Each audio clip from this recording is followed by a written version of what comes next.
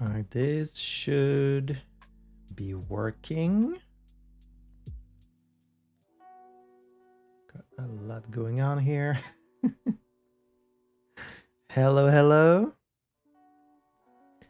Do I have anyone in the chat? Luca, hello. There might not be that many people watching this, but that's okay.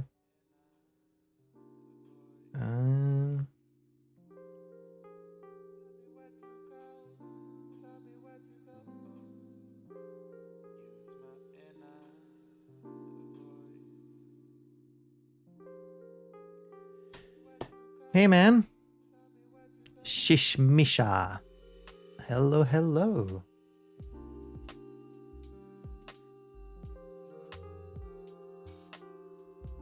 I tried to set this up to be pretty like... I've got my movies. Got the movie I'm talking about up here. I got my chat on the left. Well, you guys can't see it, but... happy Wednesday. So again, no video today. Well, no Let's Play video today. Because last week I was taking a break, but I figured I could do a little stream instead. This is going to be like the one time a year where I don't talk about video games, but instead I talk about movies. Yeah, that's okay. They can watch it on the replay. So yeah, I usually talk about video games, but I watched 228 movies. So I used to be someone who didn't really watch movies that much. And in the last 2 years, I've made like a conscious effort to watch way more because... And I do love movies, I just didn't really take the time before. And I've decided to really make an effort to try and watch more because I think I had a conversation with my brother where like we said, I kind of realized, you know, we have limited time in life. And there's more movies, more books, more games, more art than you will ever have time to really consume. And so I thought I should make an effort to try and see more movies because you can get a lot from movies. Like you can get to see the culture of other countries. You get to, it's like the fastest way to absorb a story, you know? It's faster than reading a book. It's faster than playing a game. It's like 2 hours, 3 hours if it's an Indian movie. And then you've got a beginning, middle, end, and you get to have an opinion about it. And anyways. So last year I watched, I think, 184. And this year I managed to watch 228, which is about like two movies every 3 days.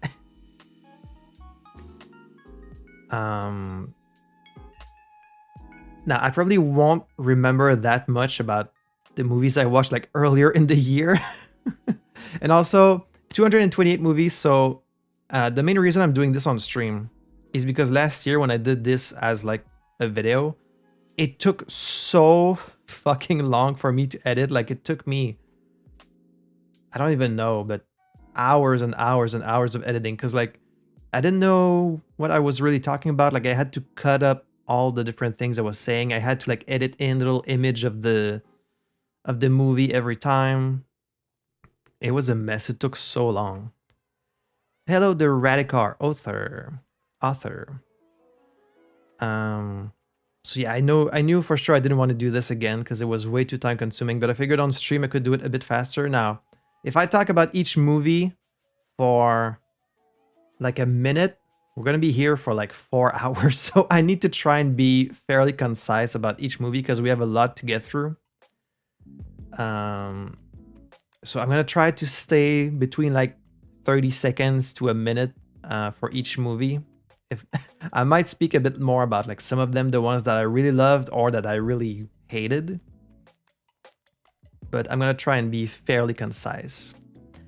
Hey, Audrey. Existenz was last year. But yeah, that was really bad. Hello, Mars stuff. So thank you to everyone who's tuning in live. And then hello to everyone who's watching this later. And I kind of wanted to ask, like, if you're watching this live, if you've seen any of these movies, please share your thoughts. Like, I would love to know if it's a movie you've seen. What do you think about it? I'm very curious to know what other people think about some of these movies. What else? What else? I'm going with the basic Letterboxd rating. So 1, 1.5, 2, 2.5, 3, 3.5, 4, 4.5, and then 5 for the best movies. And I have them in the order that I saw them this year. As you can see, there's a lot to get through. So if everyone is ready, let's get started. And I've got my own list on the side just to help me remember like what I've seen and what I thought about them. So there's like too much on my screen right now. Give me a second. Beep, beep, beep, beep.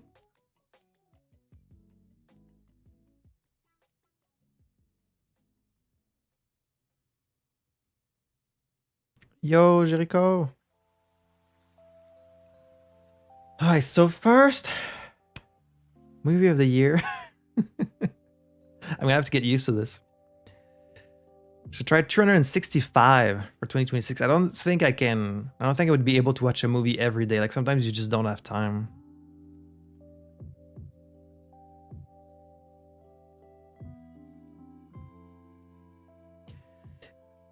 I just find it's easier with movies because they're much shorter than reading a book or playing a game. Like playing a game, reading a book, that takes like 5, 6, 10, 20, 30, 40 hours, 100 hours if you're doing like Cyberpunk or... I forgot I put little emojis for the channel members.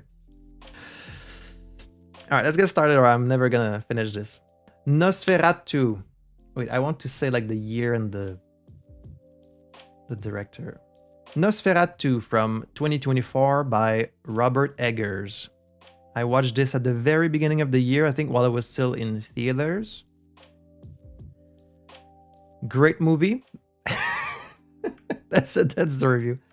I love Nosferatu. I really love The Lighthouse from Robert Eggers. It's one of my top 5 favorite movies. And I love the stuff I liked in The Lighthouse.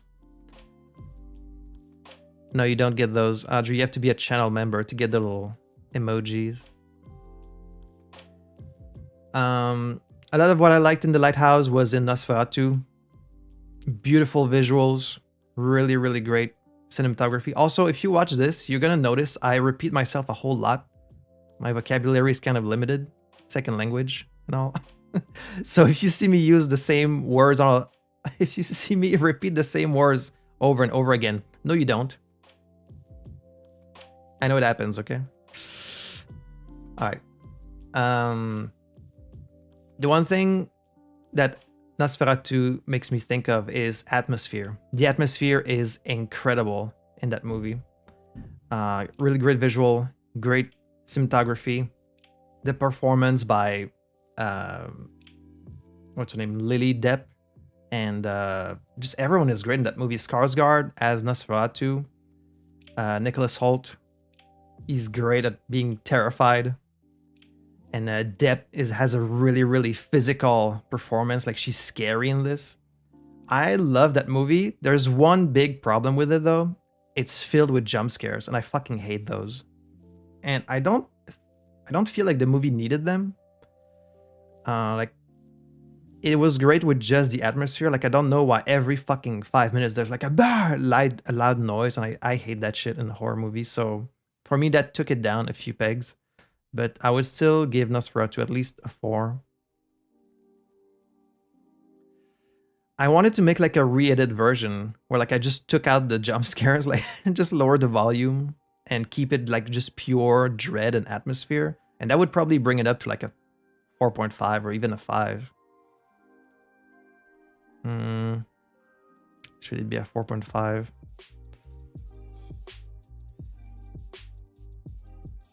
I can't take too long on each of these movies. It's gonna take so long. Um,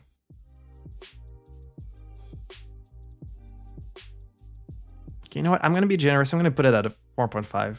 Anyone else seen Nosferatu this year? What did you think?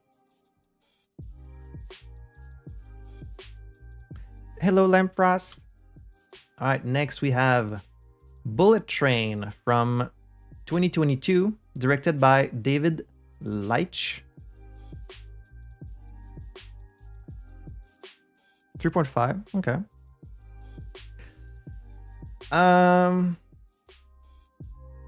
Bullet Train I really enjoyed. It's a very fast-paced movie, full of action. There's a lot of personality, a lot of humor. It's pretty funny. It's very stylized, very like super stylish. I remember like the dynamics and the relationships between the characters, like the power dynamics keep changing. One moment it's this person in control, and then the other person is this person in control. And visually it's very interesting. There's a lot of colors and it's all pretty compelling. Some of the characters are very like, I don't know, creative and wacky, and it does go maybe a little bit too over the top at the end. But you know, it's on brand for the movie. I was surprised that this movie typically gets really low scores for some reason. Like the critics were pretty harsh on it, and it doesn't have that high of a rating usually, but I thought it was a lot of fun. Really, really fun movie. For me, it's a 4.5. I think I would say I enjoyed it more than Nosferatu. Next. Oh, how do you even say that? Let den rette komma in, which is let the right one in, which I think is a Swedish or Norwegian movie, Danish movie. I'm not sure. Directed by Thomas Alfredson from 2008.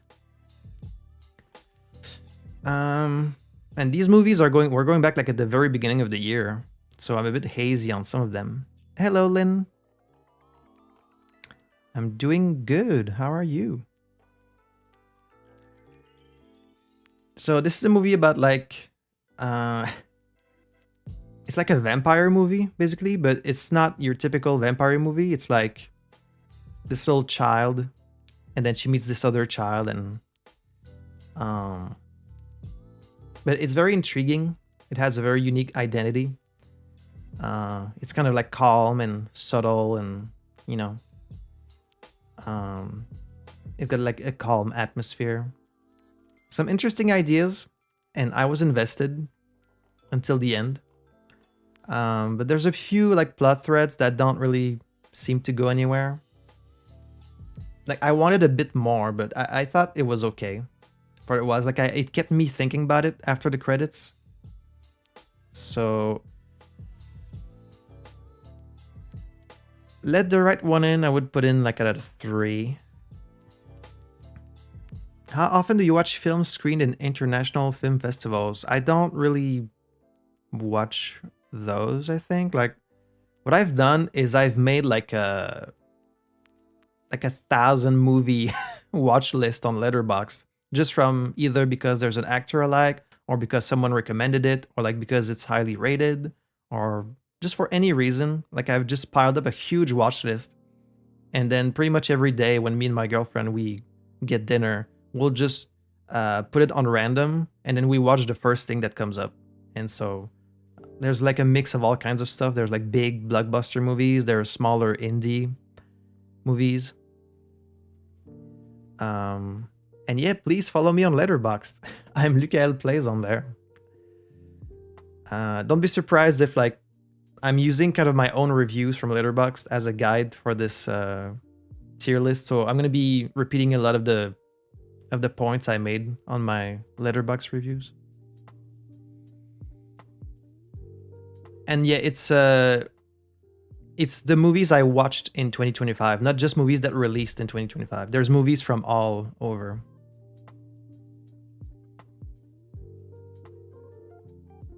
And thank you for subscribing, Lynn.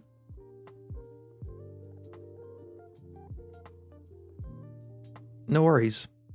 English is not my native language either. So. All right, next we have Past Lives. From 2023, directed by Celine Song. One of very few movies directed by a woman is one thing I've definitely noticed in the last 2 years. When you look at all the movies being released, there's maybe, I want to say 5%, maybe 10% movies directed by women. It's very, very little. Very few. So I was considering maybe in a future year I could make like an effort to watch only movies made by women, because there's a real lack of them. But this is one by Celine Song, and this movie was great. Really lovely film. It's very intimate. It's very sensitive, you know. It's slow pace, but it's all about these quiet, intimate moments between the characters. I don't know if I should do like a little summary of what the movie is about for people who haven't seen it, but it's basically, it's these two people who know each other. I think is it in Korea? I think in Korea. And then the girl leaves when she's young, and they catch up later, like, 15, 20 years later, after she's moved to, like, I think America. And it's just a movie that explores, like, the what ifs in life. What if, things had been different? What if your relationship with people had played out a different way? But it does it in a really, really nice way. There's some very nice music in there. There's a lot of like romantic, emotional tension between them. And whenever they meet, you can feel the tension between them. It's like palpable. And yeah, it's the kind of movie that you watch it and it really sticks with you and you keep thinking about it after it's over. It makes you think about your own life.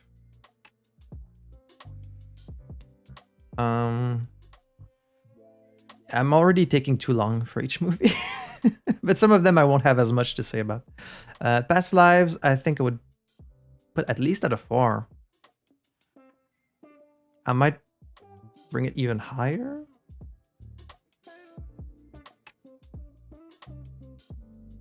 I'm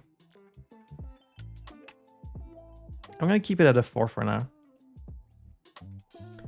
Next, we've got A Knight's Tale. Some of you might have seen this one.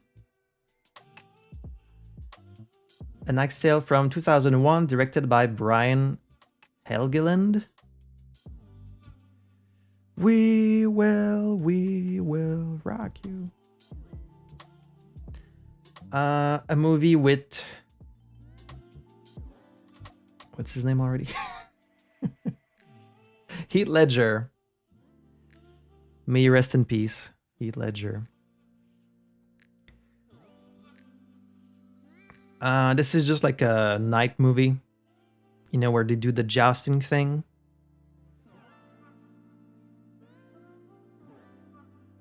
And what I think is interesting about this movie is they purposefully go with kind of an anachronistic vibe. Like they have a lot of modern songs in it, even though it's like a period movie. So it's a fun soundtrack. Other than that, the story is pretty standard. It doesn't reinvent the wheel. The villain gets defeated. The good guy gets the girl. It's pretty standard, but it's a fun watch. I didn't think it was anything really special.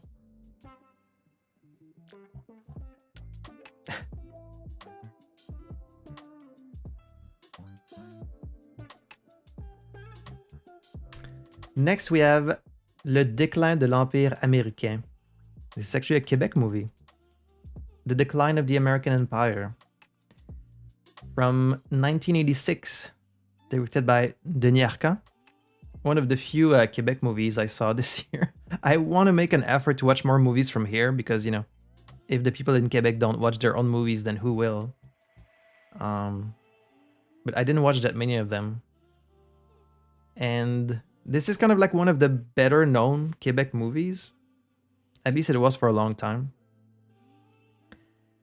Um, so yeah, because it's well known, I was curious about it, and it's all right. It's just basically one long conversation between a bunch of friends in like a vacation house, and they talk about sex and relationships, and it kind of jumps between different time periods a little bit. Um, it has like some amusing moments, and some of the exchanges are pretty like insightful and thought provoking. At least I guess for '86, you know, I don't think people really watched about. I don't think people really talked about sex that much in movies, especially at the time. But there's some weird moments, some odd exchanges between the characters that I was like, what's that about? So it was kind of a mixed bag for me. I didn't really get that much from the dialogue. Um, I'm not upset to have watched it, but I would still just give it like a 2 out of 5. Next is Dead Poets Society from 1989, directed by Peter Weir. Weir? I'm not sure how you even say that. This is a bit better known one. Has anyone seen Dead Poets Society?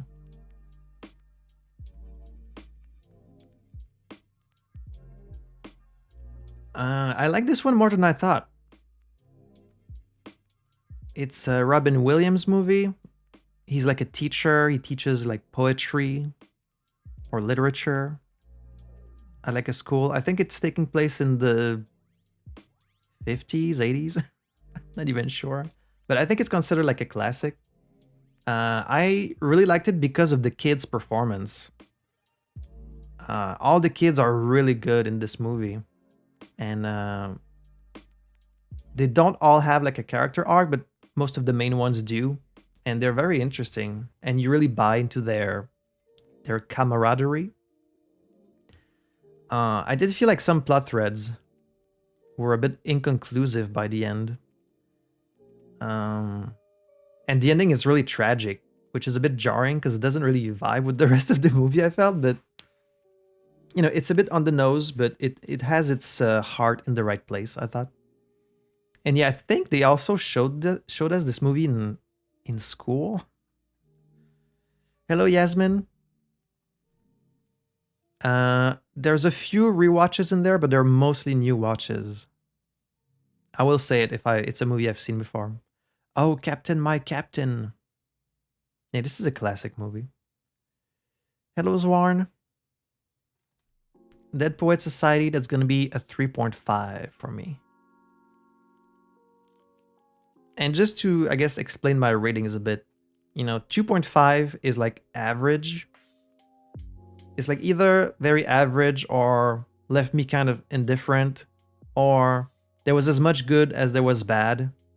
And then 3 is like, it's okay, but mostly, you know, positive. 3.5 is pretty good movie. 4 is like, really good movie. 4.5 is like, like even better, but just missing like just a little something to consider it one of my favorites. And then 5 is like, you know, one of my favorite movies ever. And then 2 is like a bit below average. You know, it's still a bit more negative than positive coming out of it. And you know, 1.5, 1. I don't think there's going to be a lot of movies in there because I tend to like something about most movies I watch. Next is Grease. Another one that most people consider a classic, I believe.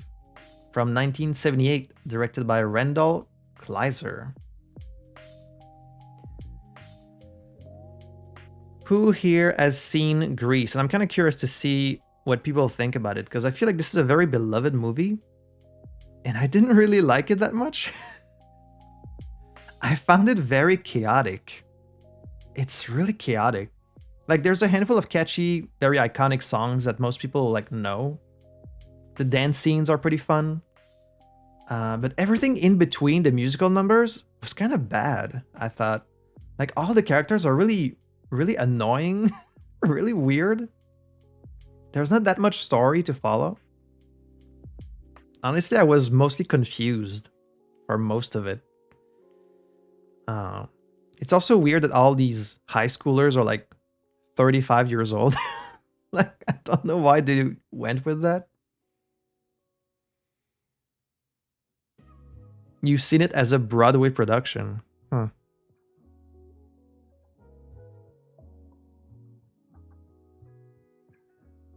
Yeah, it's very over the top. But I just found it too chaotic and like annoying. Like all the characters are just so obnoxious. But you know, the musical numbers are fun, of course. The music is catchy and Travolta is very fun in this. He's so fruity. It's really, really funny. But still, Grease for me, that's gonna be like a 2, I think.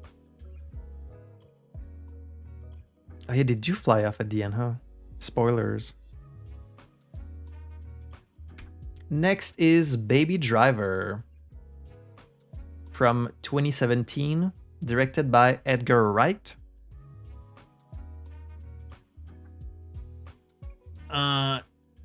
This is a movie about a guy who's like, he's a driver for like bank robbers, I think.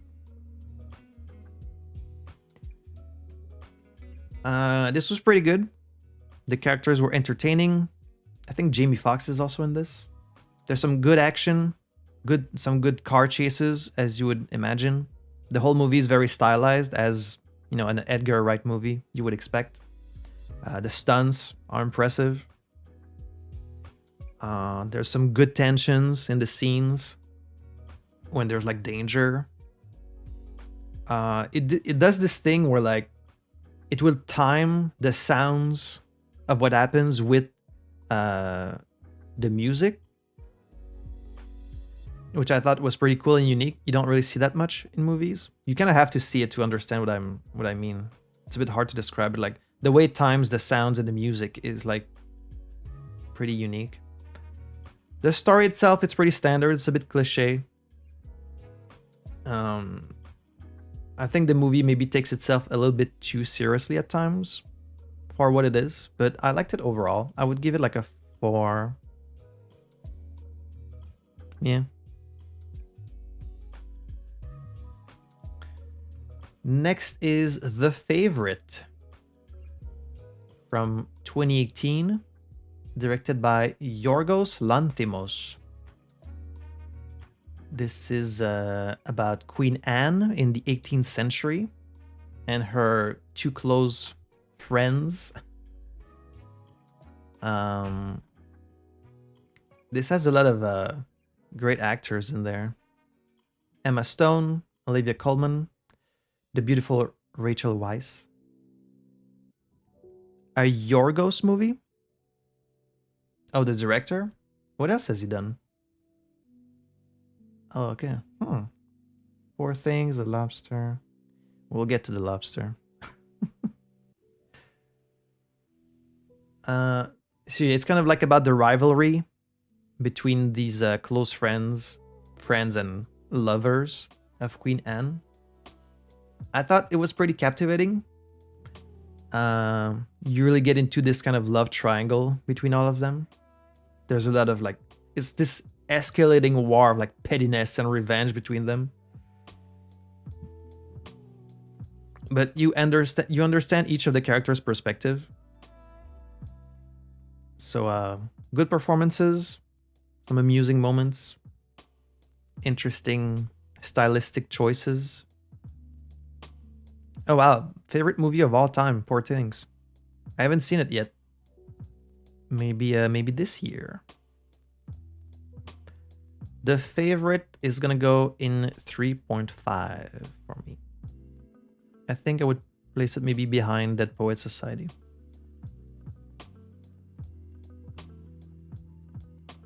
All right, we're 30 minutes in. I've done what, like 10 movies? Next, we have Crazy Stupid Love from 2011, directed by Glenn Ficarra and John Reca. I'm probably going to pronounce all of these wrong.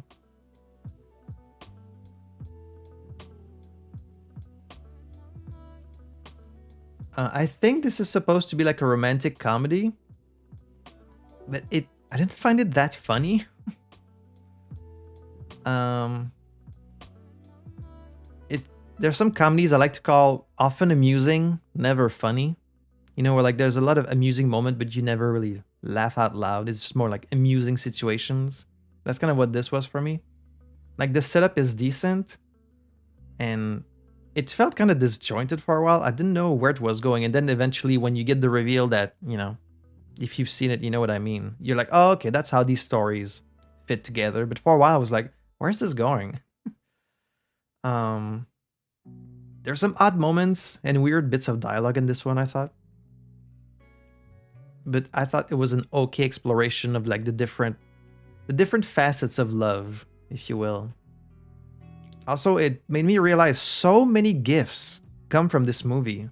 I don't know why this movie specifically, but like there's so many gifts that I was like, oh, that's where that's from. But overall, I don't know. It's a mixed bag for me.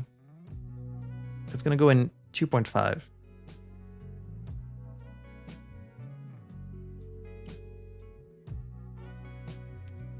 Next is Daybreakers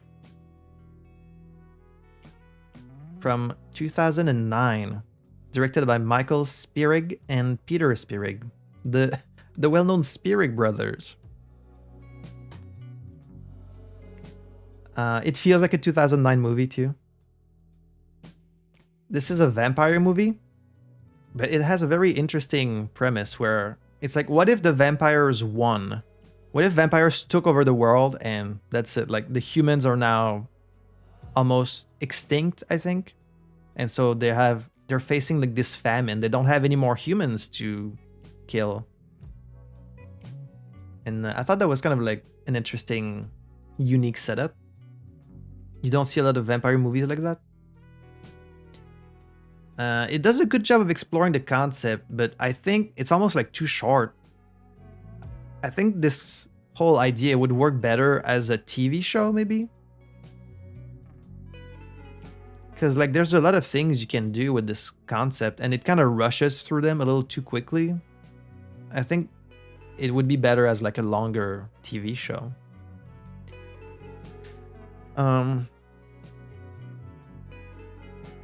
It does devolve into a lot of cliches, and there's a lot of like, you know, contrivances for the plot to move ahead. But for what it is, I thought it was perfectly decent. So that's gonna be a 3. Maybe like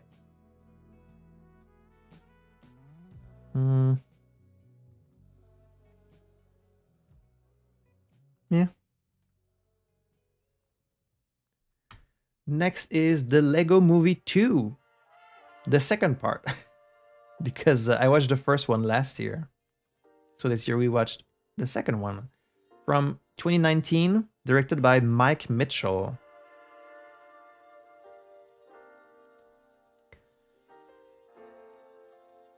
What is this one about? I'm trying to remember what's in this one compared to the first one. They kind of blend together in my mind. But it was really good. I liked it about as much as the first one. It's very self-aware. There's a lot of like meta jokes. The animation is really good. The few songs in there are fun. It's very tropey, like most of these big movies are, but it's a good time all around. So that's gonna be a 4.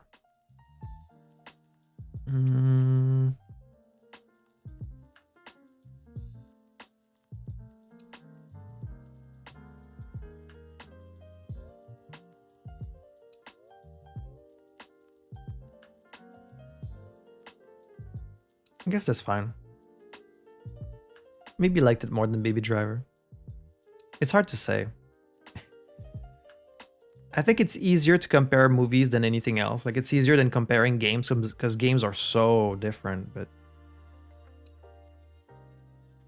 I mean, this is fine.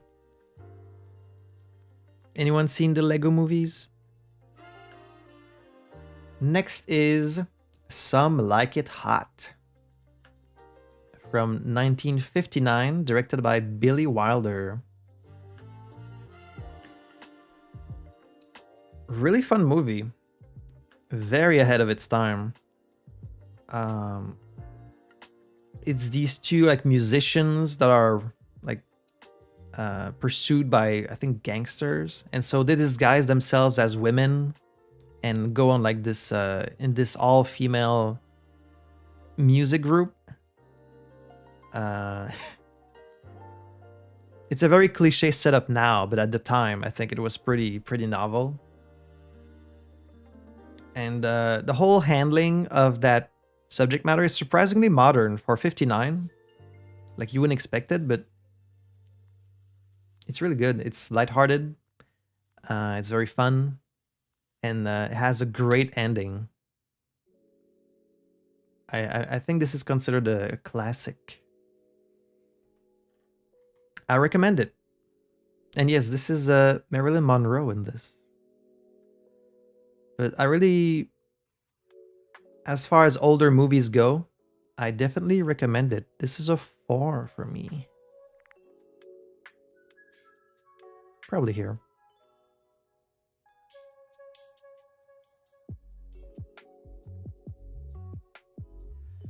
Next is The Naked Gun, 33 1/3, The Final Insult. From 1994, directed by Peter Segal. I'm not sure what to say about this one because all the Naked Gun movies kind of blend in my mind. Like, I don't remember what happens in this one specifically. I watched the other two last year, but they're all, you know, they're all funny. I really love this type of humor. This is very like Naked Gun Expedition 33. And I thought it was about as good as the other two. It's maybe a bit slower. I haven't seen the new one yet. The new one they just released last year. I hope it's as good as the old one, but they just don't make movies like that anymore, man. That's gonna be a 3.5.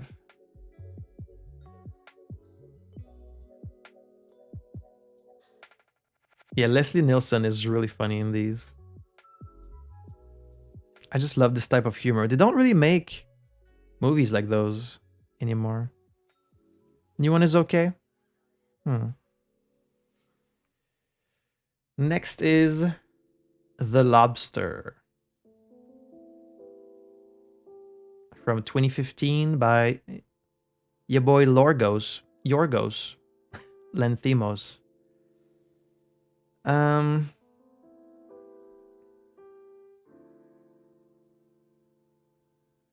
was not a big fan of this movie. Very strange movie. I wasn't really sure what to make of it. You know, it's an absurdist movie, and so I can't blame it. I think this is the movie. I've seen a few like those. And for anyone who hasn't seen it, I don't even know how to describe it to you. Absurd, I guess, is the right word, but like they go in this hotel where they need to find, like, they need to match each other with like a lover, or else they get turned into an animal. And then they escape the hotel and they go live in the woods with like other people who've escaped. I don't know. It's just weird. And I get that's the whole point, you know, it's absurdism.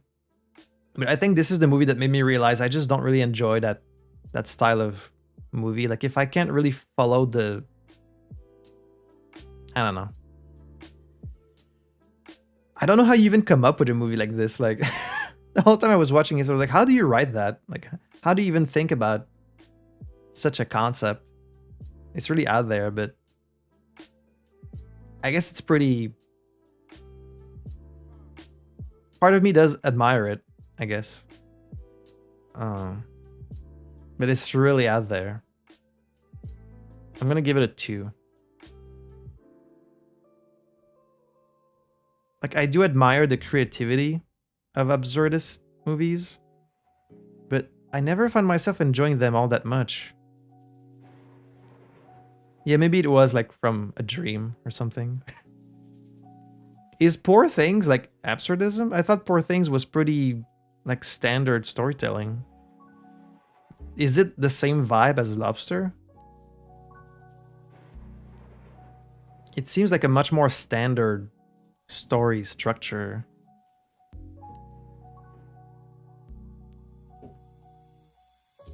Really?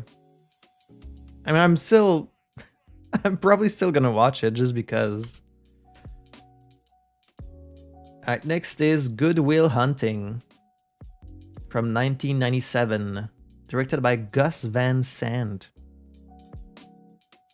I'm probably like destroying these names. I'm sorry. This is kind of a classic. I'm sure most people have seen this one with Robin Williams and Matt Damon.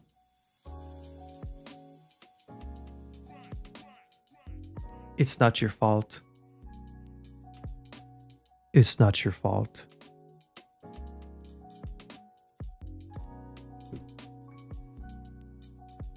I don't really know what to say about this movie. It was good. Like some good exchanges. It does feel a bit like a lot of these movies by Ben Affleck and Matt Damon, they feel kind of like pat ourselves on the back kind of movies, you know? They always give themselves the best roles and then it's like, "Oh, I'm playing the smartest guy ever." I don't know.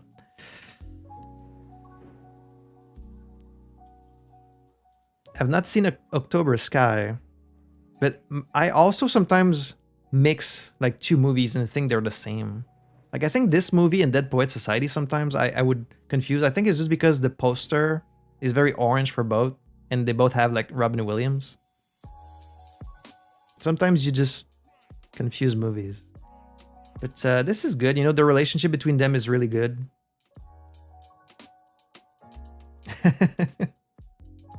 So it's not just me.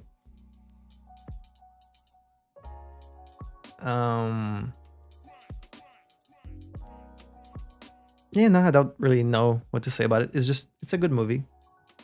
I'd give it a 3.5.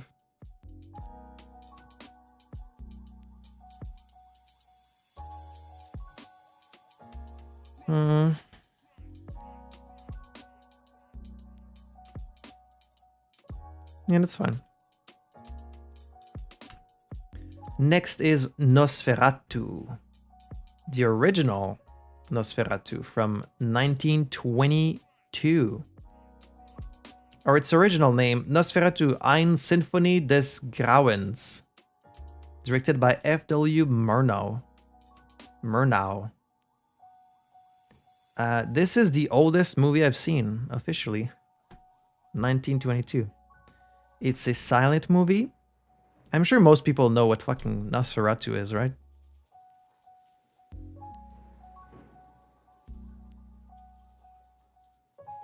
The relationship between Nosferatu and Dracula is very funny. They basically just made Nosferatu because they didn't have the rights for Dracula, and so they were like, "Can I copy your homework but make it like a little different?" And now Nosferatu has its own like history and lineage in a weird way. I don't watch a lot of movies that are that old, you know, that are silent movies. So it was an interesting exercise. I do try my best when watching movies to try and put myself in the mindset of like someone watching this at the time. You know, there's some movies that don't really age that well. Some of them do, but especially when you watch like science fiction movies or movies that have a lot of effects, you have to be like, well, did this look good at least at the time? Like, were these interesting ideas at the time? Because you can see something that has a lot of what are now cliches and tropes, but at the time, it maybe had never been done before. You know, like Some Like It Hot. There's a lot of cliche in there, but at the time, probably it hadn't really been done. All that to say, when you watch this movie, you know, of course, it's a silent movie. There's not that much going on, but I thought it was interesting an interesting watch. I would give it like a 3. I think it's worth watching just for the historical value.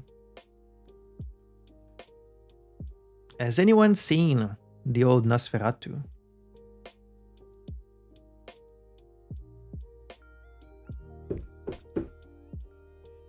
It's pretty short, I think. Like, it's actually like 90 minutes. Longer than I thought. Next is Conclave from 2024, last year, directed by Edward Berger.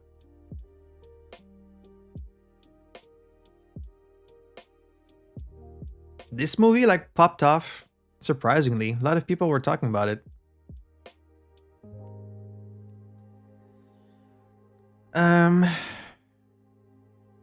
I thought it was alright. It's an alright drama, but I found the conclusion pretty disappointing. Like, there's all this drama, like, you know, it's about a conclave. I think maybe it popped off because we had a conclave last year, and so the timing was kind of like interesting, but when you finally get to the end and you're like, this is what it all has been building up to, and you're like, oh, it's just that? That's it? I was kind of let down. I thought maybe they could have gone with something different, something more thought-provoking than what it ended up being. But Ralph Fiennes, is that how you say his name? Ray Fiennes? I know his name has like a weird pronunciation. He's good in this.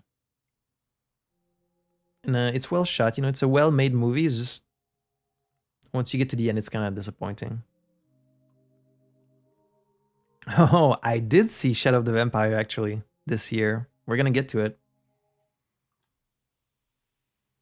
I wouldn't say it ruins the movie. It's just kind of a... It doesn't end on a high note, I'll say. But overall, it's still good. I would still give it like a 3. Maybe like this. Next is Mickey 17 from 2025. Is this the first movie from this year? I think it is. Saw this one in theaters.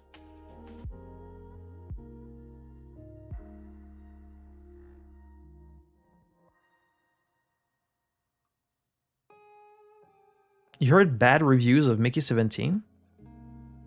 I thought it was like a pretty well received movie. From 2025, directed by Bong Joon-ho, with my boy Robert Pattinson. It's a really cool concept and like sci-fi. Gustav, right? It has like this really out there sci-fi concept of like getting cloned and stuff. This is a movie I feel like I should have liked way more than I did. I went into it expecting like a 4.5, like a movie I would really love.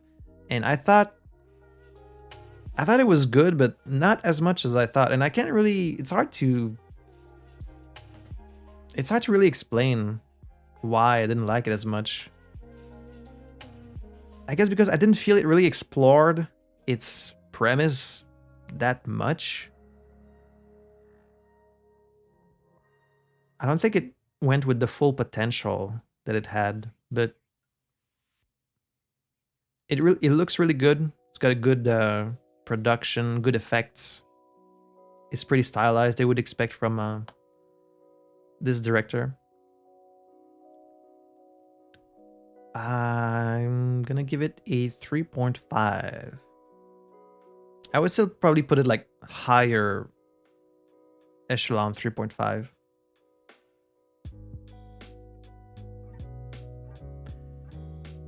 Honestly, I don't even really go in movies with expectations per se. Like, I might have like a general idea of what I think a movie is gonna be, but I don't I don't really let that affect what I think about it most of the time.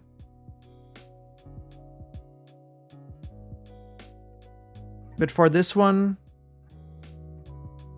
I don't know. I think it's just when I heard the premise, or maybe when I saw the trailer, or like, I don't know.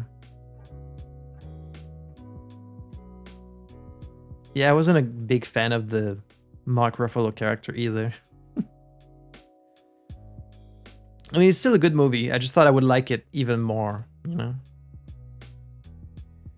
Next is Hell or High Water from 2016, directed by David Mackenzie.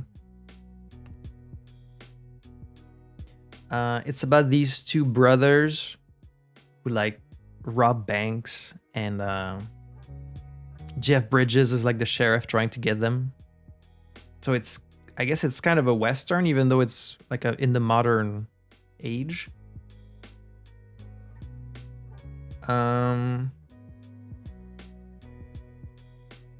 This was really good. It's got an interesting relationship between the brothers, between the sheriff and his assistant colleague, the other guy that works with him, and like the chase between the two groups. Like the sheriff is chasing the brothers, and they're trying to escape, and like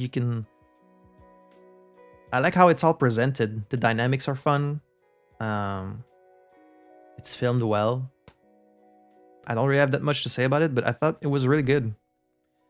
That's gonna be a 4. Maybe like over here. A bit of a lesser known movie, I think.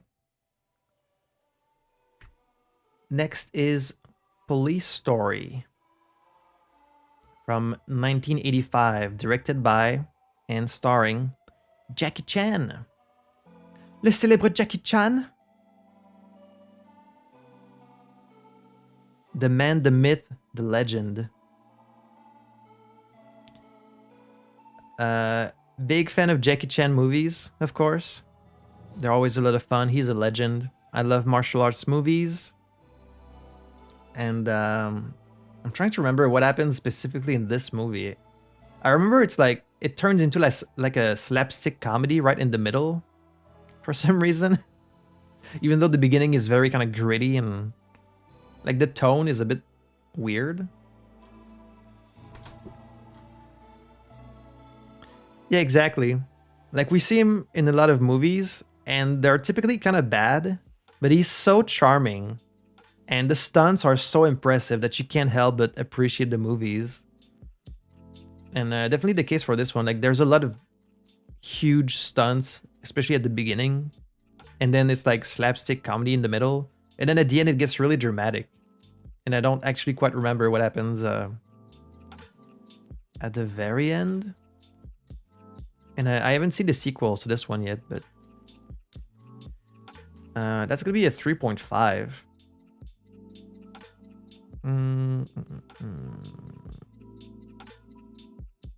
Okay, Good Will Hunting's probably better than fucking Naked Gun. Yeah, that's fine. Next is Sisu from 2022, directed by Jalmari Helander. Yalmari? I'm not sure. Has anyone seen Sisu? This is a very, very basic, straightforward movie. It's this old ex-soldier kills a bunch of Nazis. It's about as simple as it gets. It's completely over the top, like no realism at all in this. Dude is fucking invincible, takes down like a whole army just by himself. But it's highly entertaining. You know, it's just what you need it to be.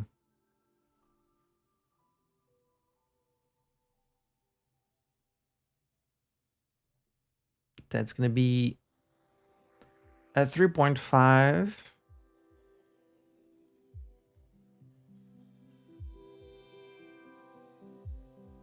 I don't remember that much about it either. Like, I remember he's in the desert at some point, and then at the end, like, they're jumping off a plane. Other than that, I don't really remember. He saves, like, a whole wagon of female prisoners, and then they kind of kill a bunch of Nazis too, which was fun. Always down for killing Nazis in movies.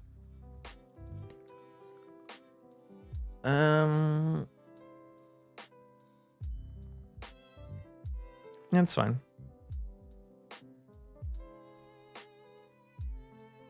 Next is Children Who Chase Lost Voices. Quite a name. From 2011, directed by Makoto Shinkai, which some people might be familiar with. He did some pretty well-known movies like Your Name and a few others that I saw last year.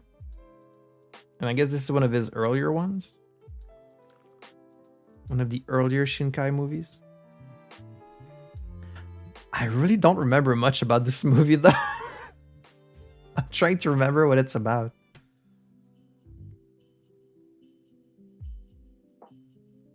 They go in like this other world.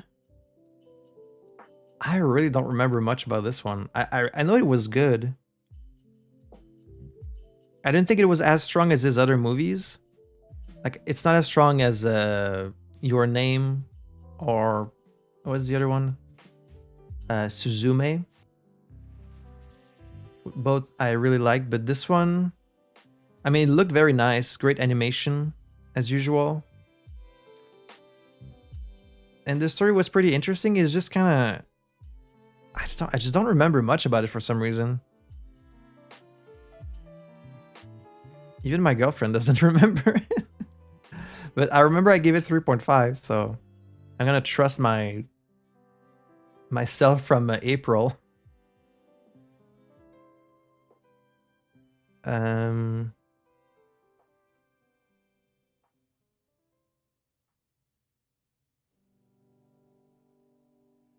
Place it like here. Next is There's Something About Mary from 1998, directed by the Farrelly brothers. I think most people have seen this movie, right? It's a comedy very much of its time. It feels very 1998. With Ben Stiller. There's some like really kind of like gross, like potty humor in this, but it is pretty funny. Everyone in there is really committed to the role. I think it has enough funny moments to be worth the watch. The adults push you out of the room. Yeah, there's a lot of like kind of adult jokes in there. Everyone remembers like when you just jerks off and then like she puts the thing in her hair. That was kind of like the classic thing everyone was referencing.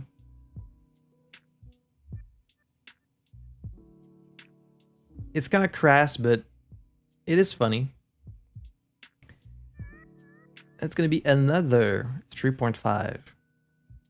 Of course, the rating are going to be like kind of a curve. You know, there's more in the middle and fewer at the top and bottom. But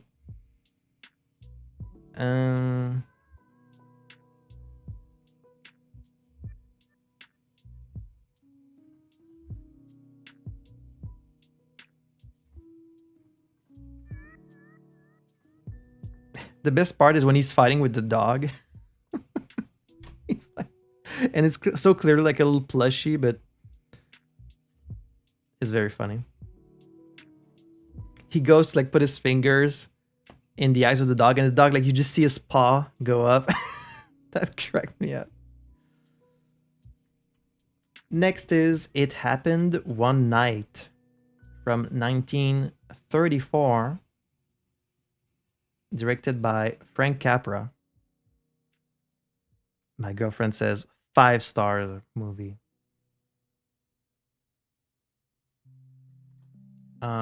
This is like the original romantic comedy. It really is, I think, one of the first of its type. And it totally holds up even now. It's very, very charming. Way ahead of its time. By a lot. I think it kind of set the template for this kind of movie.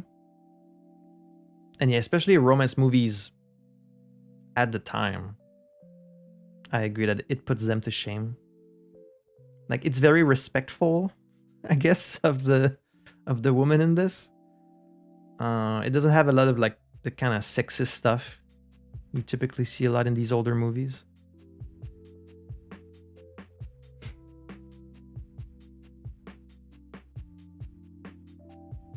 We didn't watch American in Paris this year. Did we?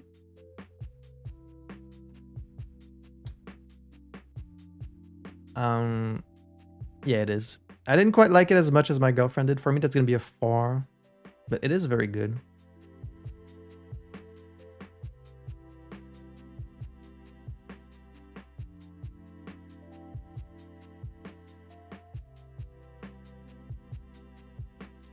Maybe like here.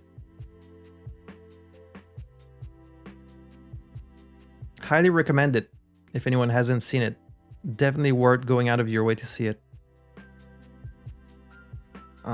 It's one of these movies where like you watch it and then you understand like everything that came after, you know? Like when you watch 2001: A Space Odyssey, you're like, oh, it makes you like understand all the sci-fi that came after. That's how I felt watching this movie. It makes you like understand all the rom-coms that came after, because it was kind of like the first one of this type, it feels. Next is Pretty Woman. Pretty Woman from 1990, directed by Gary Marshall. Has anyone seen Pretty Woman?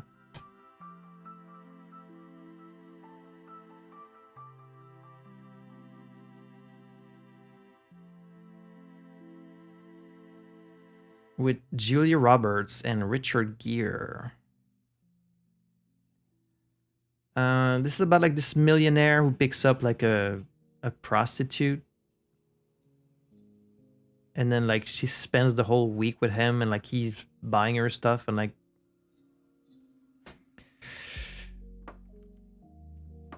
I'm not sure if it's meant to be like a comedy or just a romantic movie. I thought it was okay, but I remember there's some stuff about it that kind of bothered me.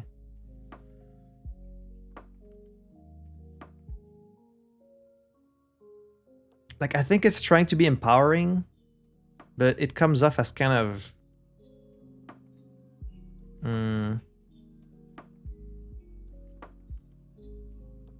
what's the word I'm looking for?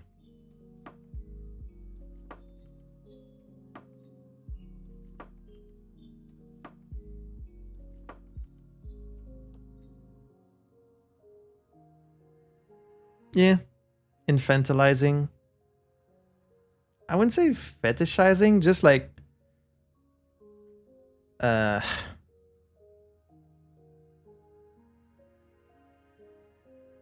like, oh, you must think I'm stupid. It's like, it's supposed to be empowering. Like, she goes in the store and like all the girls are really bitchy because like they think she's poor, and then she's like, well, actually I have a lot of money, and she's like, oh my god. And it's like, oh, get it? Like, they look down on her. I don't know, it just feels... I can't think of the word, but it was okay. There's enough like entertaining stuff in there to keep it, you know, afloat. I want to put it like down there.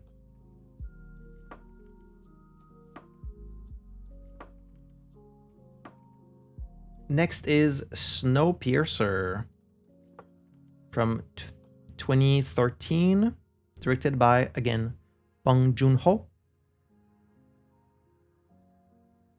I forgot fucking Tilda Swinton was in this. This is a great movie. It's a real trip, that's for sure.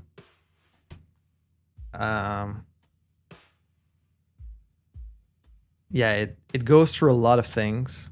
A lot of crazy stuff happens in this. To me, what stuck with me was the really good cinematography. I think the setting itself and the story don't really make any sense. You know, it wouldn't make any sense for a full society to just live in a train. Like, it's completely unrealistic, but whatever. Doesn't really matter.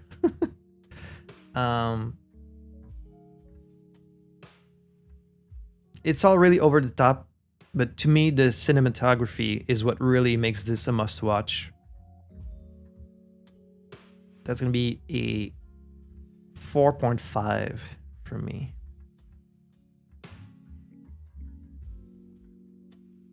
And yet, there's a TV show. I haven't seen it. Is it like a different adaptation of the same story? I assume it doesn't really follow the same characters, right? Because I think it's based on a comic book or something.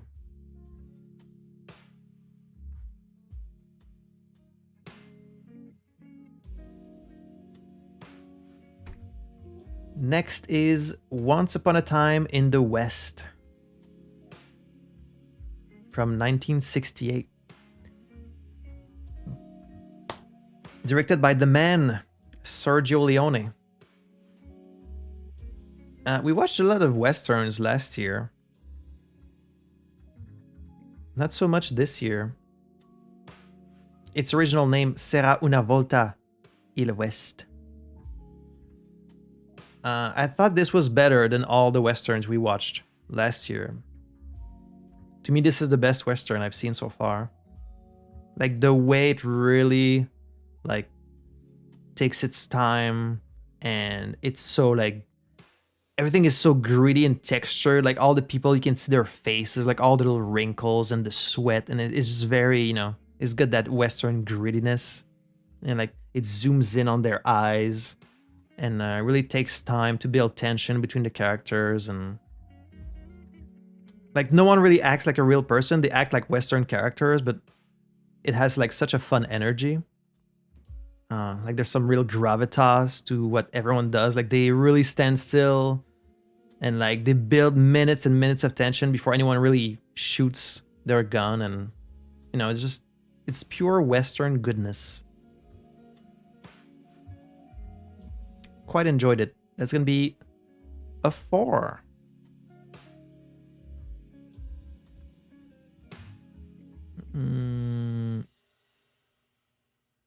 Yeah, that was good.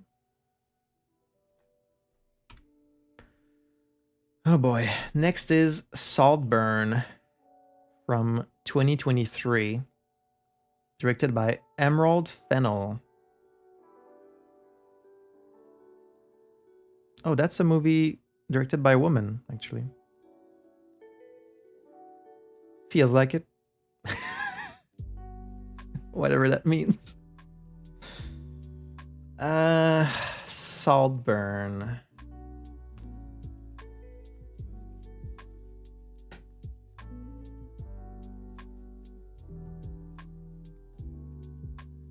Has anyone seen Saltburn?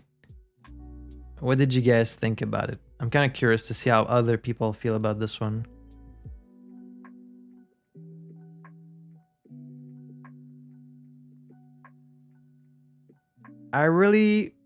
I'm not sure how to feel about this one.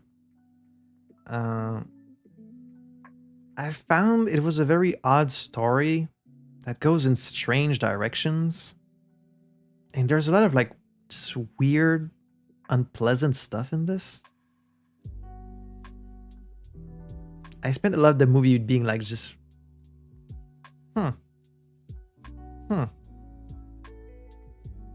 But like, it did stick with me after watching it. Like, I kept thinking about it.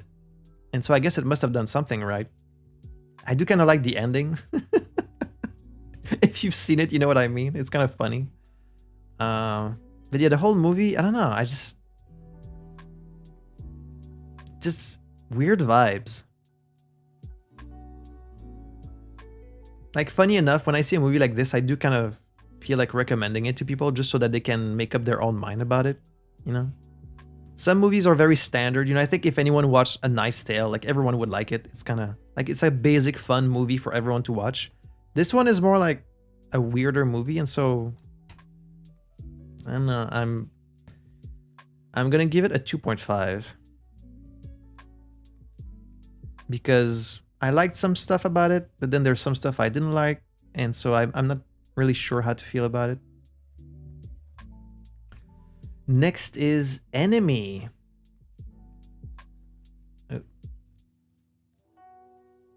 From 2013 by my boy, Denis Villeneuve.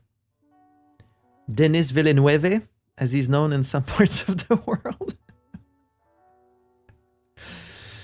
A lot of people don't really seem to know how to pronounce his name, which is funny to me, a Québécois. It's Denis Villeneuve. I actually saw this movie twice this year. I saw it once for the first time with my brother, and then I showed it to my girlfriend a few months later. It's a trip. That it is. I liked it more the second time around, because at first you're, like, the first time you're a bit maybe confused about what exactly is happening. And then by the end you're like, oh, okay, that's what we're doing. And then when you watch it a second time, you can pick up on a lot of things that make it make more sense. And so I really enjoyed my second watch of it. And I really love the way it's shot. It's so weird. It's like a horror movie where nothing horror happens. But like the way it's shot, it's so like the sound design and the music is so unsettling, and the way it's like the way he shoots just buildings is so kind of like scary and unsettling, but it's not like a horror movie. But basically, for anyone who hasn't seen it, it's about this guy who just, while watching like a movie, discovers that someone looks exactly like him. And so he starts just looking into it and trying to like find this guy that looks exactly like him. And then eventually they meet, and like, if that doesn't intrigue you, I sure found it intriguing. It's like, what would you do if you just found someone that looks exactly like you? Like, would you think it's your long lost twin? Would you think it's like a clone? Like, who the fuck is that? And it probably doesn't go I would say probably doesn't go where you think it does. And you can either be let down by that, or you can kind of like, you know, try and see what Denis was trying to do. I think I gave it a 4 the first time I saw it. After seeing it a second time, I think I'm gonna give it like a 4.5. I really like it. It's almost a 5 for me. I don't really know why. It's so unique in the way it's shot and like the premise, and I love movies where you have to kind of, it's like in games. I love when you have to kind of piece things together yourself, but not to the extent of like The Lobster. The Lobster is like a bit too out there. Enemy is like just the right amount of weird for me. So that's Enemy. Next is Only Lovers Left Alive from 2013, directed by Jim Jarmusch. Another vampire movie. If you think I watch a lot of vampire movies, it's because of my girlfriend. She loves vampires, so we watch a lot of those. Definitely a pretty unique vampire movie. It's just about kind of vampires that don't kill people. They're just very old. It's like this very, very old couple. And they live in the modern era, but still in kind of the old ways. It's got Tilda Swinton, whom I like, and Tom Hiddleston, whom I also like fine. This movie is just really boring, unfortunately. Like, it's a cool premise to have these two vampires that have lived a very long time and like they're kind of hiding in the modern world, but just nothing happens. And I guess that's the point. It's just like kind of like a slice of life movie, but you keep expecting something interesting to happen and nothing really does. So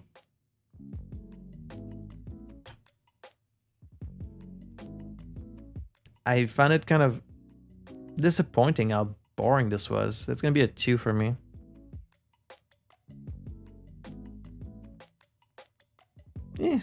Probably place it above Grease. What else has Jim Jarmusch done? Oh, he did Patterson? Fucking guy. I fucking hated Patterson. I think that was my worst movie I saw last year. I mean, it's not even that it's bad, it's just so boring. Like, nothing happens in that movie at all. No interesting conversation, nothing changes in the character's life. You're just watching someone live. And not even an interesting life. Fucking Jim Jarmusch. Yep. Ooh, next is Sinners. Another 2025 movie. Who has seen Sinners? We saw this in the theater.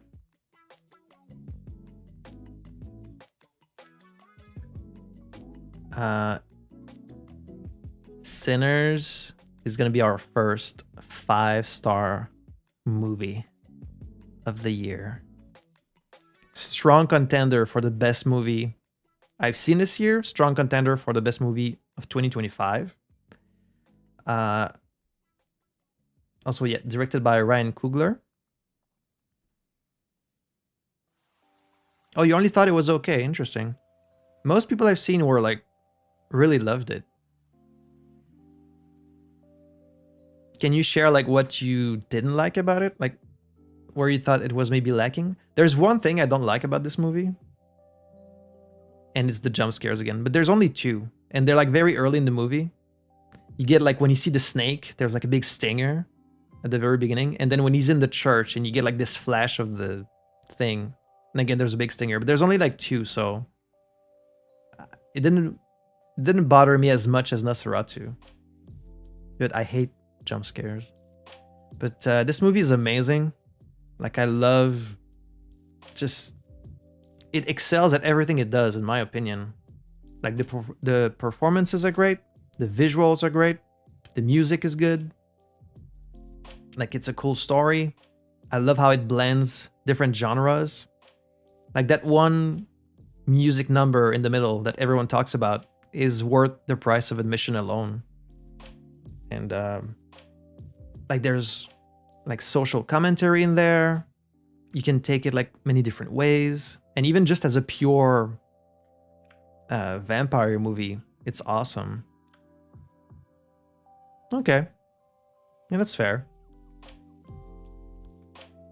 I've got movies like that too, where like I can see it's very well made and it just doesn't vibe with me. But Sinners worked for me.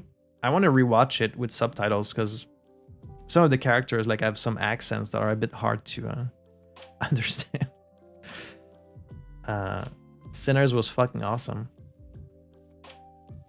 Next is Simone. Or Sim 1. From 2002 by Andrew Niccol. Hello, Ben. This fucking movie. This is an Al Pacino movie in which he inherits this technology where like he can kind of basically create like a virtual actor, like a virtual woman. which I'm sure was like a wacky idea all the way back in 2002. And to me, that's actually that's the most fascinating part about this movie to me, is like it took 23 years and we finally caught up with this movie's premise. So like, it's not a very good movie. It's kind of bad. But after 20 years of being a bad movie, now it's kind of like a, because of fucking AI, now it's become kind of like foreshadowing. Like now it feels a bit ahead of its time for predicting that we would do this shit and like have virtual actors, and like it's especially telling that it's a woman in this. And when you see them create like AI actors now, what is it? It's always a woman, isn't it? So yeah, that's most of what I can say about this. It's still not a really good movie, but it's just funny how relevant it is now compared to when it first came out. But Al Pacino is always fun to watch, so just for Al Pacino, I would give it like at least a 2. But it's not very good. Next is Parasite. Very well-known movie. I think most people's best movie of 2019, directed by Bong Joon-ho. It took me until this year to actually see it for the first time. Parasite gets a lot of love. And so I did go into it with high expectations because I'd heard, you know, you keep hearing it's the best movie ever.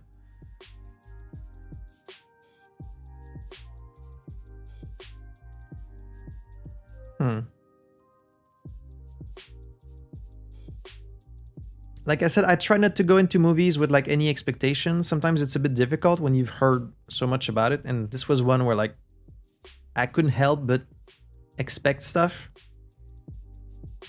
Right, I won't spoil anything. Should I even give a summary of the story?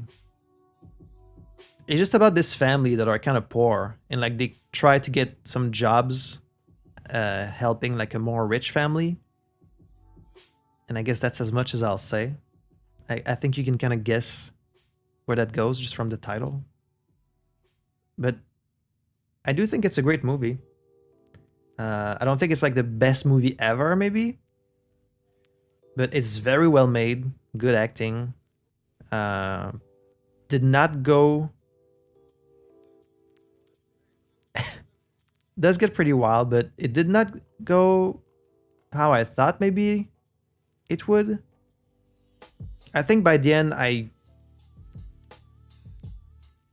there were like a few things I was like, that wouldn't happen. Like a few plot holes, if you want to call it, but you know, it's whatever. It's a movie. That stuff doesn't really bother me. Sometimes it bothers me, sometimes it doesn't. Sometimes if it's in service of the story, I don't mind it. Anyways, all this to say, Parasite, I'm going to give it a solid 4.5. I'm going to put it like...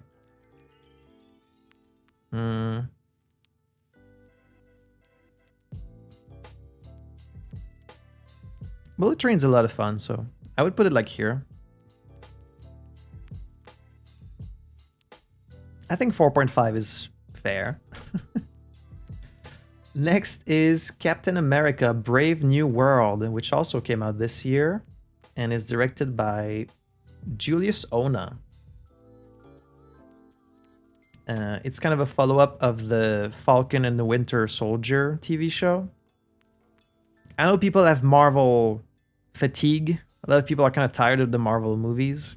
I've watched all of them. I was a huge Marvel fan. Still am.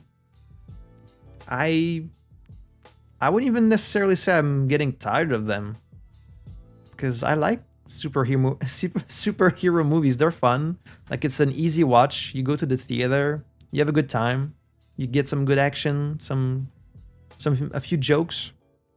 You know, I don't need any more than that. With that being said, this was kind of a below average movie. It's probably one of the worst Marvels. Um, it feels like a TV show episode. Like it feels like a really long episode of the show. I don't think Falcon is like a good. I know he's like the new Captain America, but I don't feel like he's a good leading man, like a main character. He feels like a sidekick. And the movie just doesn't really do anything that interesting. There's Giancarlo in this movie, and he's always fun, but he doesn't get to do that much. That's gonna be a 2 for me.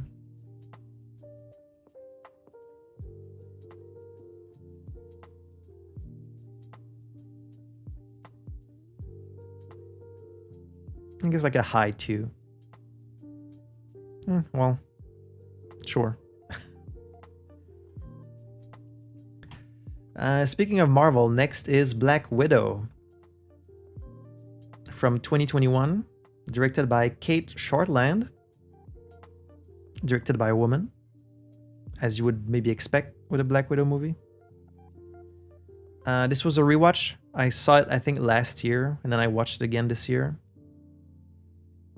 And I know it came at a weird time. You know, it came post Endgame, which, you know, people were kind of done with this group of characters after Endgame, especially Black Widow, because of what happens in Endgame. But I thought it was pretty good. Like, because she has like a good group of like secondary characters in her family, they really bring up the whole movie. Like, she has Florence Pugh as her sister. You get Rachel Weisz in this, David Harbour in this, and the dynamic of the family is a lot of fun, even if the rest of the movie is pretty standard. I think it holds up the whole movie. It's a bit of a shame that it didn't come at a time where it might have been more impactful, because this was the first...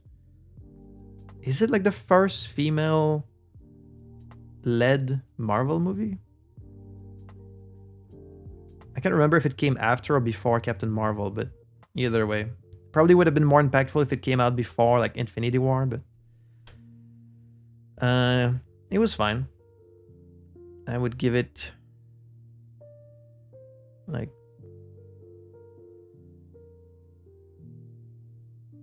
maybe a 3.5. Next is The Thing.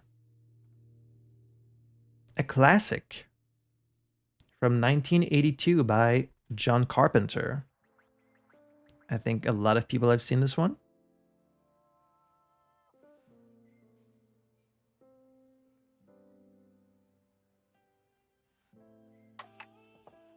Another one I would say I went in with like fairly high expectations.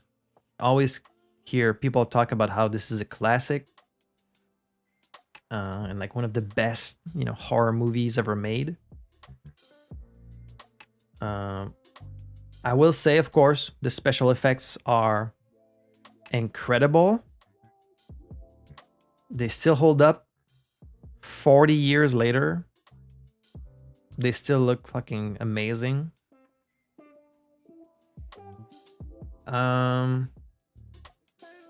But that being said, like once you look past the effects, the rest of it wasn't really anything special to me. Like the horror is very good, the effects are very good, but I didn't find the characters like particularly memorable, or like the dialogue, or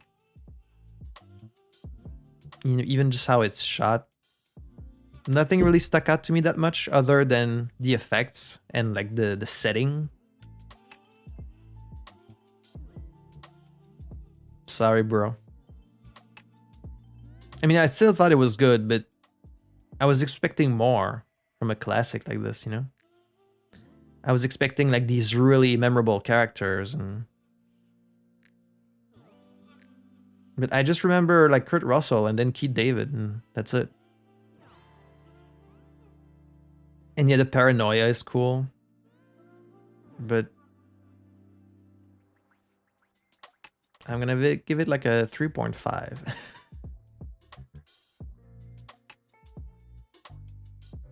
Yeah.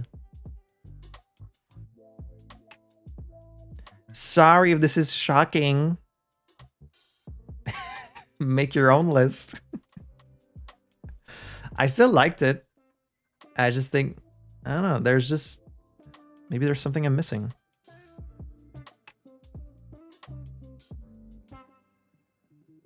Like, the effects are amazing, of course. And like the whole idea of being stuck in this, you know, in this place in the snow and with this thing. This thing.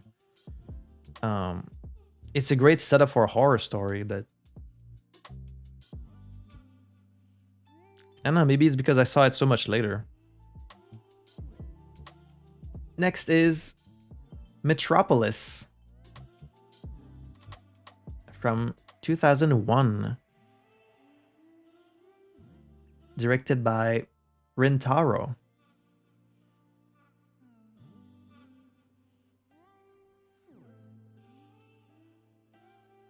I gotcha.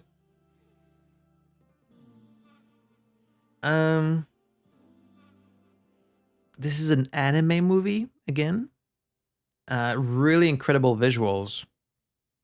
The world design is so dense. Like, it feels like a fully realized world and a really unique and creative one. Like, there's a lot of shots of the backgrounds that have so much detail, like they were flexing. And the art style is also pretty refreshing. Like, it's not the typical anime art style that you always see. Here they look very different, unique. They've got like the big noses and stuff. So it's pretty unique when it comes to anime. The story was pretty cool overall. It's kind of a classic, but really enjoyed this one. I'm gonna give it a 4.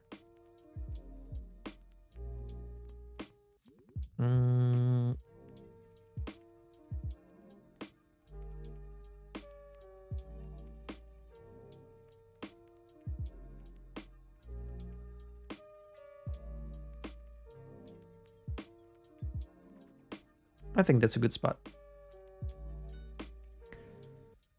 So let's see, we're at 40 movies. I've been streaming for an hour. We might need to pick up the pace. Yeah, the soundtrack is a bit funky.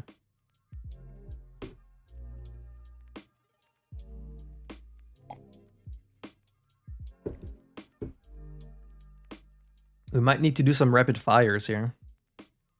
All right, 7 from 1995, directed by David Fincher. What's in the box? What's in the box? This movie is fucking dark. There's some really fucked up shit in this movie. It's really dark. It's about these two detectives, policemen, investigating this serial killer, and really dark. Goes in some fucked up places, but shot really well. Very claustrophobic. Some spooky shit in there. I have just one criticism of this movie. I don't really like the ending. You're not gonna spoil the ending, but I think it should have been. How can I say it without spoiling it? But that so that people understand. I think it should have been the other person.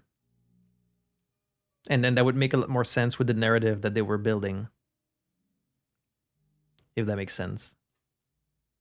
If it was the other person that did it, then you still get to the same, you still end up at the same place, but in a way that makes more sense with the relationship that they had built. If that makes sense. I'm gonna go with a 4 for 7.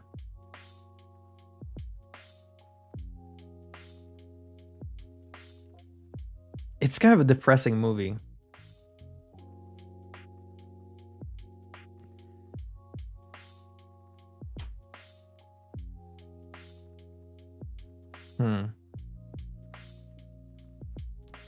Next is Thunderbolts from also this year, yeah, from 2025, directed by Jake Schreier. Another Marvel. Luke is fucking Marvel pilled. Saw this one in theaters and really liked it. I think it was like the first good, like really good MCU movie in a long time. There is one character in this who's done really dirty, completely like just brushed aside. If you've seen it, you know which one, but there's some funny dialogue, some pretty good action, and like how it handles its final arc or action is fairly unique for an MCU movie. I think I initially put it higher, but I'm gonna bring it down to like a 4, I think.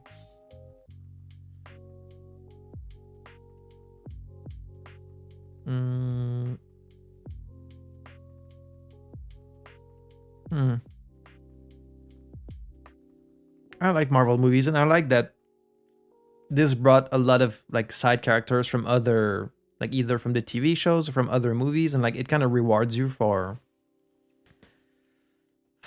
following along the whole MCU, which, you know, is a problem in itself. Some people don't like that you need to have seen all the other stuff to be able to get the references, but for me, who's seen all the other stuff, I kind of like that. Like I feel rewarded for following along for so long. It's no Metropolis. Next is Train to Busan.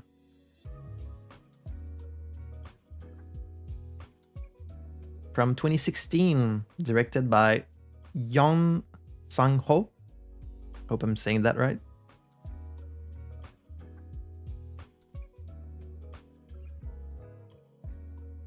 This is a great zombie movie.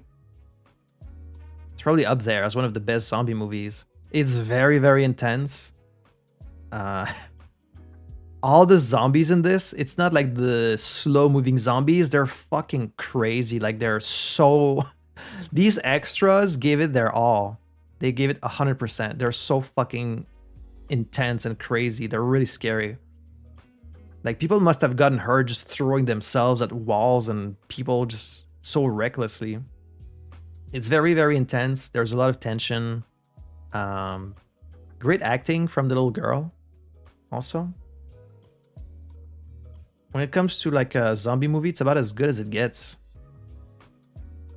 That's gonna be a 4.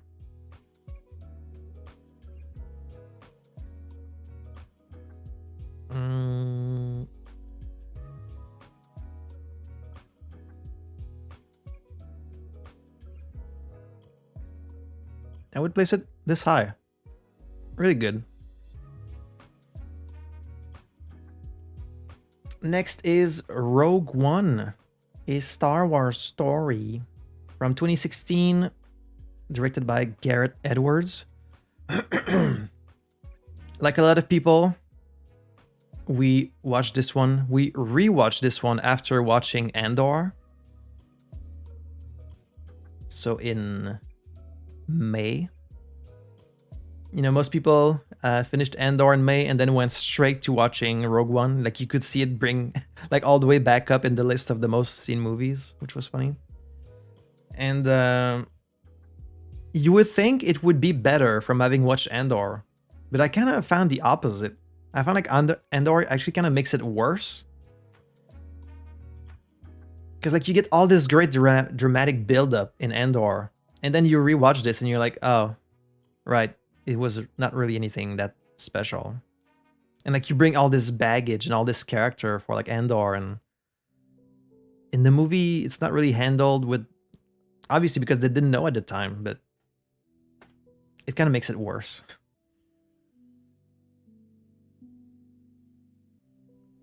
Like at the time, I remember when Rogue One first came out, it was like, oh, this is surprisingly like mature and like straightforward for a Star Wars movie. And then you see Andor and you're like, oh, okay.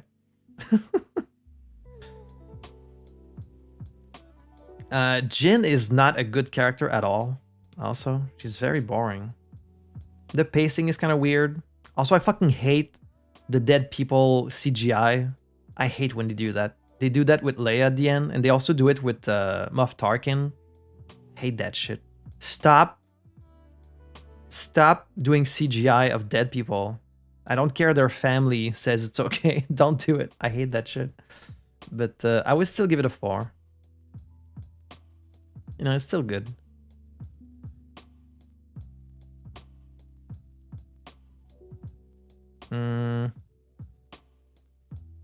Like the big Death Star explosion does look cool. There's some cool visuals in this, but the characters, like Jin is so boring. She's not a good actress, at least not in this.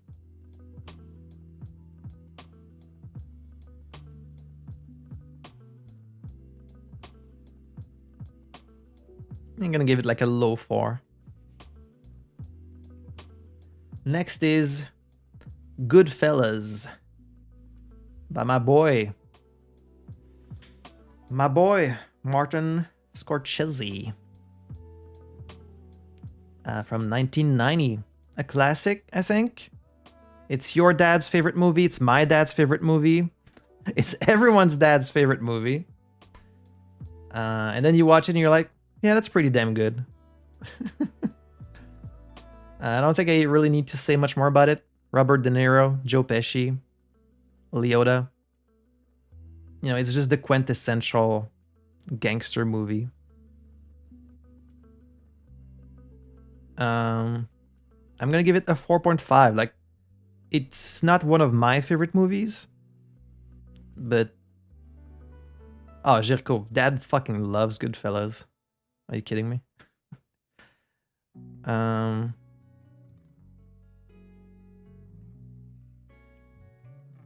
place it maybe like here.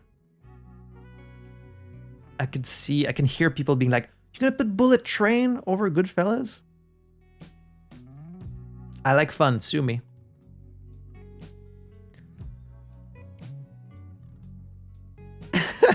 Yeah, I love that. They go to Joe Pesci's house to get a shovel to bury a body, and then they're just eating spaghetti with the mom because she woke up and fed them in the middle of the night. It's just great at how it shows like the family life of these people. Next is the aforementioned Shadow of the Vampire from 2000, directed by Elias Merhige. Weird movie, I'll say. This is a movie about the making of the Nosferatu movie, in which Willem Dafoe plays like Count Orlok. And the twist is that he's the real Nosferatu, but he's also acting in the movie Nosferatu. This whole movie is a competition between Willem Dafoe and John Malkovich for who can be the most over the top. Like, they're chewing the fucking scenery in this movie. They're so hammy. So the movie is pretty bad, but it's really, really entertaining because their performances is so fucking, like, they're so extra. So bad movie, but funny performance. I'm gonna give it a 2.5. Worth watching just for the performances, for sure. But weird idea. Next is the legend John Wick from 2014, directed by Chad, the Chad himself, Stahelski. This is a rewatch. I'd seen it before. I think I watched it with my friend Audrey for the first time. That's why I rewatched it. Do I even need to say anything about John Wick at this point? John Wick's a fucking legend. That's a 4.5 at least. I think I gave it 4.5 just because I think the sequels get even better. But I think as a standalone movie, without the sequels, it's a pretty perfect movie. Like, it sets it up. It's got a great atmosphere, good music, great action. And you don't even really need the sequels, even though the sequels are great. I think it stands alone well. John Wick. It's nearly a 5. I'm tempted to put it in 5, but I'm just trying to give some more space because I think like 2 and 3, I would need to rewatch them.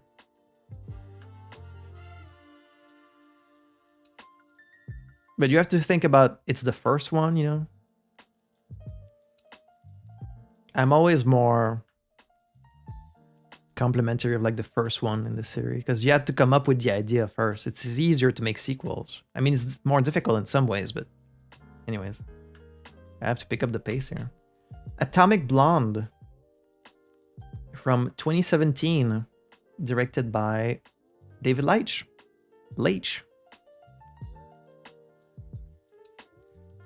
This whole movie is like a 2-hour long music video. That's really how it's shot and how it feels. That or like a cigarette commercial, because everyone smokes in that movie. It's supposed to take place in 89, but it doesn't look like the 80s at all. The plot is just weird, hard to follow, or like non-existent. There's no real emotional attachment. Like none of the characters seem emotionally involved in what's happening. But the soundtrack is great. And everyone looks hot. They're all shot under these neon lights. And they look great. Charlize Theron. And in the middle of the movie, there's like a stairwell fight. Where like she fights all these dudes in like a stairwell. Amazing scene. Worth watching the movie just for that. I think I gave it like a full star extra just for the staircase fight. Like it was aiming to be like a 2.5. The staircase fight takes it up to like a 3. Yeah, I would give it like a good 3, a solid 3. A strong 3 for Atomic Blonde. Next is Gattaca. Jirko, why don't you share your thoughts on Gattaca? From 1997, directed by Andrew Niccol. I don't know if this is a well-known movie. I'd never really heard about it until I watched it. It's like in this future of... it's all about like eugenics. And he like assumes the identity of like a member of the genetic elite. And he's trying to go to space.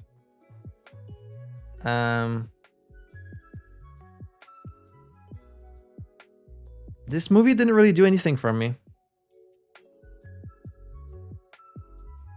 I can't quite remember like why. I just remember I didn't really like it. I thought it was a weird plot. There were a lot of plot holes. I didn't think the acting was great. It's just like a below average movie.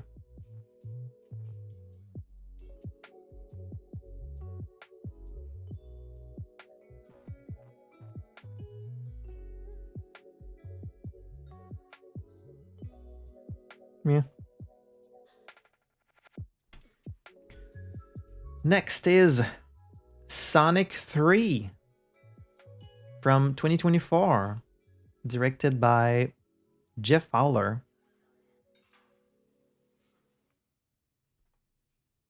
I think I saw the first and second one last year. Hey, Jamortal.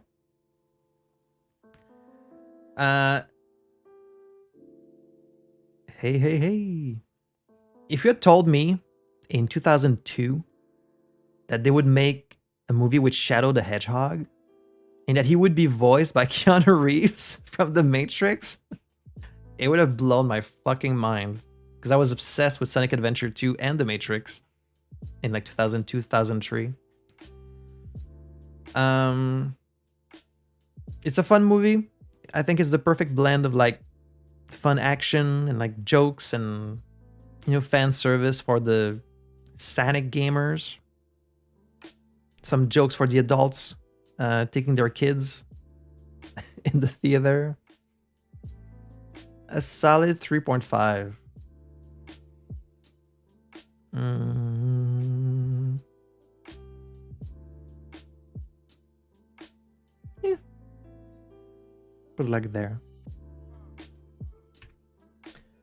Melancholia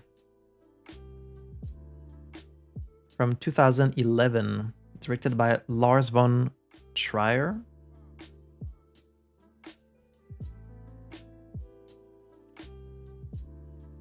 Has anyone seen this movie? I don't know how well known it is, but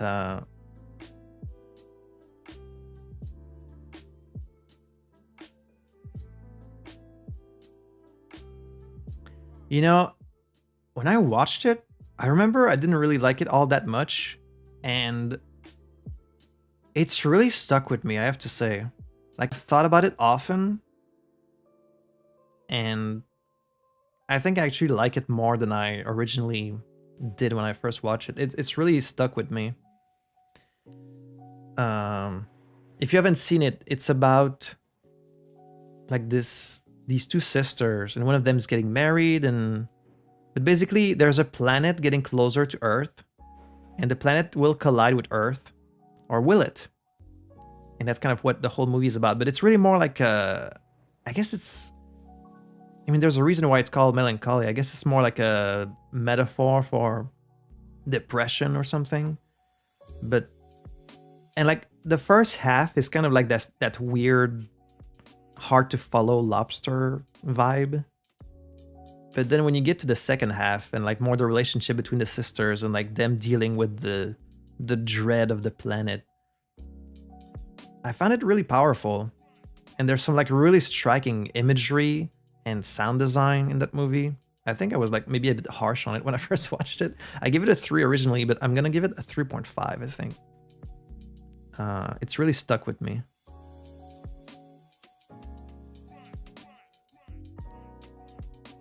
I think it's a pretty powerful movie.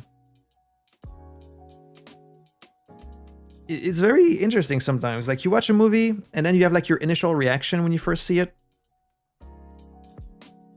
And then as you keep sitting on it, sometimes your opinion changes over time.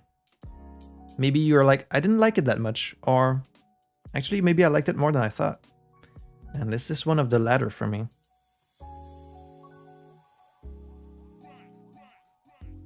I'm gonna put it even over Sonic 3.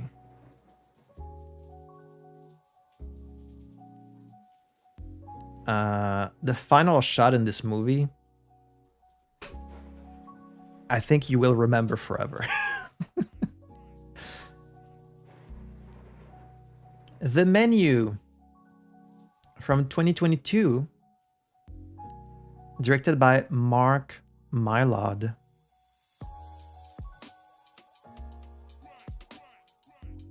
Has anyone seen The Menu? Yeah, totally. Shishmisha. I agree. The Menu, you know, I enjoyed it. But when I realized what the whole concept was, I feel like it had potential to be much better than it is.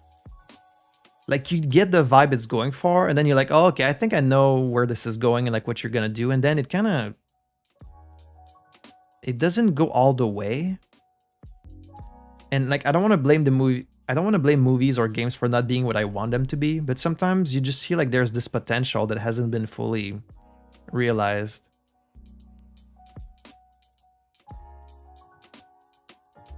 That's kind of how I felt about this. It was good overall, but I wanted more. I wanted it to go further with it. That cheeseburger, though, that cheeseburger did look damn good. I'm gonna give it a 3.5.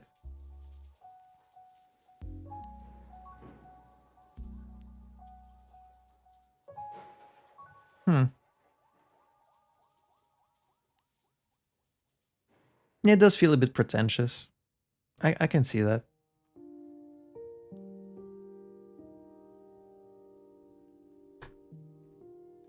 Mississippi Burning from 1988, directed by Alan Parker.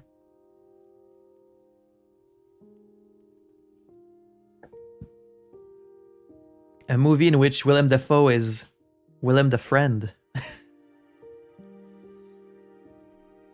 It's a movie about these two, I think they're FBI agents. Sorry. And it's during, it's the 60s. Hello, Steven. And it's like about civil rights and racism in the 60s, and like these black people are getting killed in the South in like this small town, and then the FBI agents get there and they try to resolve this war, this kind of racial war that's escalating. It was pretty good. I think Gene Hackman is great in this movie. So is Willem Dafoe. He looks so young in this. He's like a little baby Willem Dafoe. But they're both great. They made like the racists in this really fucking like hateable and horrible. You want to see them like get what's coming to them. But I've also seen some people criticize it because it's like, it's FBI agents. Like they're both white and the politics are a bit messy, but as a movie, it was pretty good. It must be a 3.5.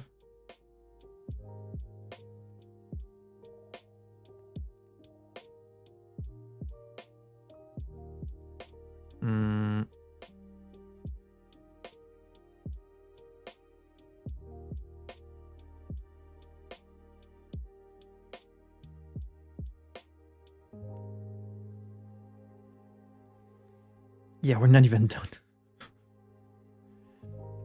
Alright, Bonnie and Clyde. From 1967.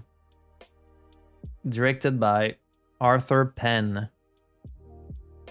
Just like my girlfriend said, dog shit movie. This movie fucking sucks.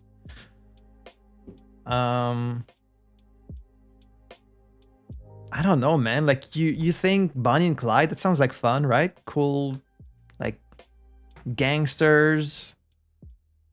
It's poop from the butt. Everyone is so weird. I don't know, like I don't know how to describe it other than sometimes you watch these movies and like everyone is acting weird. No one's acting like a real human being. They have these conversations that make no sense. And that's this movie. Like there's not one normal conversation.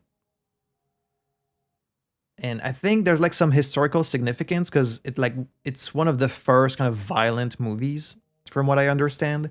It was the first to use like the shit where like the blood like pops out of the, I forget what it's called. Gene Wilder makes his debut in this movie and he's just like trying not to laugh the whole time. It's very strange. This movie sucks. It's a 1.5. Just for the like historical significance. There's like nothing good in this. Everyone's fucking weird. The Green Knight. From 2021. Directed by David Lowery. With the beautiful, the handsome Dev Patel. My beautiful boy.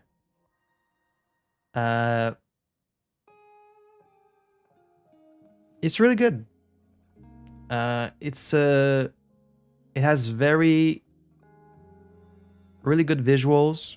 It's very well shot. He goes on this quest in this world that feels very like creative. It's kind of like dreamlike, and I know you believe that in this larger than life. Like I remember at some point you see like giants, and it feels like, like a myth, like a fairy tale or something. And Yeah, no, it's a great movie. I don't know what more to say about it, really. I think it's worth seeing. I'm gonna give it a 4.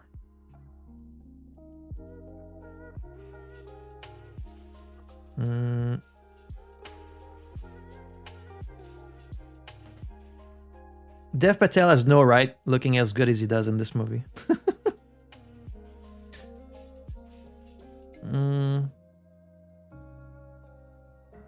I remember when I first watched it, I ranked it a bit lower. But as I've thought about it, I think back to the visuals and like the kind of symbolism of the story, and I think it earns like a 4. Next is another classic, The Shawshank Redemption from 1994, directed by Frank Darabont. You guys must have seen this one, right?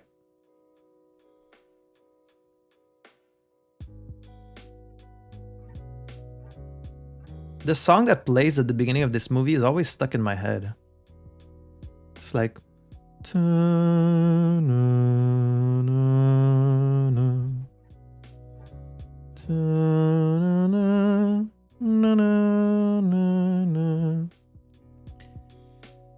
It's a classic. I think it's probably considered like the best Stephen King adaptation. It's either that or like Misery. This is a great movie. It's probably like, it's the quintessential prison movie. I don't know really what more I can really say about it. I'm gonna give it a 4.5.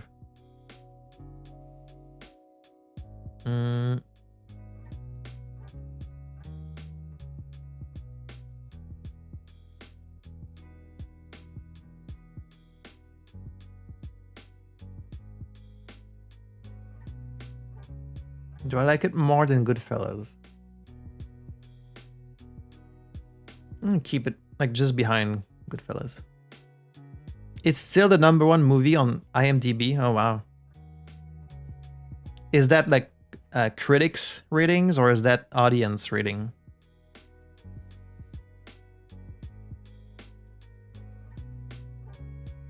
The Grand Budapest Hotel. Audience. Okay.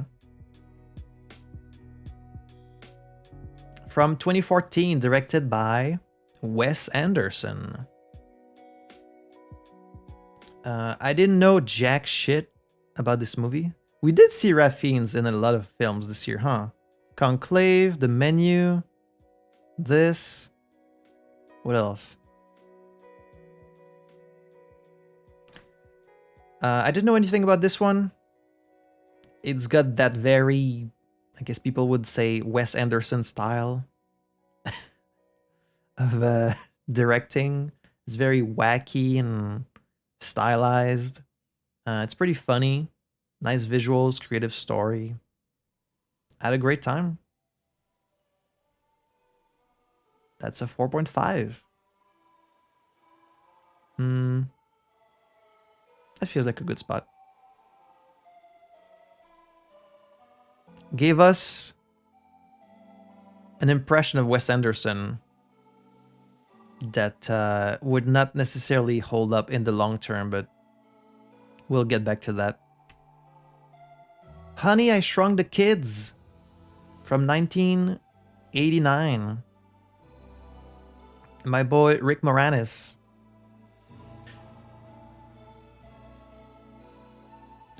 We're not in the Godzilla movies yet. Directed by Joe Johnston. I remember seeing this one like way back when I was a kid and kind of like forgot most about it. And so it felt completely fresh rewatching it. Very classic story of like, what if we accidentally shrunk the kids and they're like tiny and in the backyard?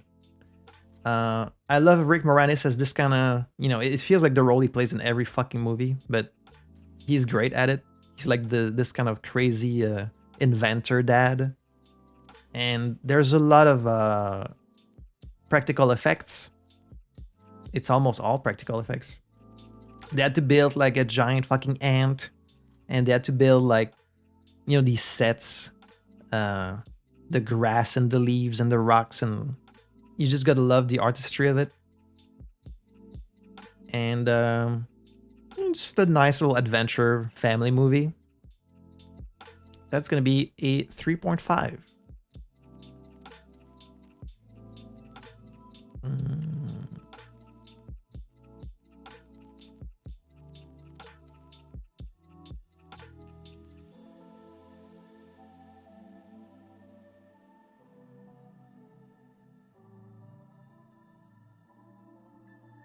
There we go.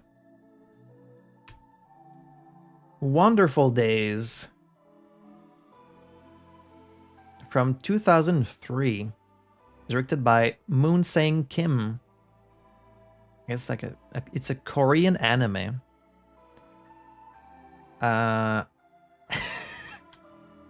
don't remember shit about this movie. There's something about some of these animes that like you watch them and then like months later you're like, I don't remember anything.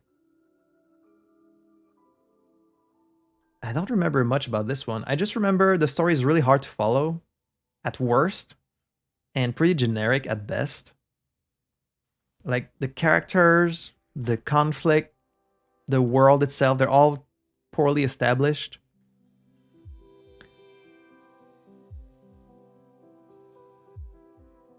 Is it the one where he wants to go visit his friend and keeps being late because of the snow?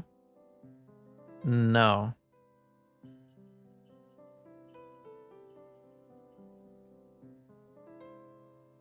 What do you mean my name? Oh, you mean the movie? I thought you meant my name. I was like, what about my name? Yeah, I don't really remember much about the story or the characters. Like, it's all kind of poorly established. But I did think the visuals were pretty impressive. And like the music and the vibe were cool. So I'll give it like an extra half star for that. I'll give it like a 2.5.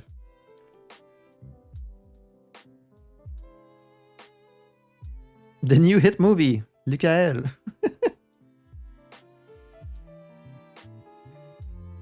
Like, I'm not saying it's bad. It's just like a lot of these kind of animes are, the world and the story are a bit hard to follow sometimes. And that's one of those. But it does have a really cool vibe, I'll say. Oh, I liked it more than Saltburn. Next is another Rick Moranis movie, Little Shop of Horrors, by the legend Frank Oz, 1986. Has anyone seen this? I think it's a classic. I don't know if like a lot of people have seen it, but it's got Audrey too. Feed me. Feed me Seymour. I'm just a big mean mother from outer space and I'm bad. Musical comedy about this big carnivorous plant from outer space. It's all like in this little set of this one street, like a stage play. It's a great movie. The music is really catchy. The effects on the puppet itself are great. Of course, it's Frank Oz, you know? It's a blast. It really feels like a Broadway musical, which I think it did become eventually, or was before. That's a 4.5 at least. The fucking dentist scene. It has two different endings also, and they're both kind of like interesting for different reasons. Fucking Steve Martin as the dentist is insane. Bill Murray as the patient. I really like this movie.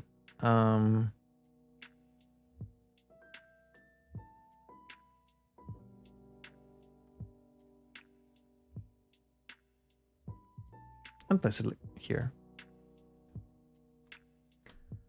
Streets of Fire. Oh, and Jirko, you asked, I'm in June, I think. June of this year. From 1984. Directed by Walter Hill. Has anyone seen this fucking movie? I need to know if anyone else has seen it. It's such a wild movie.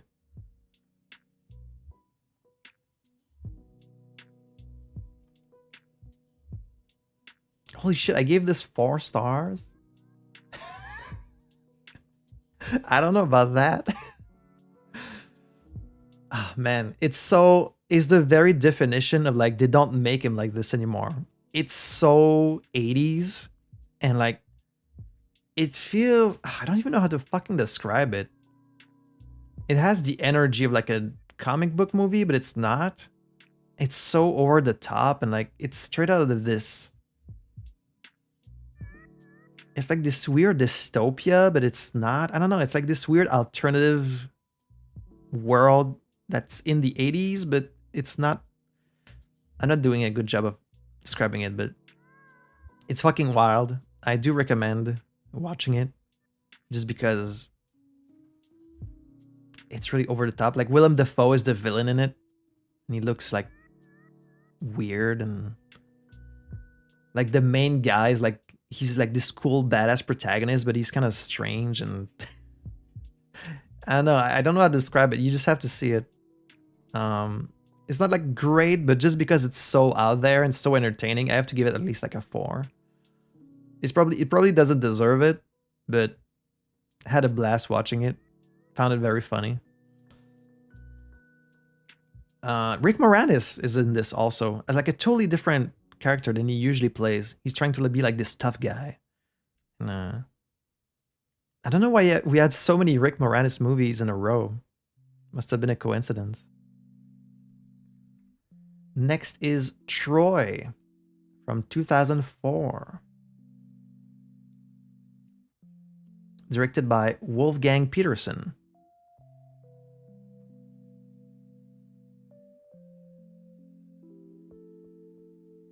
Men going to war instead of going to therapy.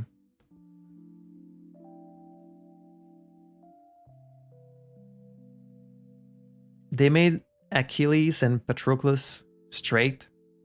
So, you know, right away, that's fucked up. I don't know if we watched the director's cut or probably not. I think we just saw like the regular version. It's a fine war movie. Fine costumes. Dudes in skirts fighting. I don't really remember much about it. Brad Pitt with his long blonde hair. It runs straight when they shouldn't be.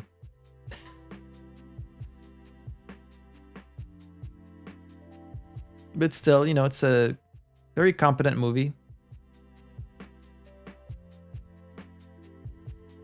Did we? I'll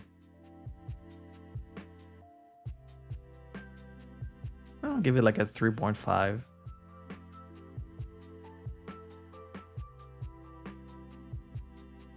Oh yeah. Yeah, they sacked Troy, and you can see someone like take a baby and like throw it at a wall. And I was like, Jesus, I can't believe they showed that.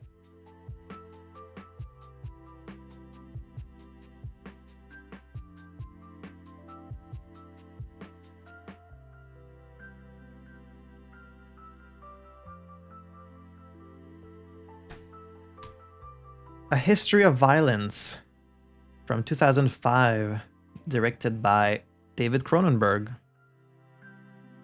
with Viggo Mortensen, Aragorn. I don't remember that much about this movie. I mean, I remember like what happens, but I don't really remember how I felt about it that much.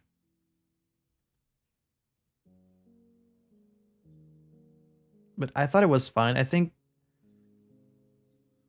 there's like a sex scene in this movie that feels so, like, it feels so real.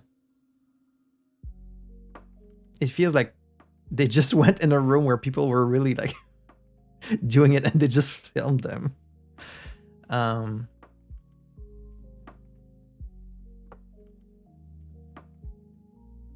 Yeah, I don't really remember much about it.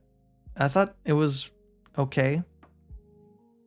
Who plays the bad guy in this again? It's like, yeah, Ed Harris. Um, it's okay.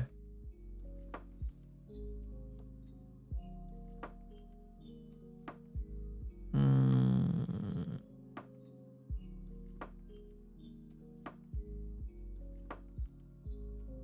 yeah. I think I'm probably ranking it pretty low. I think it's a well-liked movie, but I just don't... It didn't really stick with me. The Boy and the Heron. Heron? Heron? Heron? Not sure how you even say that. From 2023, directed by the legend Hayao Miyazaki. First Ghibli on this list. I think people were like a bit divided on this one. What did you guys think of The Boy and the Heron? My brother didn't really like it. But I thought it was quite good.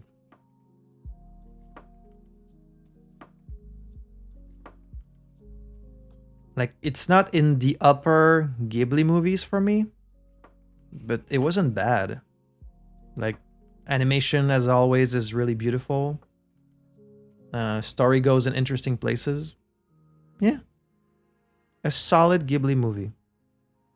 That seems fair. But just by being, like, animated, to me, that's like a 4 at least. Put it like here. Next is The Terminator from 1984 by James Cameron. This was a rewatch. Another classic.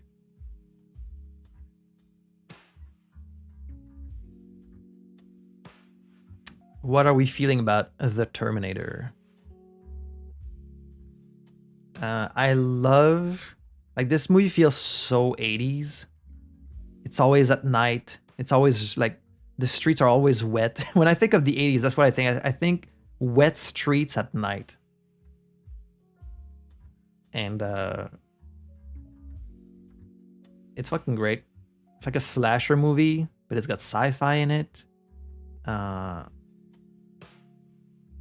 Love Kyle Reese helping young Sarah Connor escape. There's like one thing that hasn't really aged well, and it's that animatronic like head of Arnold in the mirror.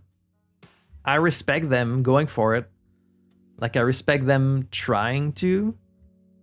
It's just, it's not quite it's not quite there. I feel like they could have just gone around that. But I guess they wanted to try, and bless them. Of course, I think the second one, for me personally, the second one is better. But like, the vibes in this one are definitely unparalleled. I think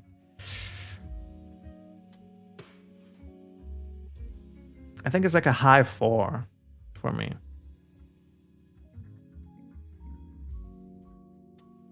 I think Lego movies may be a bit too high.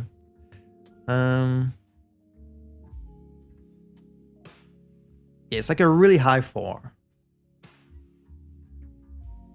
Maybe it's just because I've seen it like a few times. Nothing really wrong about it. It's just, it would get so much... would get even better in the sequel.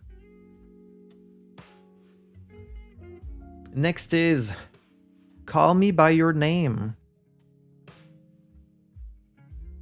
from 2017, directed by Luca Guadagnino.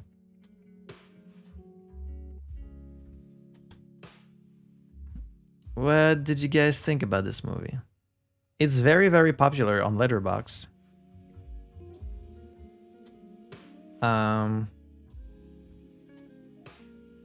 With young Timothée Chalamet and the cannibal himself, Armie Hammer. I know it's not like a real thing, but like, movie-wise, when it comes to the story and like how it's shot, I think it's fine to good. but it's about a 17-year-old boy. And like it's a gay story, which great, awesome. But it's about a 17-year-old boy that like falls in love with, how old is the other guy? Like 30 something. And it never really seems to be acknowledged that it's kind of fucked up. Like the movie itself doesn't seem to find that weird. His parents are supportive of it. Like, I was really uncomfortable. Like, I don't mind a bit of an age gap, but that's a child. He's fucking 17-year-old. And so I found it really creepy. I'm not sure why people aren't more bothered by that.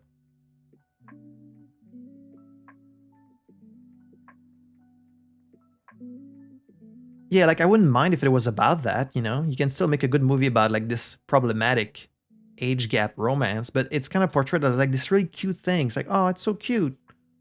They're in love, even though he's like half his age. So to me, that's like a 1.5. I mean, I would put it at like maybe a 2.5 without that. Like as a movie, it's okay. It's kind of just like a slice of life thing. But the main thing is the romance, and I couldn't get into the romance because it's so creepy. So,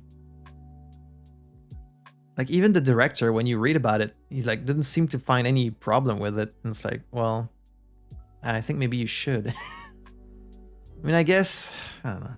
I put The Lobster at 2.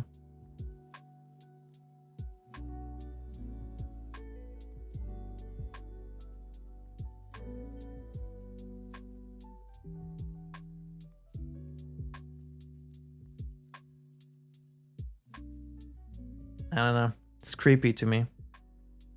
Like, I don't mind age gaps, but this is a huge one. And I feel like the movie needs to address it at least a little bit. And it doesn't. So, Beetlejuice. Beetlejuice from 2024. Directed by Tim Burton. I really like the original. The original Beetlejuice to me is at least like a 4. I was dreading this because I feel like Tim Burton hasn't really done anything good in years. Like the last good movie he made, I don't know. Like I really like his older movies. All of his new stuff since like Alice has been kind of bad to me. So I was dreading this.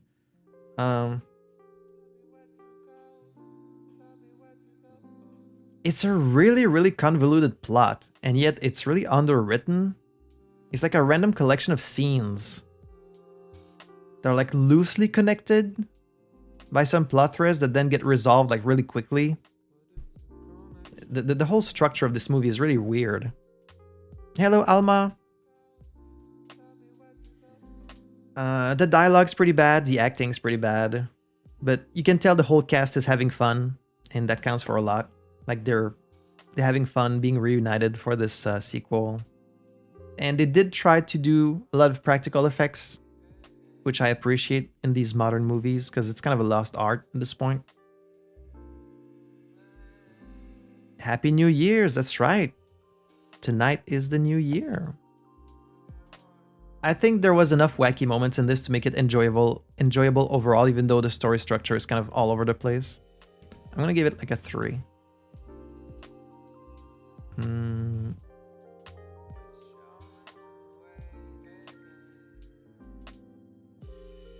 Yeah. Mad Max Fury Road from 2015, directed by George Miller of Babe Pig in the City fame. 2 very similar movies. This was a rewatch. I'd seen it many times, but we were rewatching it this year.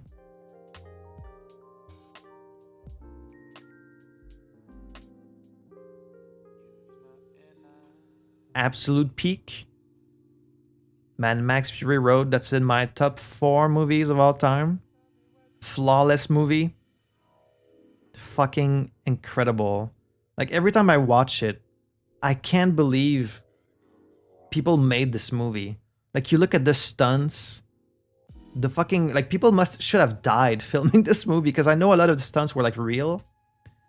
It's insane. You look at the production design, the costumes, the vehicles, the action, the music, like all that is amazing. And then you have like a great story, great characters, like the arcs that all of them go through.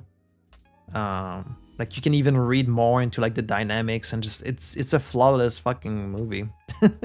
So can't say enough good things about the visuals, like the color grading, the fucking really does nothing for you? You didn't like appreciate even like just the stunts or like the chase, like the vehicles, the creative like vehicles and the costumes, and to me it's like it's peak action. There's like a sensitivity to it still, like the relationships that develop between all the different survivors. And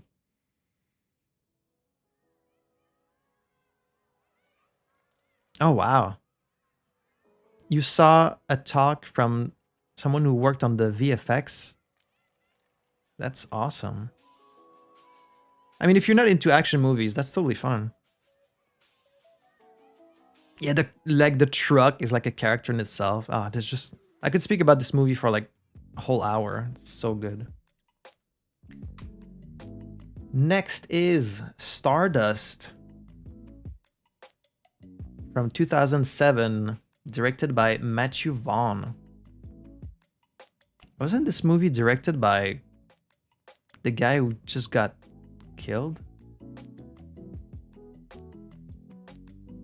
Am I thinking of the wrong person?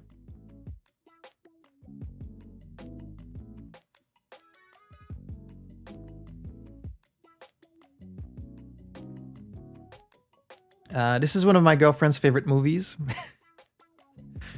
That's why she says 5 stars.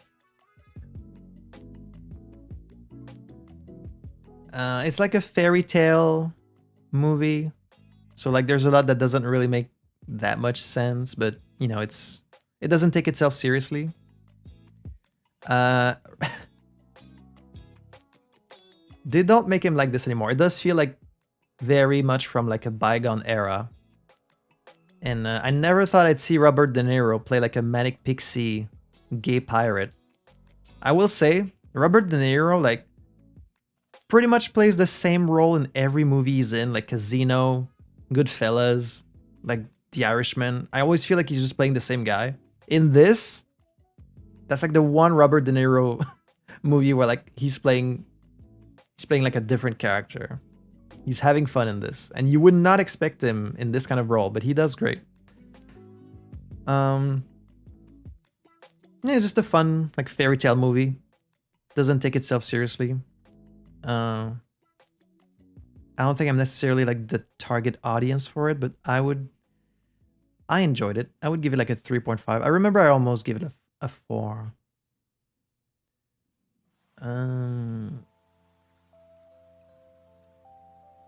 Yeah. Good movie.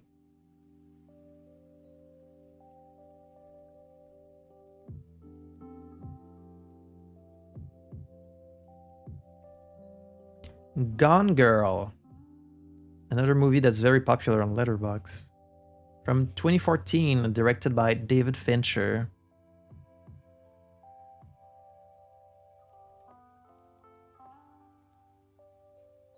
What are we feeling about Gone Girl? The most cringe reviews. Yeah, people bring in a weird energy to this movie.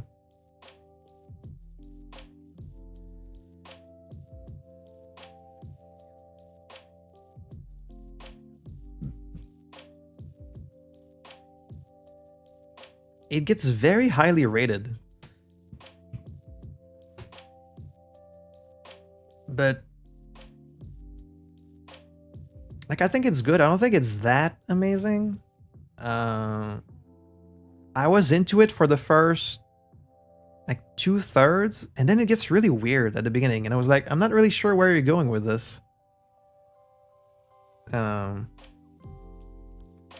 spent the whole movie worried something might happen to the cat. They keep showing this cat, and I was like, something better not happen to this cat. And nothing does, thankfully. Spoilers. I think, I don't want to spoil anything, but I feel like you're kind of meant, I guess you're meant to side with either characters, or like think they're both kind of as bad as each other, like something like that. What's her name again?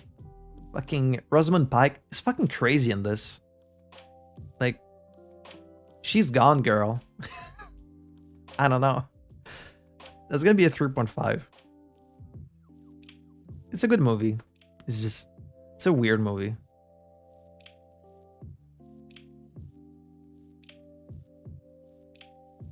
Goes in very weird places.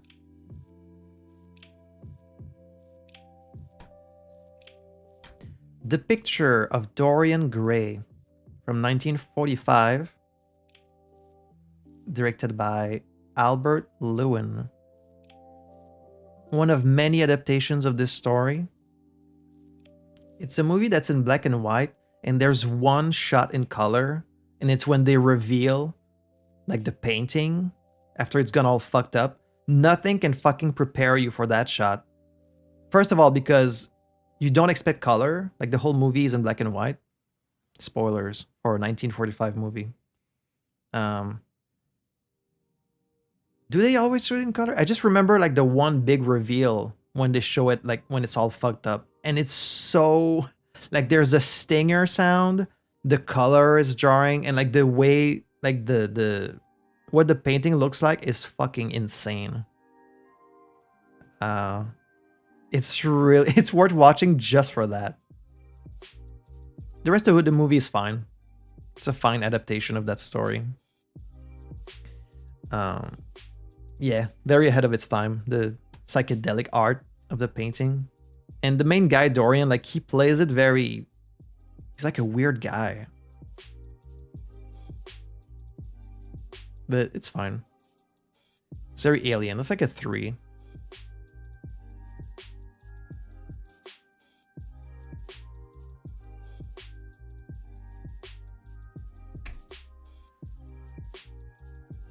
Not gay enough. The Age of Innocence from 1993, surprisingly directed by Martin Scorsese. You would not expect that type of movie from Martin. Like you'd think he would only do mobster movies, but here he is with like a period romance drama with the legend himself, Daniel Day-Lewis. I don't really remember that much from this movie.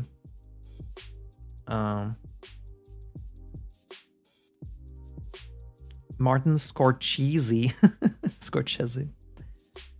I think it's like a 3, but I did give it like an extra star because the set design is great. Like the sets look great, the costumes look great, the food, like they show the food looks great.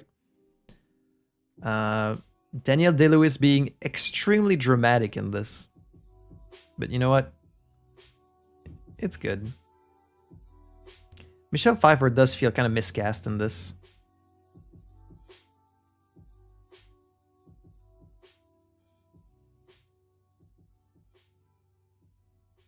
And it feels like a good spot. La La Land from 2016, directed by Damien Chazelle. I'm sorry, I don't know how to pronounce all these fucking names. Damien Chazelle.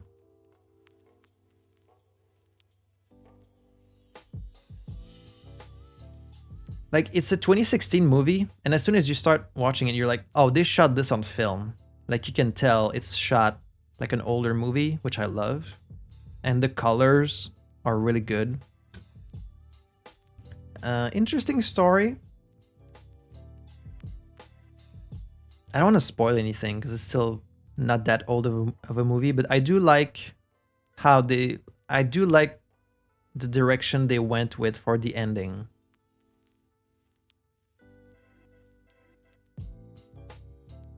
It's a cute musical flick. Exactly. Um, like the few, there's not that many, but the few dance musical numbers in this are really nice. You know, it's not as extravagant as most musicals. It's more, you know, like intimate. And I like that. I don't know how much I really bought into the romance per se, but it was okay. I'm gonna give it a 4.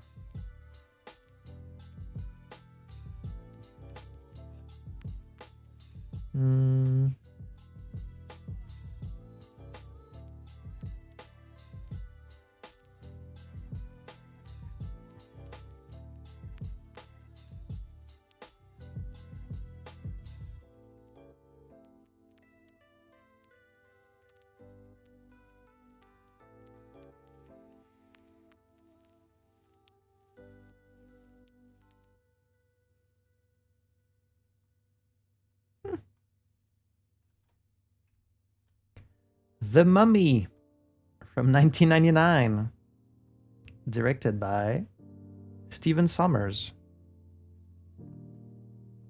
I'm just gonna stop saying who it's directed by because I'm just destroying all these names.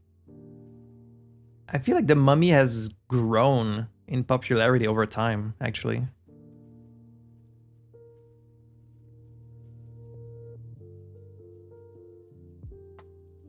It's like people appreciate it more now than when it first came out. People yearn for fantasy adventure films, yeah, because they don't really make them like this anymore. The movie to awaken bisexuals, that's right. Fucking Brendan Fraser in this. He's looking good. And Rachel Weisz, although she has like these drawn on eyebrows. Ugh, they look terrible in this. She looks great in the sequel though. But everyone looks good in this. Even the mummy, who loves to go. He's always going. Oh, there was a ride for the mummy. The fucking smirk on the mummy guy is always like. It scared you? I guess some parts of it can be scary when you're a kid. But then you watch it now, it's like, it's really funny. Great adventure movie. That's a 4. They just don't make him like this anymore.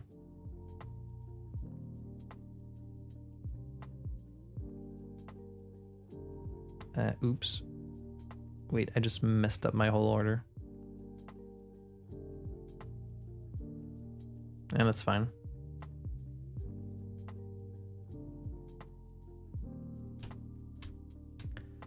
Scarface from 1983 by Brian De Palma. Classic movie. Another one of your dad's favorite movies for sure.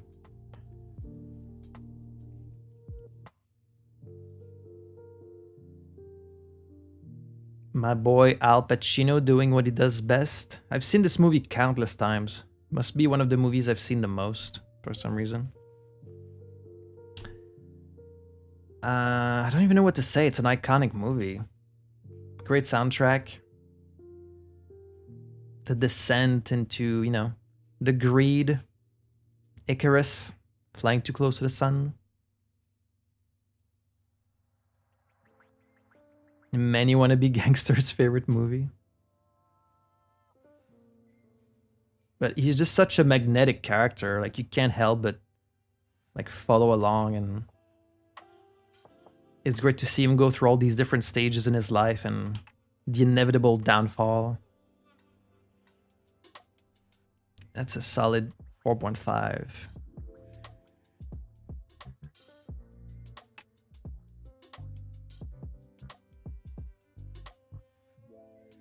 How many movies am I? I'm not even 100 movies in.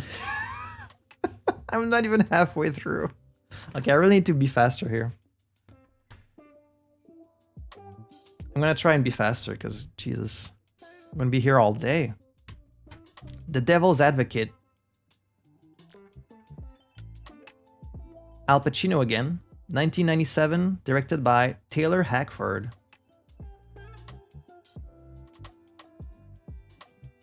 People make fun of Keanu's acting a lot in movies, especially older movies, but really, his performance in this is fucking, like, it's really good, surprisingly. When he thinks his wife is dead and, like, he's freaking out, you feel that shit. Like, he really feels like he's... But he does do, like, a weird accent. I have no idea what accent he's trying to do. It's really strange. But accent aside, great performance. And Al Pacino as the devil, very entertaining, of course. The dialogue's very good, but the plot tries a bit too hard. And like, it could be a bit tighter. When it's doing like subtle and psychological stuff, it's great. When it's going over the top, kind of spooky, it's not really good. So it's a mixed bag. I think the whole final part is good, but the ending itself disappoints, in my opinion. I still give it like a 3.5.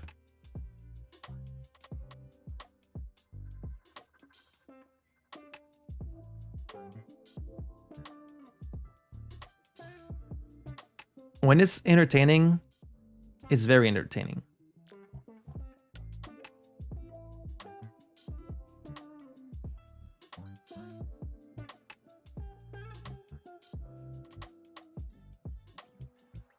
Really, why that scene specifically?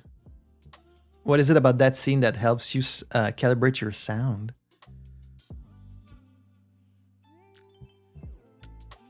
It's true that the climax is pretty much just Pacino yelling. But, you know, it's always fun. Appaloosa from 2008. Directed by Ed Harris, who's also the main character.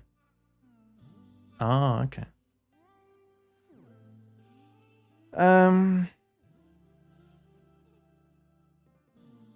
It's alright.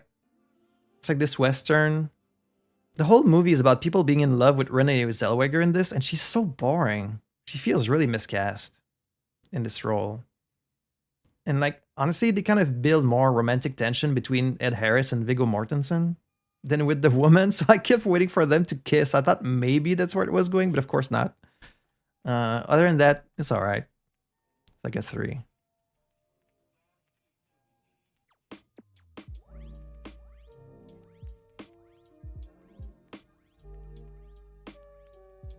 Yeah. I think I'm gonna take like a quick break just to get like a snack. Maybe go to the bathroom, if you guys don't mind. So I'm gonna be right back in like 2 minutes. Boop.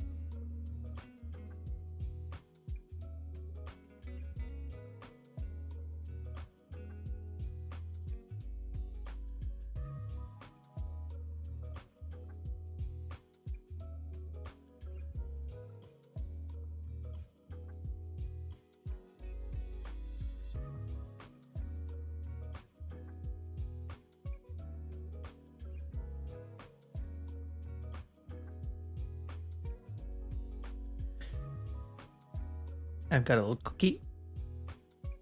What were some of you guys' favorite movies that you saw this year? I would love to know.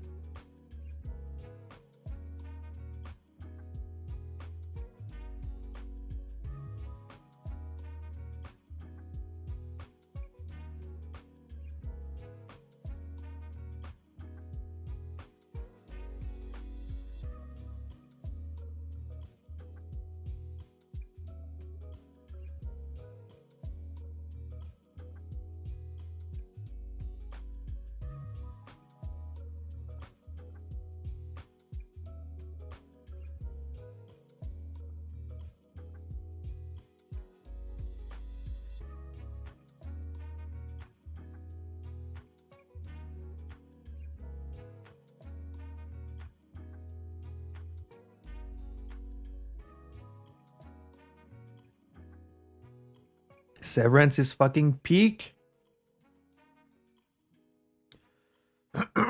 Weapons, I know what it is. I haven't seen it. Zone of Interest, I haven't heard about. Severance, amazing. First season is a 10 out of 10. Season 2, 9 out of 10 maybe. I didn't quite vibe with the second season as much, but it was still great. Looking forward to seeing where it's going in the future.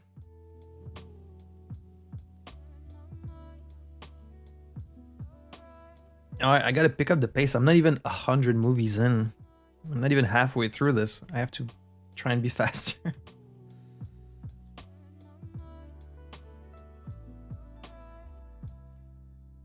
Pleasantville, 1998. Directed by Gary Ross. Yeah, the cliffhangers in Severance are crazy.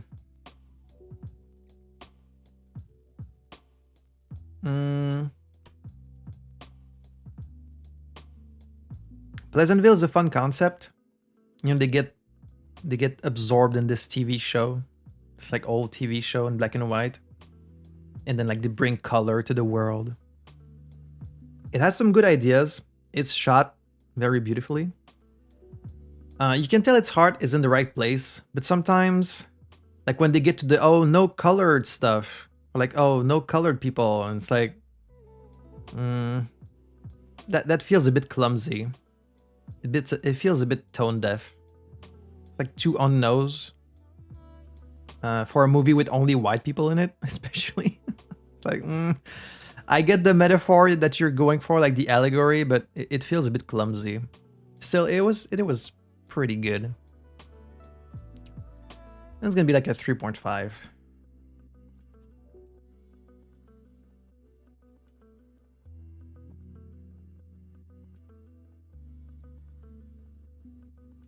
It's fairly like predictable.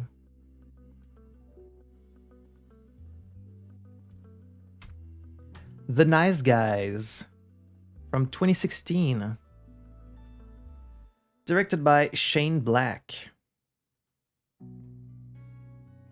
I really like this movie. It's very funny in like an effortless way. I think both leads are good.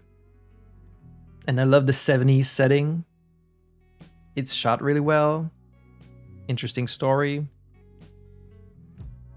Yeah, this was just good. I have to try and be faster. 4-star for The Nice Guys. I'm questioning the mermaid. You see a lot of boobs in this movie, if you're into that.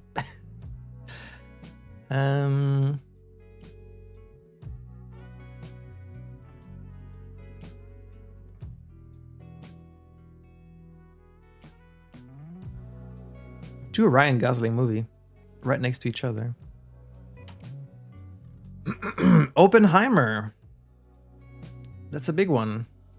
Released in 2023. Directed by Christopher Nolan. How are we feeling about Oppenheimer? Are you in the peak camp? Because I have to say, for me, Oppenheimer didn't really do it.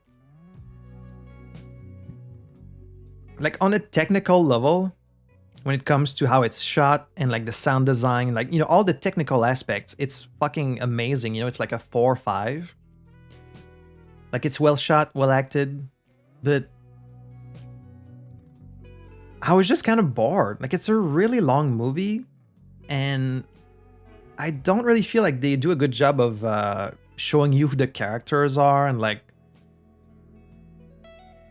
it's framed and scored like this epic thriller, but it's mostly just men discussing like, oh, do you have your security clearance, and like legal documents and like Senate hearings and like all this boring like legal stuff.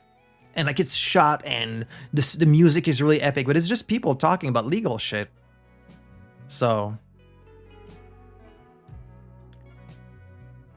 like, I don't feel like you really end up learning much about Oppenheimer himself as a man. Like, what does he care about? Like, what are his actual values? What are his relationship with his woman and like his wife and the other woman he's with? And like, you don't really learn much about who he is, because it takes so much time just setting up this like courtroom drama. Like, when the movie slows down and is discussing like the science and like the ethics of making the bomb and that stuff, I think it's great, but that's like 25% of this very, very, very long movie. How I said it's like, the history is about complex men, but it's not a complex story. And so why did they do like the whole jumbled timeline thing? I guess it's because Christopher Nolan, like, he has to do it, you know, in that, like, the timeline that keeps going back and forth. Like, it's not a complex story. The individuals involved are complex, but like, you should focus more about them and less on the whole like legal bullshit. Yeah, it's a mixed bag.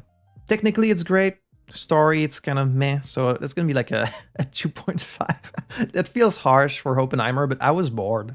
Like, I tried to be into it, but it was kind of boring. Until Dawn was that this year? I'm sorry, Jericho. You were like, this is the best movie, it's like a 5-star, and then you watched it with me and you were like, I guess it's not that good. I feel bad.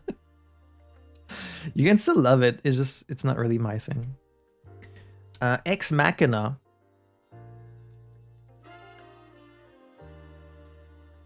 From 2015 by Alex Garland, if I'm not mistaken. Yes. Ex Machina. This was a rewatch. I'd seen it before. I'm gonna tear up the fucking dance floor, dude. Check this out. Oscar Isaac is fucking great in this. I love stories about AI. Before AI was a fucking plague we had to deal with. AI in fiction, though, is great.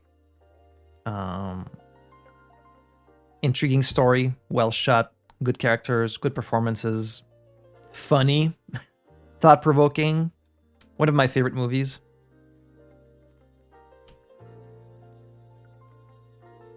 Ex Machina, that's one of my favorites. That's gonna be a 5. I really like this movie. Overlord from 2018,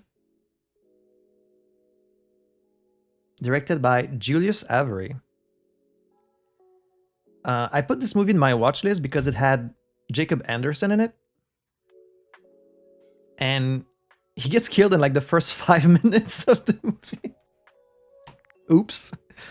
But it's an interesting idea. It's like a mixture of like a war movie and like a zombie movie. You can feel it's like, it feels very like mid 2000 like horror action, even though it's actually from much later. But it's perfectly serviceable. You got some basic horror action. You would expect it to be very campy, but it's actually played kind of straight. Nothing that amazing or like memorable about it, but Had a good time watching it. Special effects were pretty good. Like I wouldn't watch it again, but I was entertained. That was gonna be a 3.5.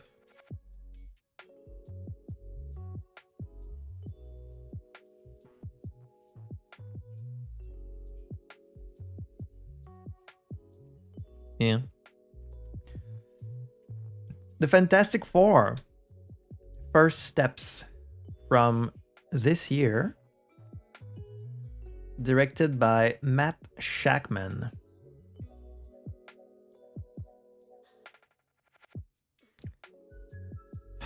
This is a movie that sometimes I watch a movie like Melancholia and I like it more over time. I feel like I like this movie less over time. Like I remember having a good time watching it. Like it really flew by. But there's so much ridiculous stuff in this movie. Like there's so many things in the plot where I was like, are you serious? Like that's what we're doing? Like at some point, the Fantastic Four, they have to convince people to like turn off their electricity to save up power or something. And they show the whole planet just turning off their fucking lights all at the same time. The whole planet, not just one city, not like one building, not one city, not one continent, the whole planet at the same time. Like, got it.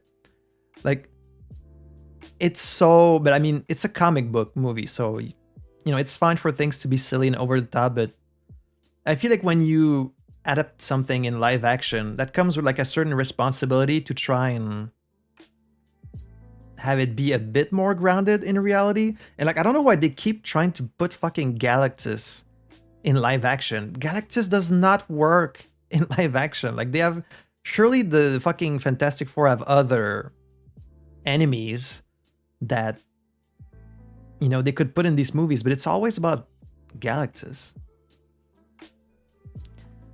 There's just a lot of like ridiculous shit, and like most of it is fine for a comic book. But hello, mon ami, Francis. What's up, dude? I give it a 3.5, and like I do love the, like it looks really nice. The colors are nice, and like the sets and the costumes, and like I love this kind of 70s vibe. There's a nice chemistry between the main group. Good production design. Love the retro futuristic aesthetic. That's really cool. So that kind of like brings it up a notch. But yeah, when they go to space, and then as soon as they come back from space, that whole second part of the movie is kind of like stupid. I liked it best when they showed that little montage of them like taking down lower level villains. I wish the whole movie was just about that instead of going to space. And then it's like they have to give their babies for Galactus to spare the Earth, and they refuse to do it. I'm like, well, now you're the villain. You're gonna sacrifice 6 billion people for one baby? I don't know. It's just, it's silly, but it does have nice production design, so that brings it up a bit.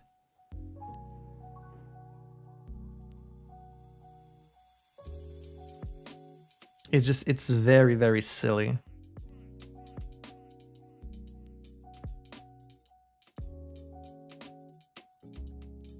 Bring it like here. It does feel like the comics, which I guess is the most you can really hope for. Night is short. Walk on, girl. Funny title for a movie. From 2017, directed by Masaki Yuasa. I had never heard of this movie. I just randomly added it to my watch list because I guess the poster was appealing, or like maybe because it was high rated. Very happily surprised. It's such a unique anime movie. Like it's in a totally different style than all the other movies. It's really creative. It's like an art film almost. I don't even know how to describe it. It's so wild.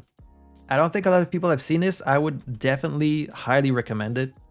There's so much like imagination and creativity, and I described it as if Amélie from the movie Amélie went to Japan and did acid. That's pretty much what this movie is. Yeah, it's great. That's gonna be a 4.5. Like, it's funny, it's charming, it's full of imagination.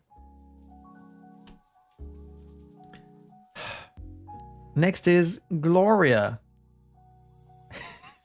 from 1980. Directed by, who cares? This movie is fucking ass. Poop from the butt movie.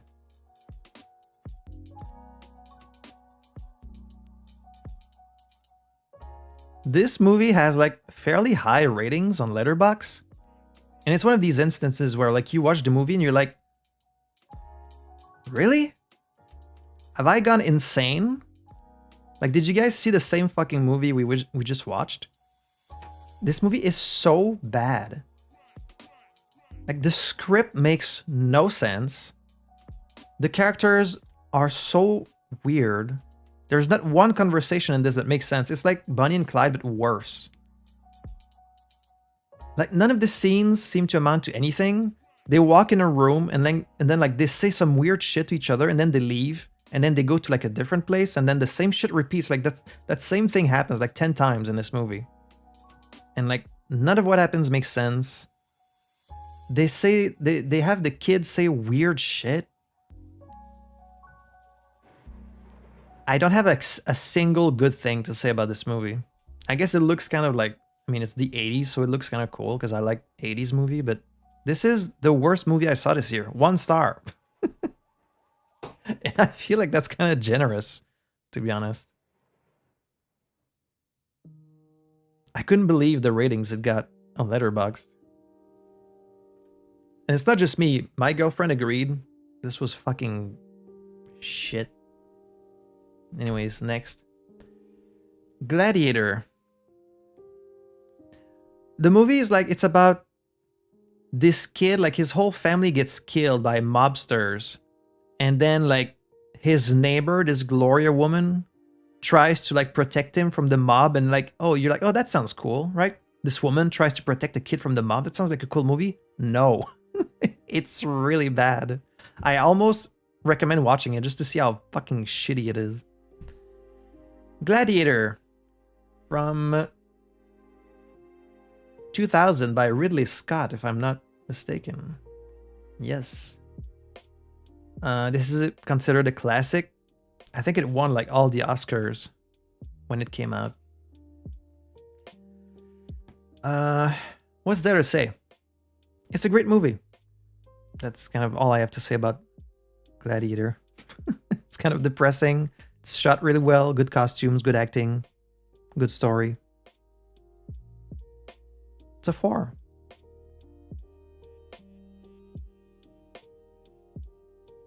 I don't think I'd ever seen it fully before.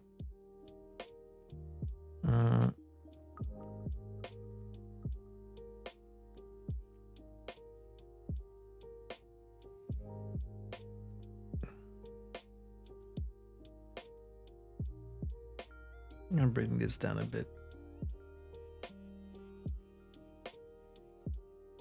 Gladiator is very good.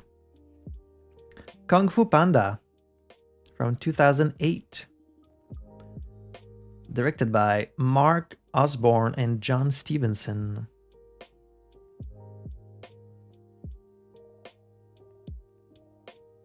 Really strong movie. Wonderful animation. Charming characters. It's funny. It's creative. The fight scenes are pretty cool. Nothing really bad to say about this one. Really liked it. That's a 4.5. Tai Long got aura. The prison escape scene is worth the price of admission alone.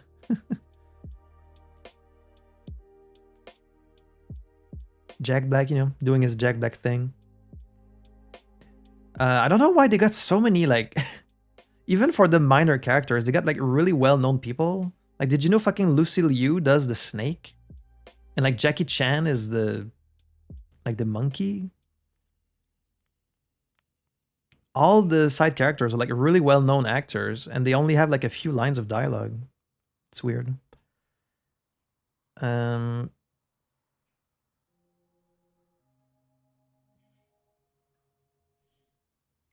Night is Short is like a bit more creative, so I'm gonna put it ahead. Edward Scissorhands from 1990 by Tim Burton.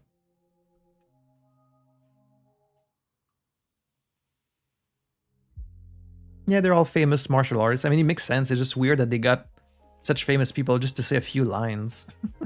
Like, it must have cost them a lot of money. And most people won't even notice that they're famous.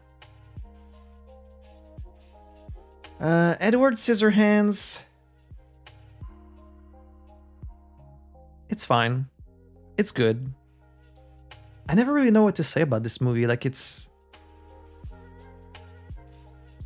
feels overly familiar just because it's a story that like we've seen so often, especially from Burton. But then at the time, I guess it was like one of the first times he had done it. But good production design. You know, it's a charming story. It's good. I'm trying to go faster. I'm not doing a good job.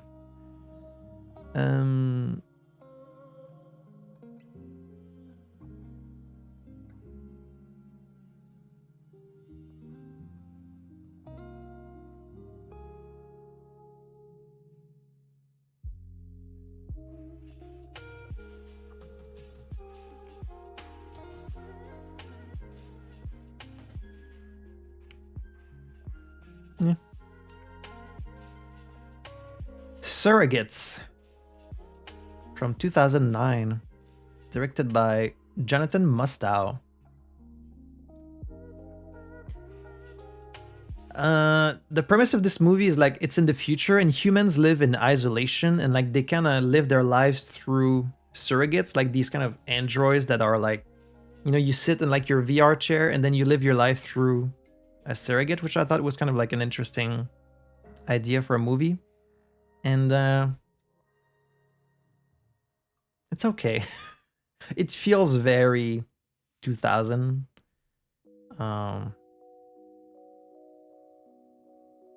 None of the acting or like action is really that like great. I thought it could explore like a lot of it feels kind of on the nose, like, oh, maybe it's wrong that we're all using surrogates. Like, yeah, maybe. It's kind of an average, I guess it's an average movie. So like a 2.5 feels fine for this.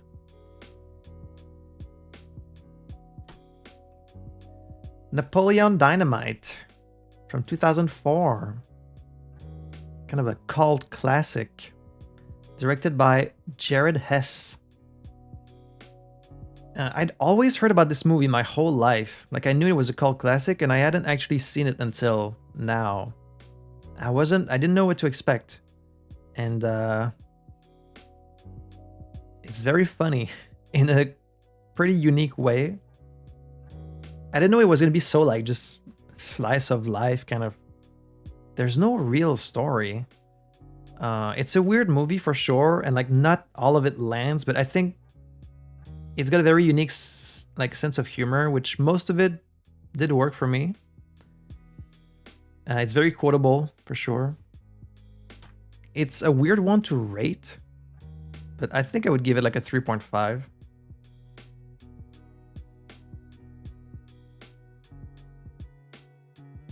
Because it's a pretty unique movie.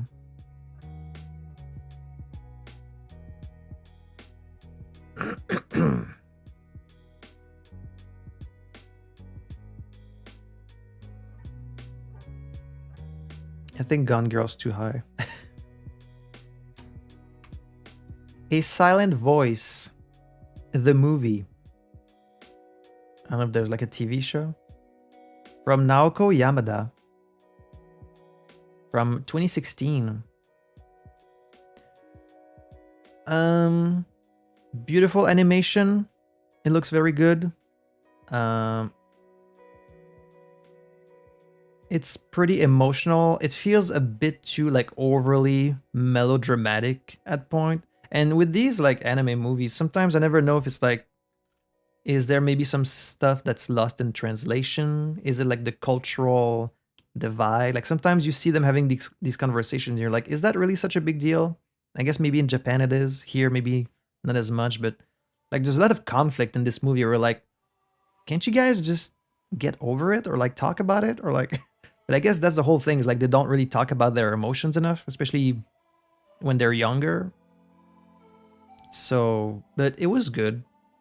I would give it like a 3.5.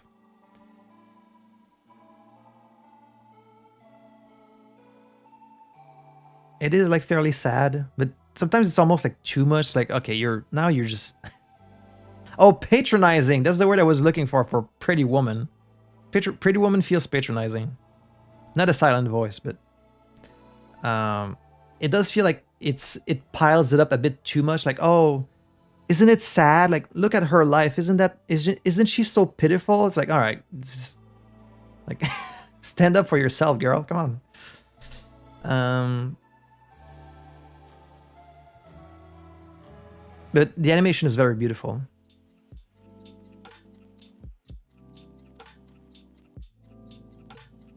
It's just I couldn't quite relate to the conflict, but I guess maybe it's just because I'm not a Japanese student.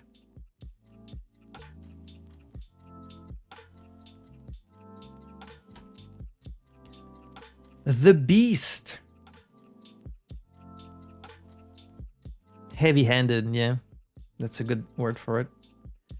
The Beast from 2023, directed by Bertrand Bonello. I'm curious if anyone has seen this one. Has anyone seen The Beast?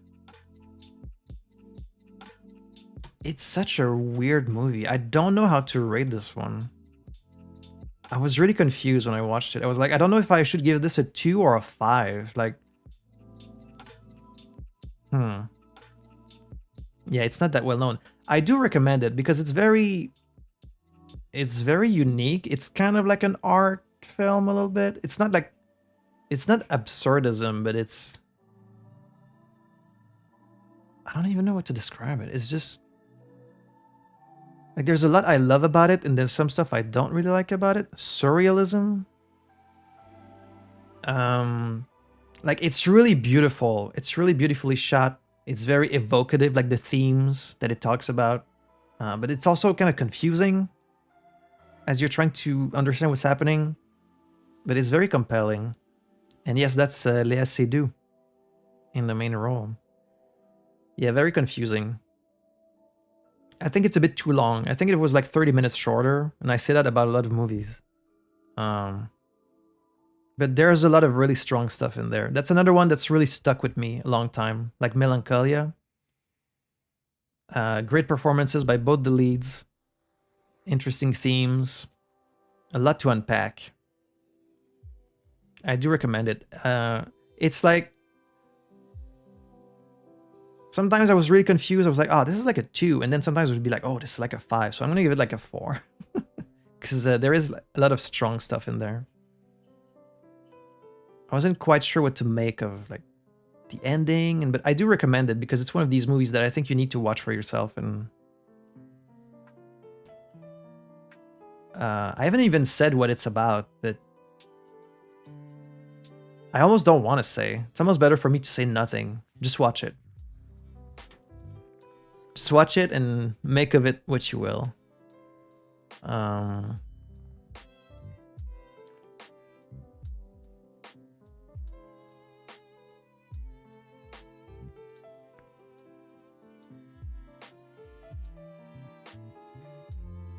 It's so weird to... I don't know how to rank it.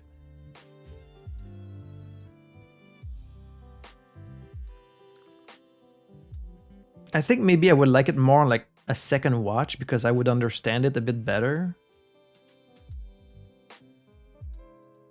It's almost like Enemy. You know, I was kind of confused watching Enemy too, but in a different way. But here, because I feel like I would understand it a bit better the second time around.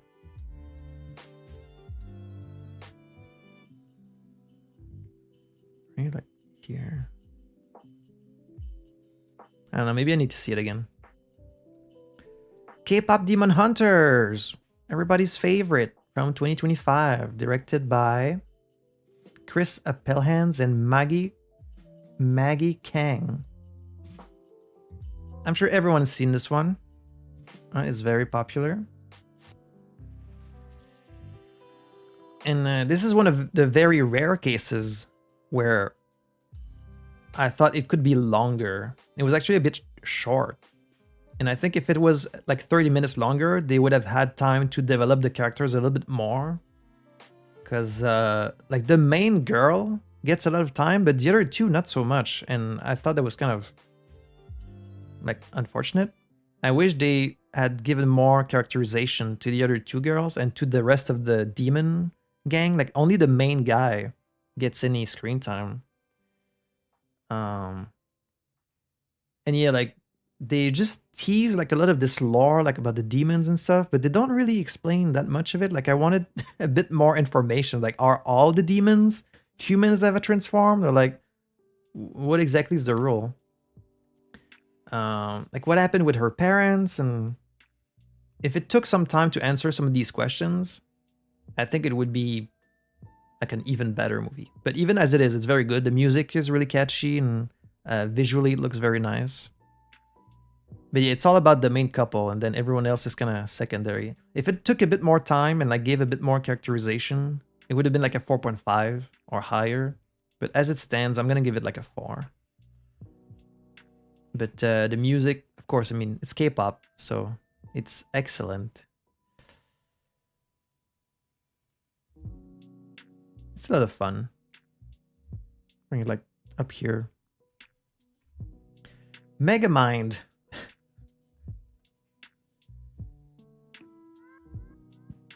From 2010, directed by Tom McGrath.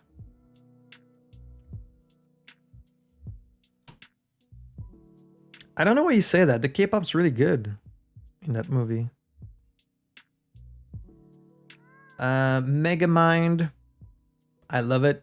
It's a funny concept. It's good animation. A lot of funny jokes. It's very quotable. Story goes in interesting places.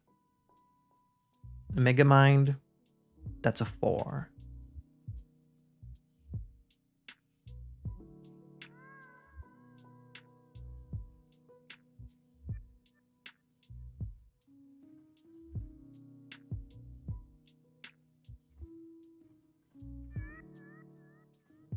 It does have kind of like that vibe of a movie that would not be that good, but it's surprisingly good.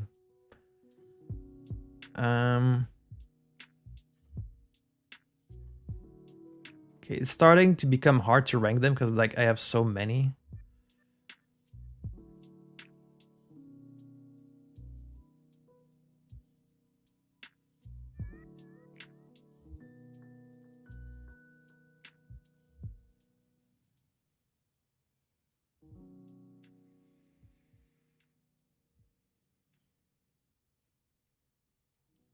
How about that?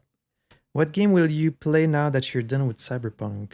I'm gonna be playing Silksong.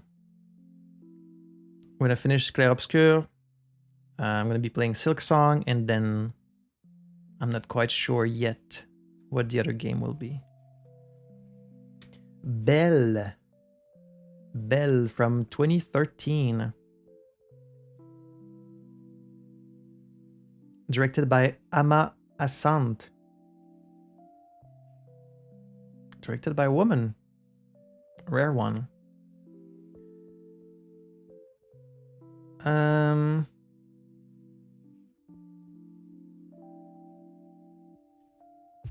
It's a pretty good period movie. About like, is she mixed race or is she, I can't remember if her dad was, I think her dad was white, and anyways, mixed race girl who like gets adopted by this richer family, and it kind of tackles like racial issues at the time. I think it's based on like maybe something real, like vaguely adapted from like a real story. Sam Reed is in this, which Sam Reed is always great in everything. It was really good. It's like a 3.5.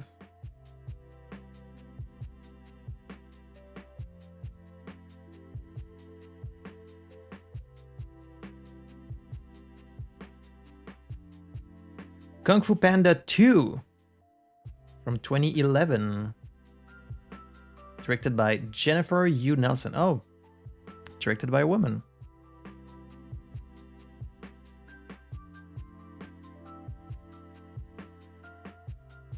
I forgot it was directed by a woman.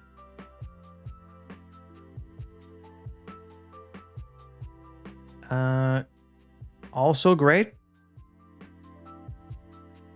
I would say just a little bit below the first one for me. Like some stuff is better, some stuff is worse. Just overall, I think like the novelty of the first one was a bit stronger. The villain in this is very good. He's cool.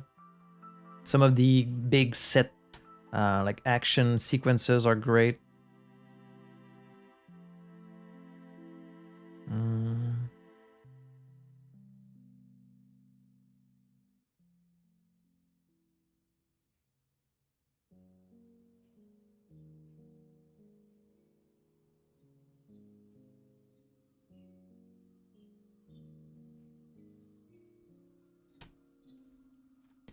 Werewolf by Night from 2022, directed by Michael Giacchino. Somehow this is a Marvel movie, and it's also only like an hour long. It's like a shorter movie. I guess it was like a special or something. You can kind of feel the lower budget in this.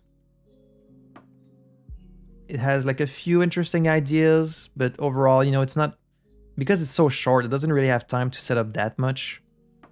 Couple interesting ideas and sequences, but overall it's kind of generic a bit. I don't really remember that much about it. Didn't leave much of an impression. That's gonna be a 3. You know, it was good. I had fun watching it, but nothing really stuck with me that much. But it was well made. It seemed to have some love put into it, you know? The Red Shoes from... We're not even halfway through. From 1948. Directed by Emmerich Pressburger and Michael Powell. I feel like... Isn't this one like really long? The first hour I remember is kind of boring. The central like conflict and the character dynamics aren't really established until later in the movie. But the big like ballet sequence at the end, not at the end, in the middle, is really spectacular. You know, if you can enjoy and appreciate ballet, it's really good.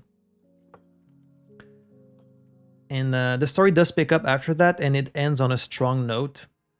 I just wish it didn't take this long to get started. But it's a movie that's always very highly rated. For me, it's gonna be a 3.5. Takes a bit too long to get started.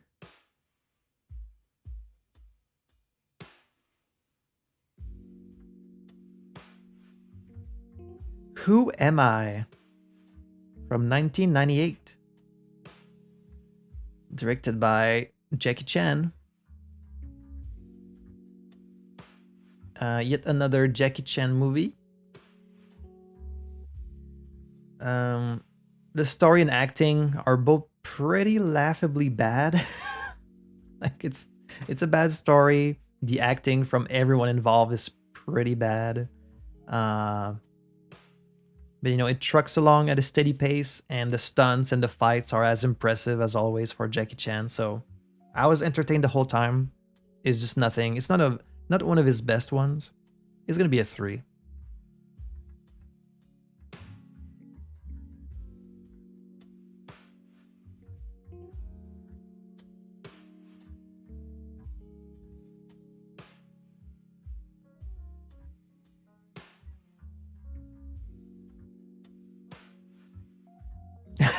Ça va être un arbre.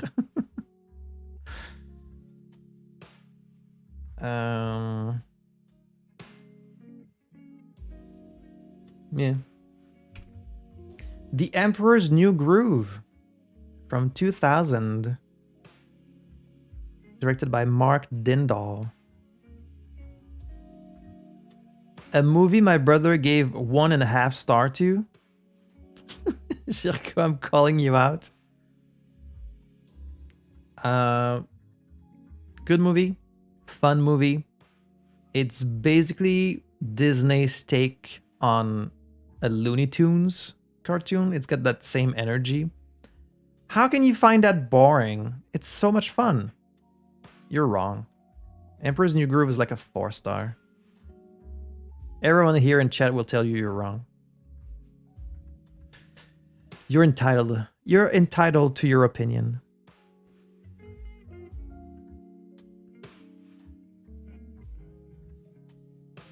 I can't, like, I need to watch it with you and just look at you be bored, because I don't buy it.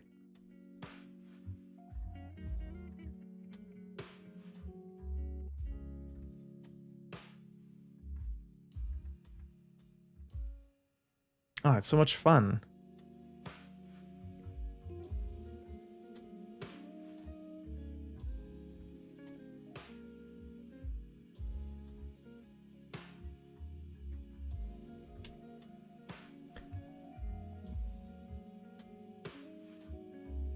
Le Comte de Monte Cristo.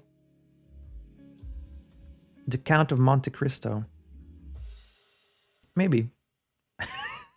Ooh, they're killing you in the chat, bro. They're beating your ass in the chat. He's entitled to his wrong opinion. Just let him be.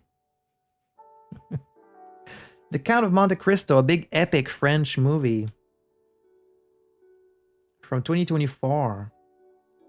Directed by Alexandre de la Patelière, Mathieu de la Porte. Went into this with no expectation. You know, I'm familiar with the story, and I know there's been many adaptations, but this one was surprisingly good. Like, really well shot. Great costumes, great visuals, good acting. Like, strong relationship dynamics between the characters, and did not feel its length. Really enjoyed this one. That's gonna be a 4.5.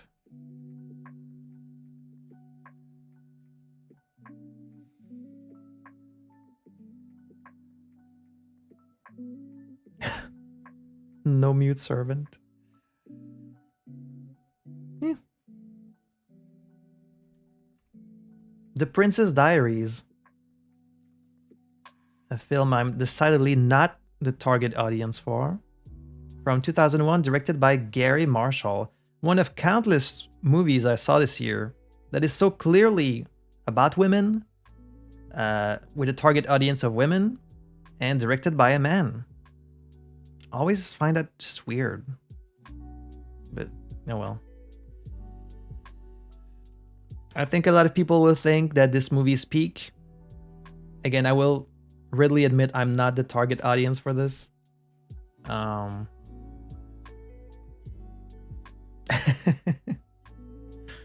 Well, then there you go. It's charming. You know, it's endearing.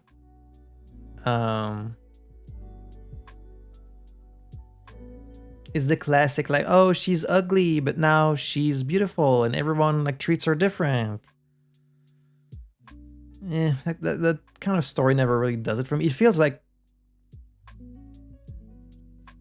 it's in the same category as like Pretty Woman. You know, it's that same kind of message of like, oh, don't they treat her different? Well, then what's the point of like...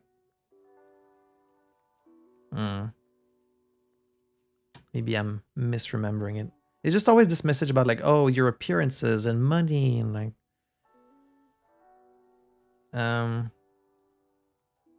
Right. True. I thought it was okay. Like, I don't have anything negative to say about it. It's just... I like it better than Pretty Woman. It had its amusing moments.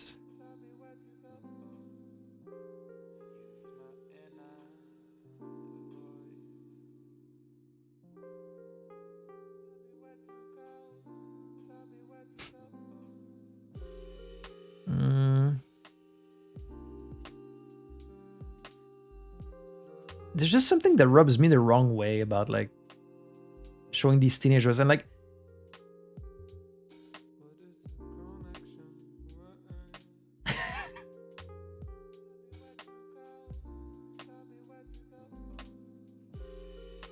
there's so many of these movies about she's a woman and she looks kind of like, just because she has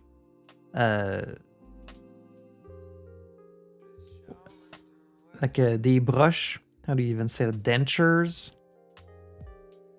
and like her hair is kind of frizzy and like, oh, braces, right? Braces. And like I'm supposed to think that fucking, what's her name? Fucking Anne Hathaway. I'm supposed to think that Anne Hathaway is ugly just because her hair is like frizzy and she has braces, and then like they change her up and like whatever. I get it. It's kind of, it's just, it's a coming of age thing. It's fine. Julie Andrews is great in this. Well, now you're making me like turn around on it.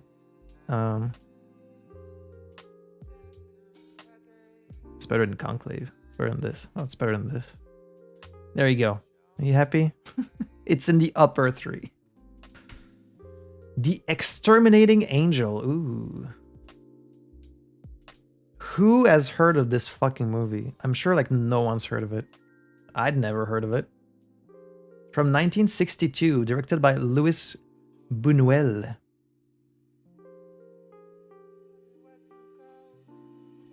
I love this movie. I'd never heard of it. I didn't know what it was about. And here's the setup. This group of, you know, high class society people, whatever, get invited to a party. They spend the night there. And then in the morning, they can't leave. They can't leave the room. And it's never really explained why they can't leave the room. They just can't leave the room. Is it like some supernatural shit? Is it like a metaphor? Is it... It's never explained, and it's so interesting to see how it's handled, how their relationship like changes, how they deal with the stress of the situation. It feels way ahead of its time. It feels kind of like a Twilight Zone episode or something. I highly recommend it. This was one of the big surprises of the year for me. Like, it feels like the room itself is an SCP or something, you know? There's like a creepy vibe, and you can interpret it like a bunch of different ways. You can interpret it as like a metaphor or like a supernatural thing or a bunch of different ways, but especially for a movie this old, it really surprised me. That's a 4 for me. That's what I'm hoping, is like I'm hoping that some people might discover some new movies. That's one of the reasons I'm making this video. So you guys can get maybe some recommendations for cool shit. I don't know why it's called The Exterminating Angel, but it's worth a watch, trust me. That's gonna be...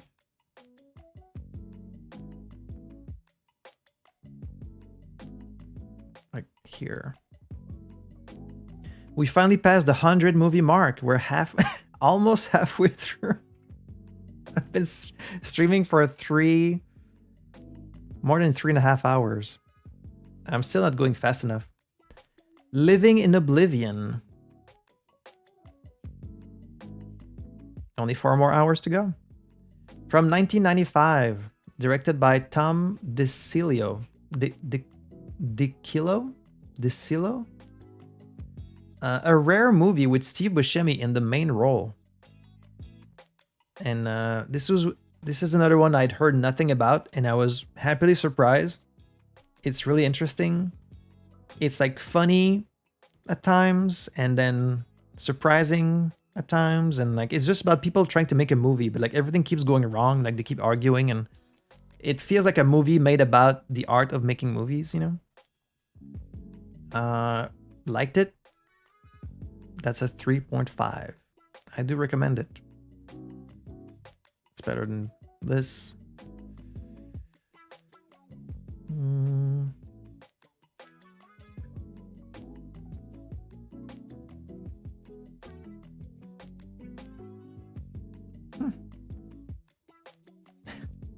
Are we gonna go into the new year with this?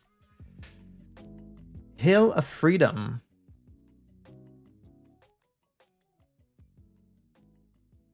From 2014, directed by Hong Sang-soo.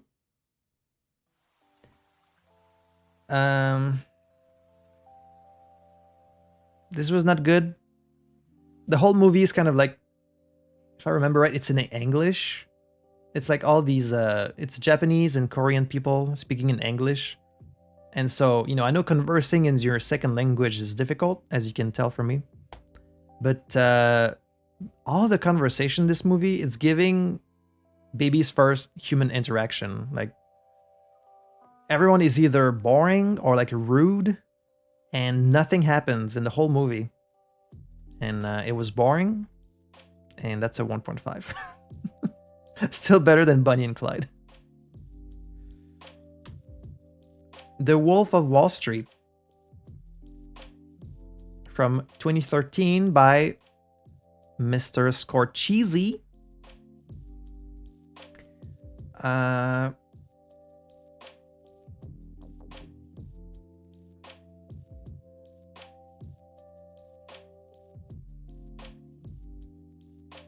So just from like a pure filmmaking standpoint, this is like easily a 4 because it's a very well-made movie.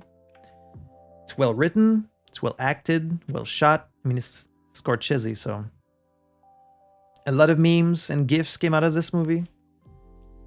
It's very entertaining. The performances are over the top. This guy's life is despicable, and like you can't help but kind of watch like a train wreck. It's too long though. Like all the Scorsese movie, it's too long. It's like at least 30 minutes too long. The problem is, I learned it's like based on a real story. And I hate watching a movie and like I'm entertained. And then at the end I look it up and I'm like, oh, it was based on like a real thing. And then I'm like, well, now I have to judge on how you adapted this, like this real person's life.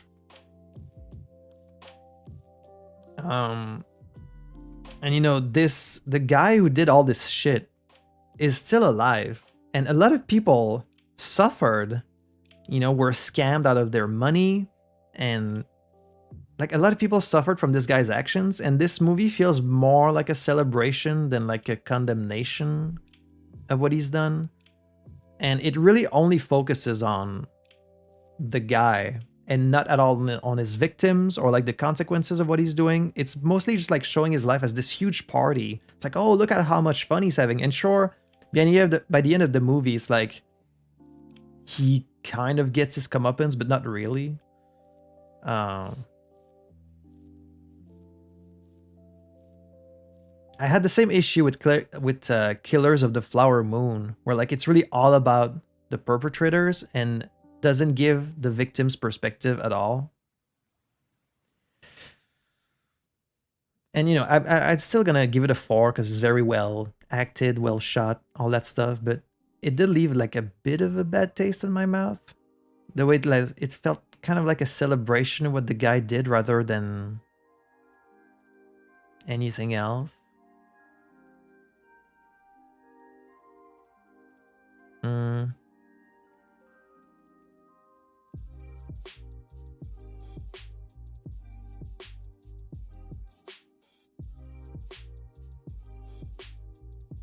I mean, Leo DiCaprio, you know, he's always...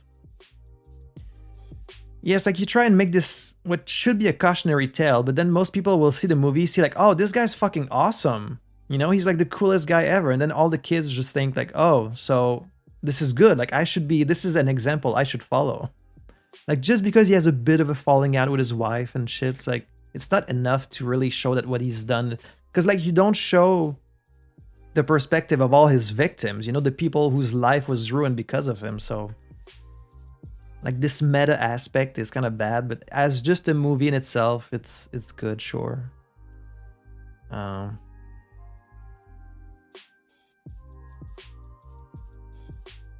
Something like that. Yeah. Scarface kind of goes in that category too a little bit, but I feel like Scarface, I don't know, I feel like Scarface goes a little bit, is a bit better at showing that like it's bad. I mean, I don't need the movie to tell me that what's happening is bad, but it's all about the framing, and it's about showing the different perspectives, I think.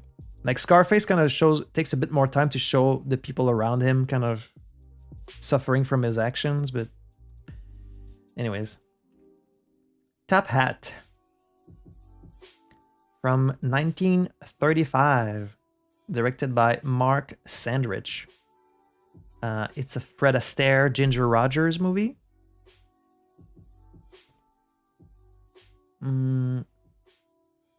I liked Swing Time a little bit better, but it's lighthearted and charming, and some nice dancing. But at least unlike Swing Time, this movie doesn't have a blackface sequence in it, so you know, that's that. So that's gonna be like a 3 for me. The story is nothing really that special or memorable.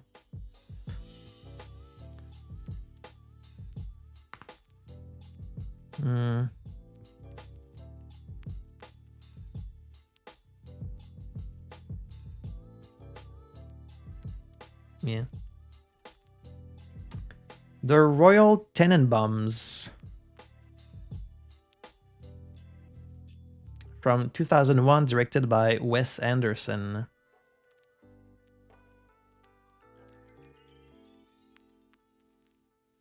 So we watched this after seeing the Grand Budapest Hotel, thinking like, oh, this is gonna be great.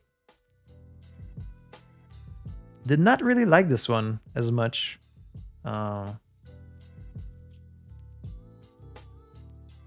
Just a lot of weird scenes that I didn't really know what it was about.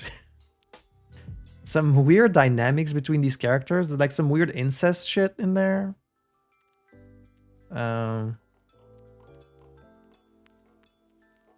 It's not as funny as like Budapest Hotel. I thought all the scenes with Gene Hackman were really good, really entertaining.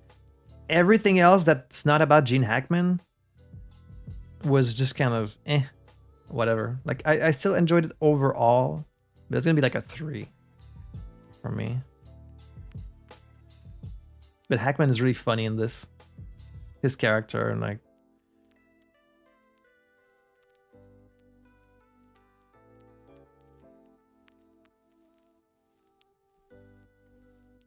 The Birdcage. Ooh, The Birdcage. From 1996, directed by Mike Nichols. So I don't know if you're familiar with this movie. It's a movie where like this gay couple, like their son wants to fit in, like I guess he's getting married, and so they have to meet like the step family, but he doesn't want them to know that his parents are gay, and so, or like that his two dads, I guess that his dad is gay. And so like they pretend to be straight, and then I mean, you can imagine the setup. The problem is, well, first of all, fuck their piece of shit son. Because, like, the son is, like, forcing them to hide who they really are, even after his dad, like, played by Robin Williams, is like, you know, it took me a long time to accept who I am, and, like, I don't want to have to hide who I am. And the son's like, please. It's like, what a piece of shit. Like, just fucking... like, introduce your parents and be like, this is my dad, he's gay, and like, this is my mom. Like, it's just, ugh. And he's so ungrateful. Left a really bad taste in my mouth, this movie. And like, I think it probably was very progressive for 96. But I don't know, like the premise is good. Like the premise you could do a lot of funny stuff with, but the way it's handled feels like a bit in poor taste in this. Um like it's not quirky and endearing to see these men have to like strip away everything about them. Like they have to change their personality. The son is like, can you speak different? Like, can you talk more like, not like that? And it's like, you ungrateful little bitch. I don't know. I can appreciate stuff about it, but it left a bad taste in my mouth a bit. Give it like a 2.5. They're very committed to the role, but feels a bit misguided. Kung Fu Hustle from 2004, directed by Stephen Chow.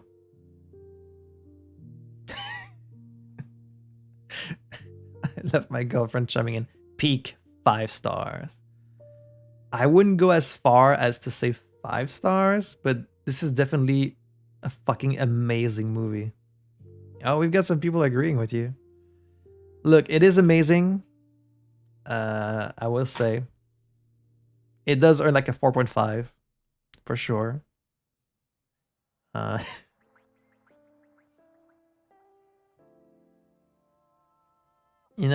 It's pure fun cinema. It's like we don't give a shit about anything than making this movie as fun as it can be. It's like equal parts Looney Tunes and like Dragon Ball. It's insane what they put in this fucking movie.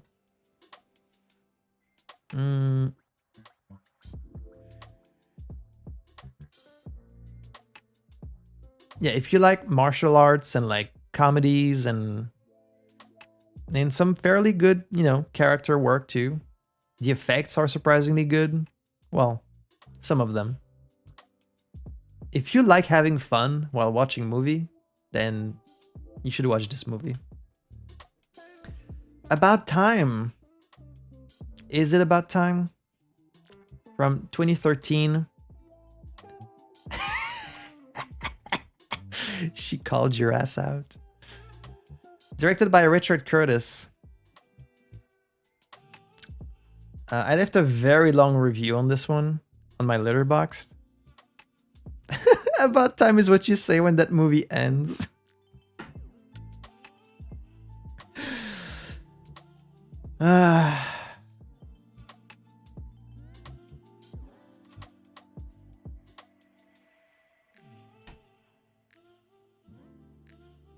So when the credits rolled on this movie, I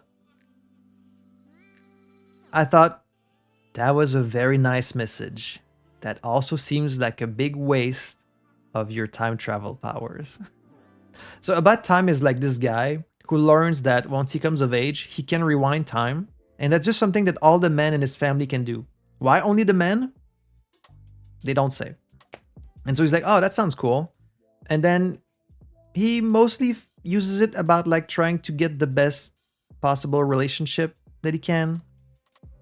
And then I guess by the end of the movie, you're meant to think like, oh, you should actually just appreciate the present and what you have in your life instead of trying to perfect things. Like, that's a very nice message. But there's so much wrong with like the technical, like the actual story structure and how he uses these powers and how they work. And so there's just so much that bothered me in this fucking movie. Not to mention like the kind of creepy aspect of like having to redo your first date a bunch of times so that you get to convince the girl to like you. It's like, oh wait, I can do better. And then you rewind and then you're like, wait, I can do better at this time. And then like he has sex with her and like he doesn't do it well enough. So like he turns back time and does it again. It's like, that's kind of creepy and manipulative. I guess it's supposed to be cute, but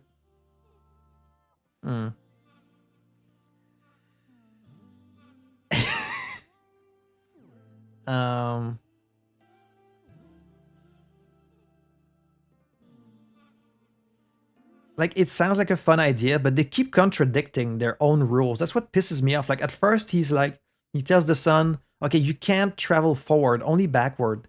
And then he instantly travels forward in time. And I'm like, the fuck, you just established the rules and I don't know. I don't want to spend too long talking about this movie, but there's a lot in the fucking plot that bothered me. Like, I had to nitpick everything.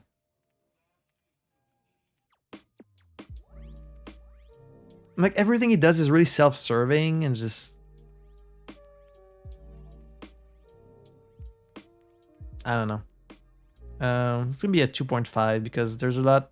There was some stuff to enjoy in this, but also some stuff I didn't like. Robots from 2005. Directed by Chris Wedge.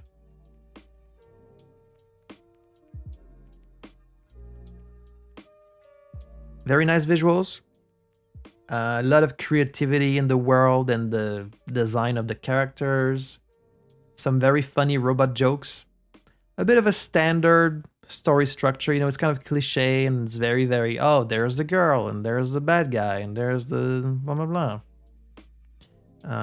You know, it's predictable, but it works. Just because of the nice visuals, very relevant message. It's cliche, but it's decent. Just because the visuals are so nice, I think I would give it like a 4. I'm a big fan of animated movies. If you can't tell, all my animated movies are like pretty high, except this one.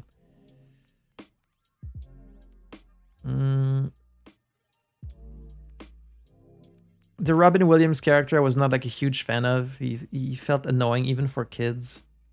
But there's enough creativity and funny jokes in here to make it worthwhile.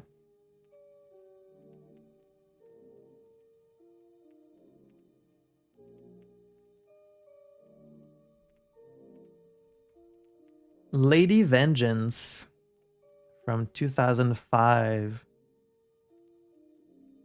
Directed by Park Chan-wook, who also did Old Boy and The Handmaiden.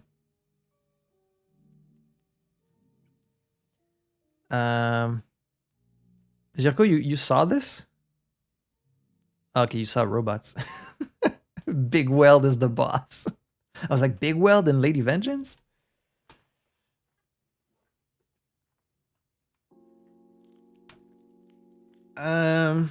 This is another one that's kind of hard to score.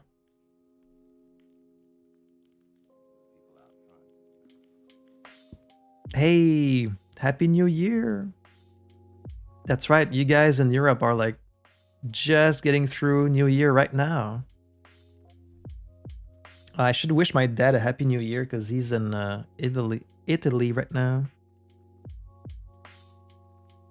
New Year for you as well. Happy New Year.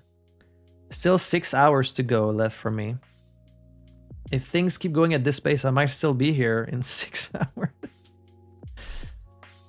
Lady Vengeance. A difficult one to rate. It's a very, very, very... I mean, if you've seen Old Boy, you kind of know it. I keep looking at chat like I'm looking at you. I should be looking at the camera, but... it's very, very dark. It goes in very dark places. It's very violent. It's kind of depressing. You know, it's... In parts, it's cathartic. In parts, it's depressing. It's very dark. And I do admire and respect a movie that doesn't shy away from exploring the darker aspects of humanity. But here it goes like really, like really far into it. It's got really good cinematography, as always, from this director. But it was tough to watch at times. Tough to time at watch. There's a few aspects where I would have gone in like a different direction, but I was definitely captivated by this one. If you like Old Boy, I think you should watch this one. I think Old Boy is stronger, but it's hard to rate. Like movies that are hard to watch, because I tried to rank movies based on like a few different things. How I felt the first time I saw it. If I would watch it again, if I would recommend it to someone, and sometimes the answer to all these is different. You know, you might like a movie the first time you saw it, but not want to watch it again. You might not want to recommend it. You might want to recommend it. And so it's kind of like a mix of all these things. I probably would not watch it again just because it's really hard to watch, but I would recommend it for someone who doesn't mind violent, dark movies.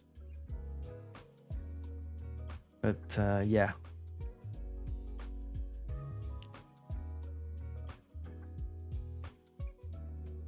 Yeah.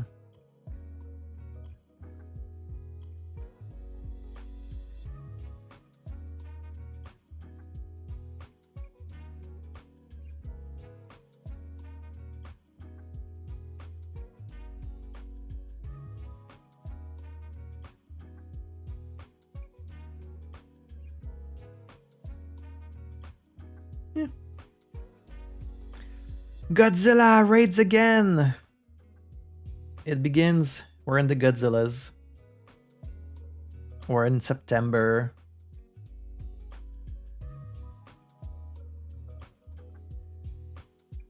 All right, so me and my brother decided to do a Godzilla-thon this year where we watched all the Godzilla Japanese movies and also some of the American ones.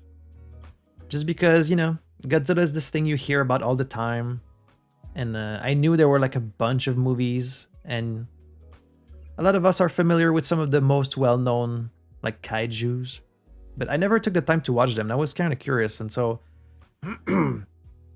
we wanted something we could watch together, and it was like, let's just watch all the Godzillas. So we kept the original, which we actually haven't even seen yet because we wanted to keep it for the end.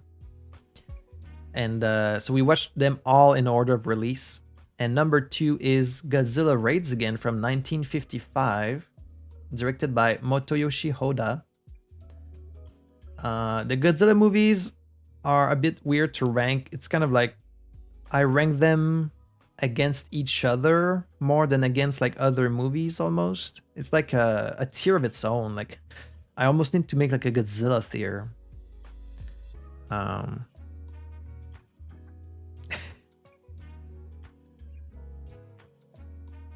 So I think initially I gave this a 2. Raids Again is the only other one that's in black and white other than the original. And it's a big downgrade. Like the effects are not as good. The story, nothing really happens that much. Like the monster battle between Godzilla and Anguirus are kind of like they're not timed right. They had to speed them up because they didn't film at the right speed, and so they had to speed them up, and they look very silly. The human characters are not interesting. Boring climax. There's like a solid 10 minutes right at the end where they just keep showing the same shots of like planes shooting at mountains, and they just repeat the same shot for like 10 minutes straight. So I think I initially gave this a 2, and then after watching a few other Godzilla movies, I went back and gave this a 1.5 because it was like way worse than the other ones. So there you go. Starting weak, but it would get better over time. 13 going on 30 from 2004, directed by, you'll never guess, a man, Gary Winnick. I just don't get it, man. It's like you make this movie where the main character is like a 13-year-old girl becoming like a grown woman. It's written by a woman, the screenplay is by a woman. It's based on a book, I think, by a woman, but the director is a man. Just weird. I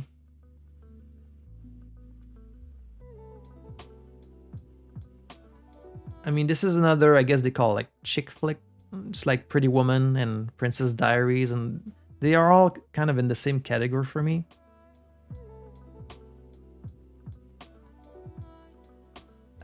I did think it was like a little bit better. Like it sticks to its own structure a bit more. What's a pathetic movie? Godzilla or 13 going on 30? Like, it's all right. There's a lot of cliche and tropes as you expect in these kinds of movies, but I think its heart is in the right place. It handles its subject matter like surprisingly well. Like, it doesn't get into any weird shit. Like, there's one guy that tries to hit on her and he just kind of like tosses him. It's okay. Again, not really the target audience for this, but I think I don't like the ending, but I can't remember. It's okay. It's okay. King Kong versus Godzilla from 1962.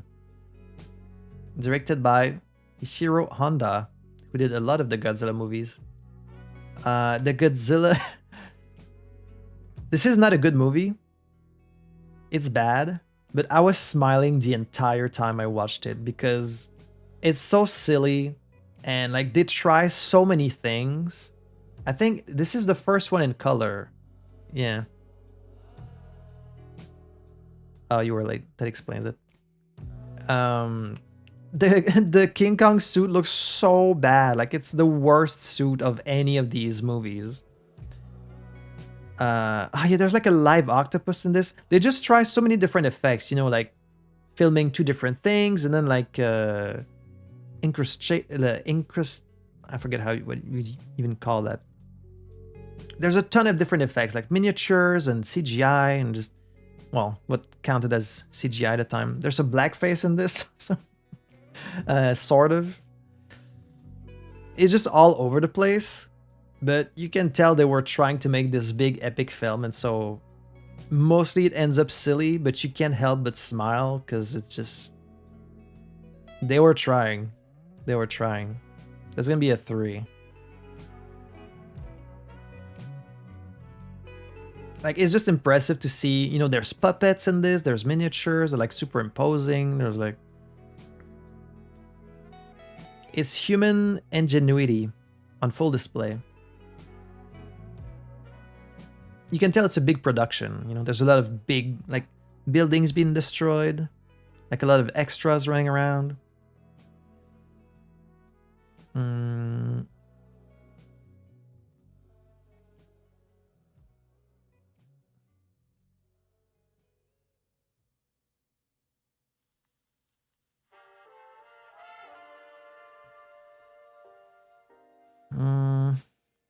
Like, you have to respect the artistry, you know, even though it's not a good movie. There's something to be said about just having fun watching it.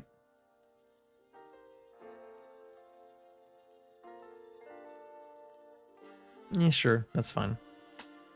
Again, these are almost ranked more against other Godzillas than against other movies, but... Dunkirk from 2017, directed by Christopher Nolan.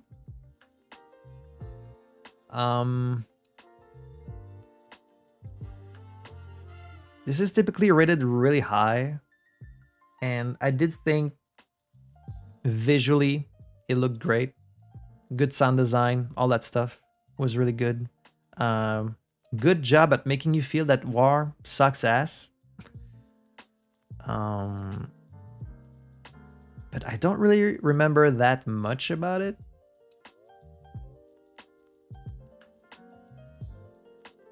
I liked it. It's well made, for sure. I don't really remember like any of the characters.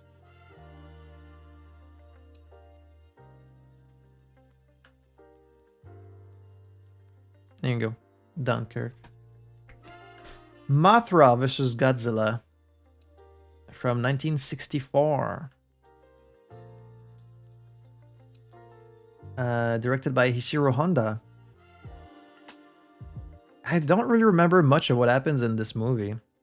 A lot of these older Showa era Godzilla's kind of blend in my mind. Mothra kind of sucks.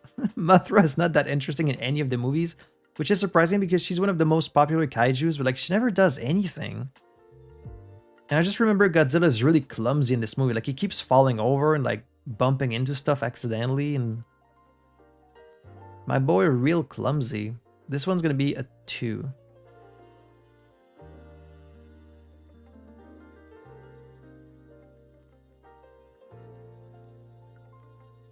Yeah. Finding Nemo from 2003. Directed by Andrew Stanton. This time we have Willem Dafoe instead of Willem Dafoe. I had no idea Willem Dafoe was in this until I saw it. Everyone is already familiar with this one. It's a great movie. I think maybe if I'd seen it when I was younger, it would have hit me even harder. But it's just a great fucking movie. That's gonna be a 4.5.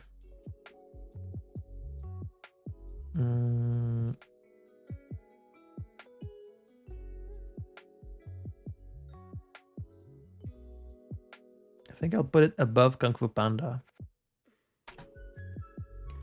Rumble in the Bronx.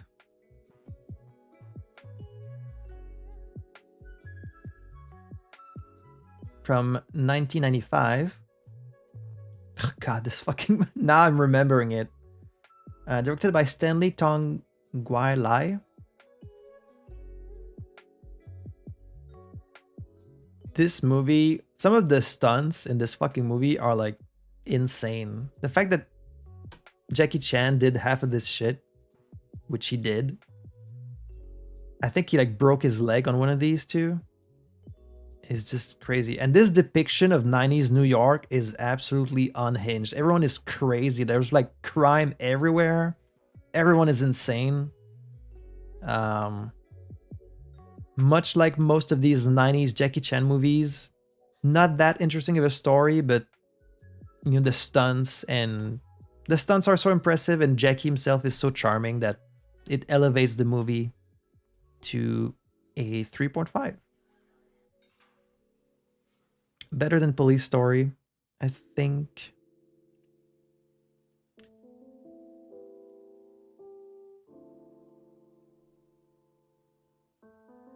Yeah. The Irishman from 2019 by, again, my boy Martin Scorsese.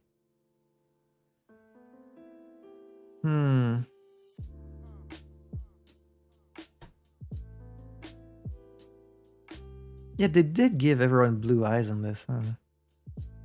Huh? This is a very, very long movie. And it also has no female characters at all, which is a recurring theme for Scorsese movies. I do think the second half is very strong. I'm not really a fan of the de-aging technology that they use, even though it's come a long way since, you know, Tron Legacy and some of these. But it is very distracting to see like what's supposed to be a 39-year-old Robert De Niro like just kind of shambling around like an old man, because even though they can change his face, they can't change his whole body. So but it's kind of cool to see Martin be reunited with De Niro and Pacino and Pesci, and as usual, they're mostly playing themselves. Like they play kind of the same role that they've played in all these other mobster movies, but I think it really picks up right at the end. And I think the end only hits as hard as it does because the movie takes so long to get there, like because you get to see his whole life. Then when you get to the part at the end, like I did feel like the ending was very impactful. So I'm gonna give it a 4.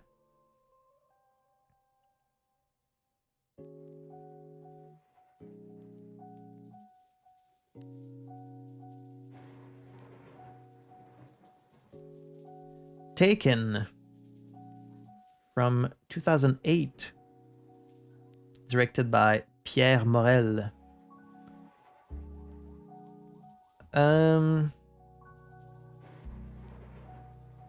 Yeah, I remember I watched this right after The Irishman, and the whiplash was crazy because this is like the anti-Scorsese. It doesn't slow down for a second; like it just keeps going and going. I really hate how the action scenes are edited, where like it's like cut, cut, cut, cut, and like you don't see what's happening at all. I fucking hate that. Um,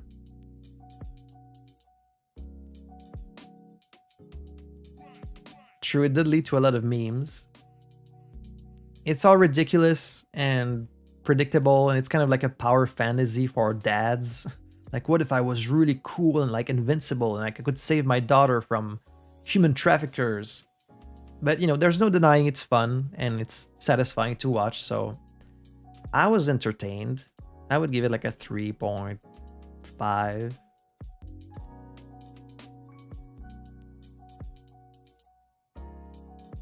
Sure. It's decent. Ghidorah, the three-headed monster. I think the only Godzilla movie that doesn't have his name in it. From 1964, again, Hishiro Honda. There's like a gangster side plot in this that's kind of interesting. And that's where they start playing tennis with a rock. The reveal of Ghidorah was kind of cool, like the effect and all the puppets. I love like all the puppet work in these old movies. It was okay. It was kind of average. I think I gave it like a 2.5.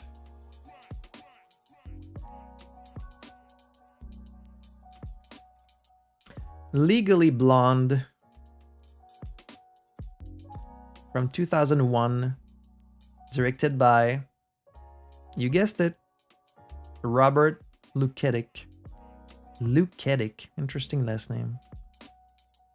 A movie about the female experience, written by a woman, based on a book written by a woman, directed by a man.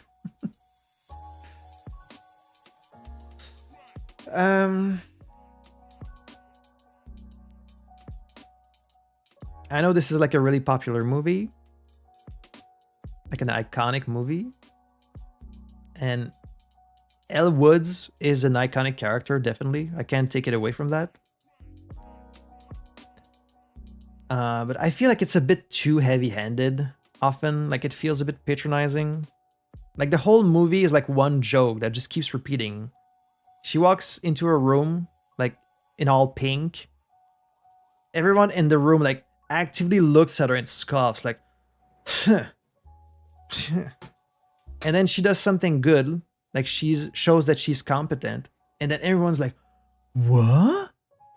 But she's how can she be competent if she's blonde and in pink? And it's like, it's that one joke, and it just keeps, it does that again and again and again and again and again. It's like, okay, I get it. Like she's competent even though she's blonde. I don't know. It feels a bit heavy-handed, but I don't know. I wish it was a bit more subtle with it.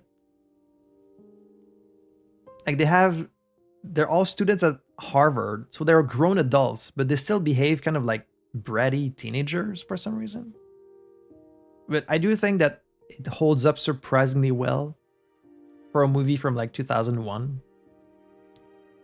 Like the feminist aspect of this story does kind of hold up in a weird way.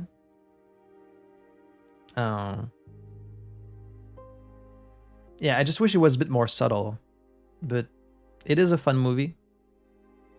I'll give it like a 3.5.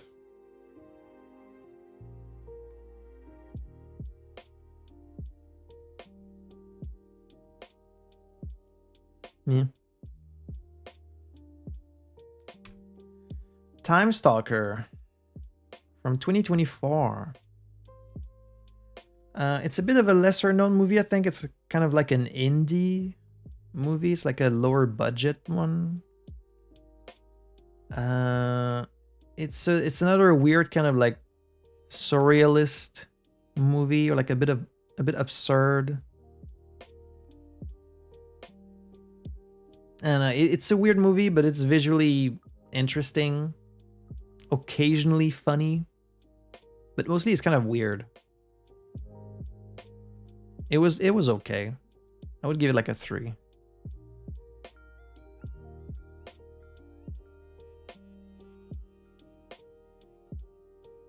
Yeah. The Man from Nowhere from 2010, directed by Lee Jong-hwam. That's probably not how you say that. I can't remember that much about this movie. And I didn't even see it that long ago.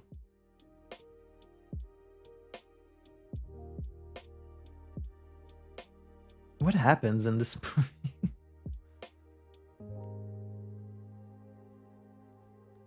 I remember it was okay. Like, it was pretty good. But I guess it must have been kind of forgettable because I can't remember anything about it. I just remember looking up that the little girl that he's saving, like, died. I think last year. And I was like, oh, that's kind of a bummer. That's all I remember. It was a bit over the top. But I think it was pretty good.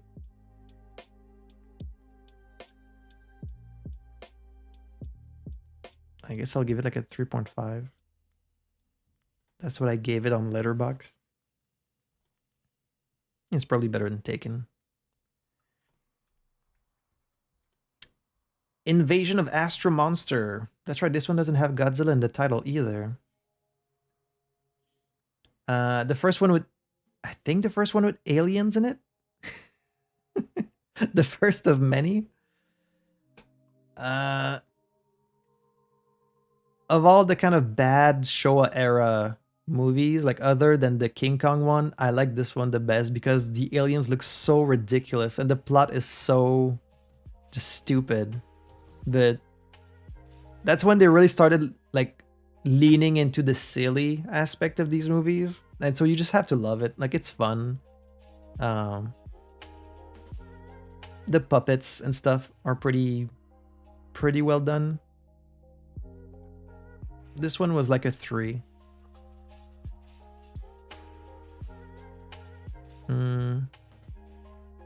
I think I like the King Kong one a bit more.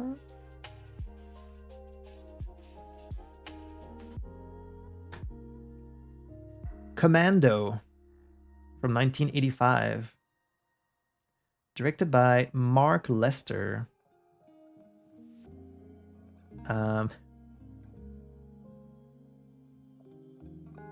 It's like the quintessential action movie.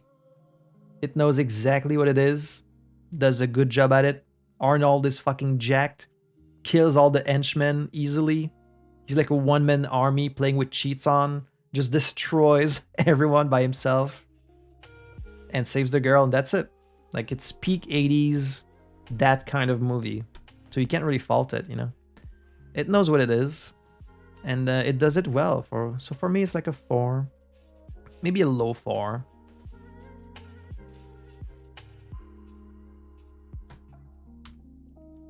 Les Aventures de Tintin. The Adventures of Tintin. 2011, directed by Steven Spielberg. I'm a lifetime fan of Tintin. Had all the books as a kid, read them all, know them all. I'm a diehard fan.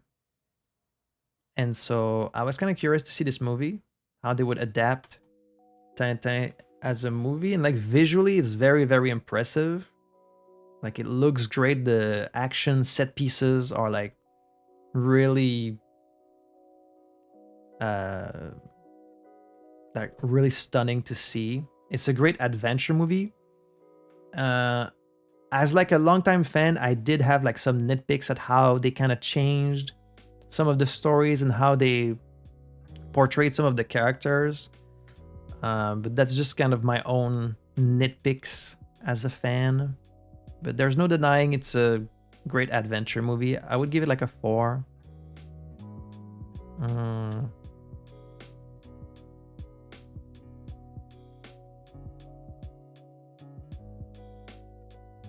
Pretty high 4.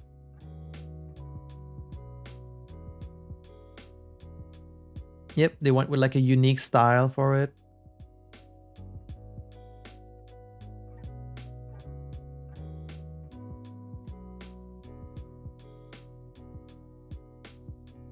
Yeah. Ebirah, Horror of the Deep, 1966. We only have 100 left.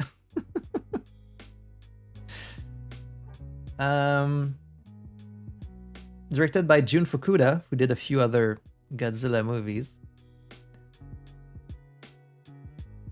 I kind of like this one. They're like on an island this time, so it's a bit different from being in the city. The story is a bit easier to follow. The puppets are kind of cool, even though Godzilla's suit was really starting to fall apart at this point. But the dialogue was like funny. It's a fine Godzilla. It's like an average Godzilla. It's a 2.5.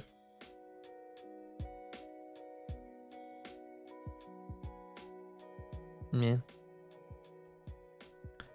RRR from 2022, sorry.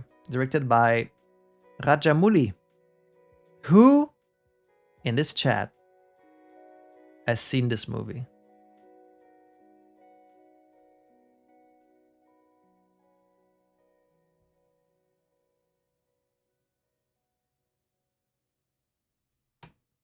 You have not seen this movie.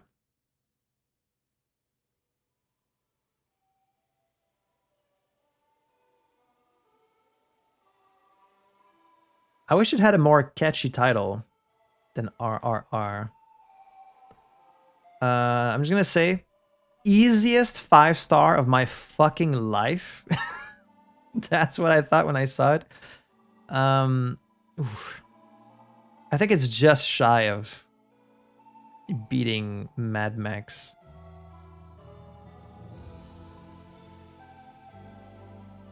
Absolute cinema. This movie never stops being the fucking best.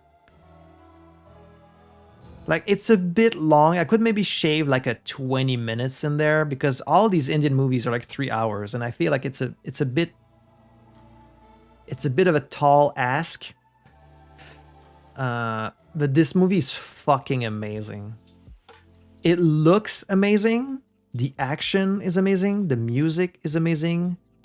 Like the visuals, the performances, it's a good story. It's over the top. It's funny. It's emotional in parts. Just, it's completely over the top in everything it does.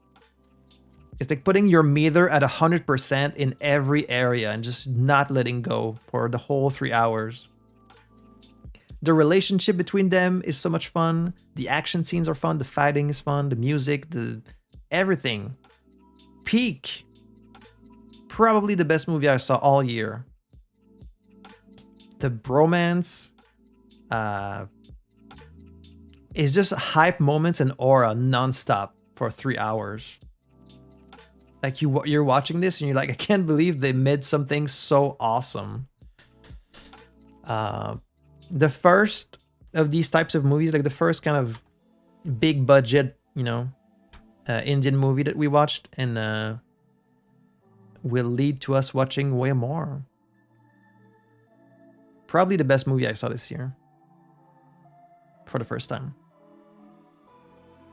Comes with the highest of recommendations. Nimona. Nice little animated movie from 2023. Directed by Troy Quane and Nick Bruno. I really like this one. I mean, I like animated movies in general, and this one, it has a kind of unique setting where there are knights, but it's also kind of like a modern setting. It's very funny. A lot of funny moments, a lot of heart. Just a nice little package. I think I gave it like a generous 4.5. It's probably more like a 4, but I really liked it.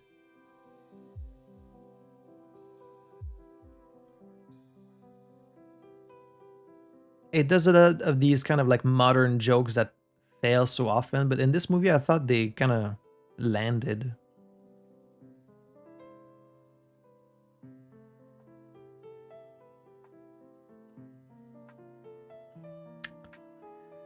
Now, seeing them all in line like this, I don't feel like Terminator should be in 4.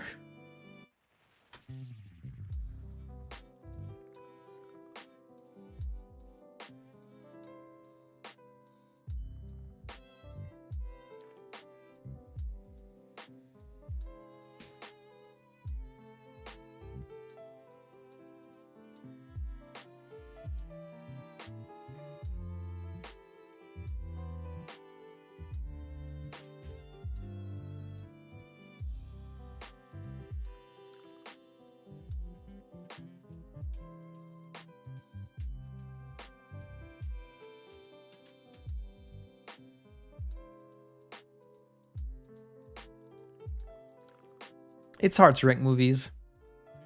It's really difficult.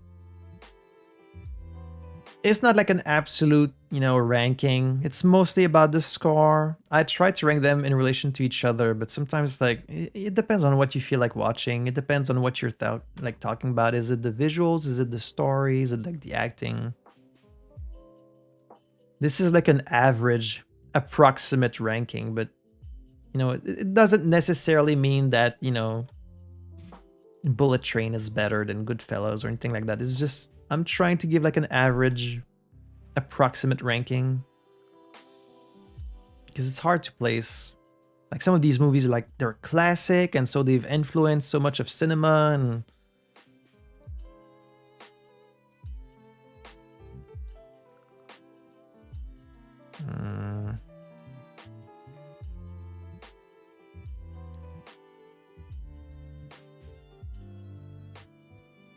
anyways, I have to keep going.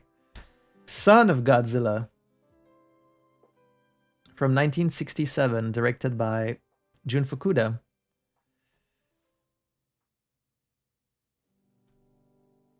The son of Godzilla, the Manila suit looks fucking horrible, horrendous. It's the worst suit in any kaiju movie. The whole movie is kind of boring. It's definitely among the worst Godzillas.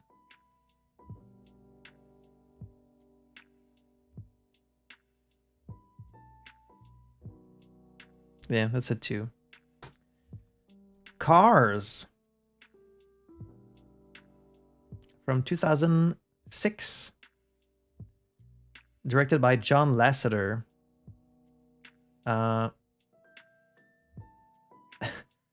Bit of trivia about me. I saw this movie like 100 times. Because when my little brother was like 3, he would watch this movie every single day on the fucking VHS that we had. Might have been a DVD at the time. Yeah, he watched that movie every single day. So me and my mom knew every line of dialogue by heart back in 2006. But I rewatched it this year. I had not seen it. I hadn't seen it in like over a decade. I think maybe it's because I saw it so many times, and so it's kind of like hardwired into my brain. I think it's a great movie.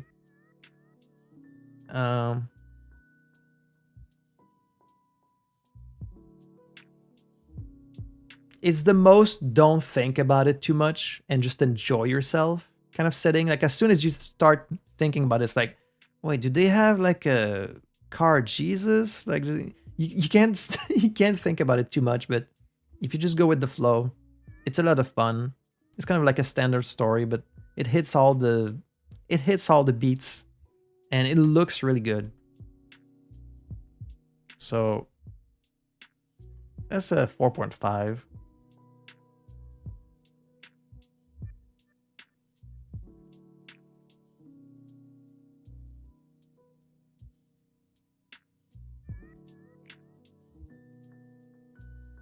Yeah. All Monsters Attack from 1969. Is this the really bad one? Alright, this one is really... So this is not like a standard Godzilla movie. From 69, also directed by Shiro Honda.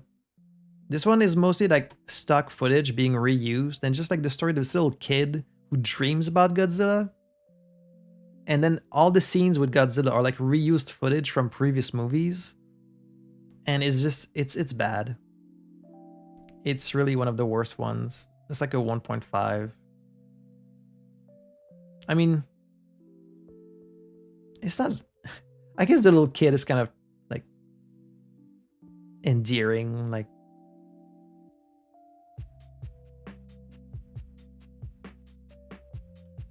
I don't know. It's pretty bad. 5 centimeters per second from 2007, directed by Makoto Shinkai.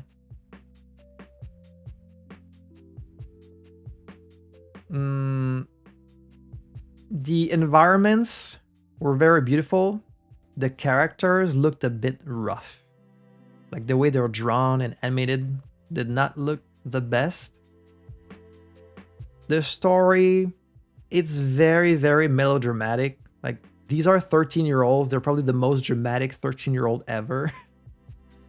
But you know, it is kind of emotional if you get lost in it, but it's like, it's not that serious, guys. Like, is what you want to say. I would give it like a 3.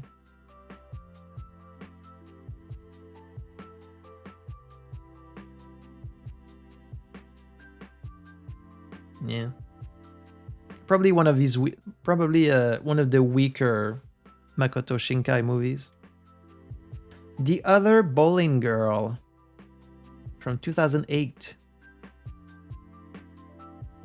Directed by Justin Chadwick.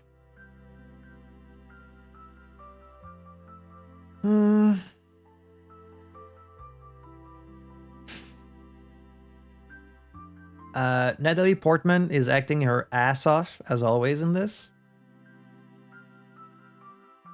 Oh, yeah, fucking Scarlett Johansson is in this. There's nothing really wrong with it. I just found it a bit dull and repetitive. It's a lot of similar scenes, and like it's all about this drama between the king and like which girl does he want to fuck, and like which girl... Oh, now she's pregnant. Oh, now she's with him. Now it's the other girl. It's a lot of that. And, you know, the acting is good. I don't know. I think I give it like a 3. It was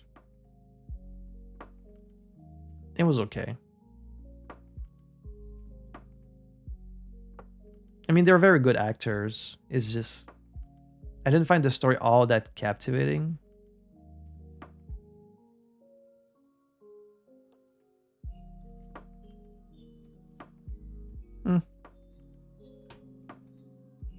Destroy All Monsters from 1968, directed by Shiro Honda.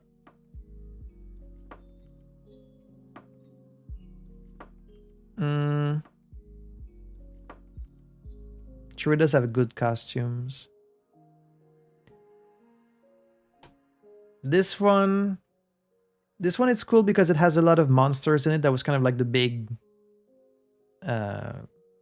like the main attraction, but they're mostly at the end, and like the rest of the plot is pretty dull. It's pretty boring, even though there's aliens. Kind of a below average Godzilla. We'll still watch it over Gattaca. The Devil Wears Prada. From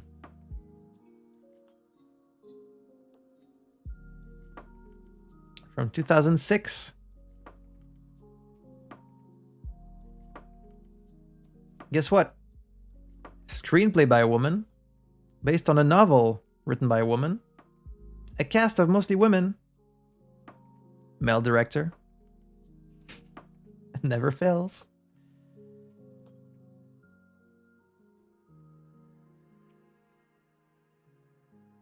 I really don't know what this movie is trying to say. Like, it's trying to show that fucking Meryl Streep is like, I guess we're supposed to think she's like a girl boss because she's abusing her employees and bullying them. Is that... Are we supposed to admire that? Like, I guess it's trying to say that the price of success is like being rude to others.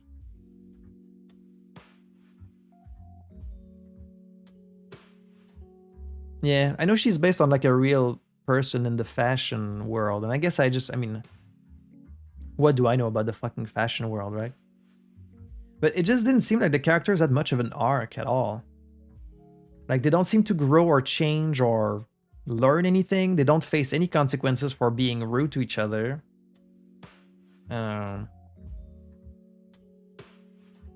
Like, they are rude to Anne Hathaway's characters the whole movie. And then I guess at some point we're supposed to feel bad for them because bad things happen to them. It's like, you guys have been rude this whole time. I don't know. Oh yeah, there's a dude that keeps kissing her after she says no 3 times, and that shit is never addressed either.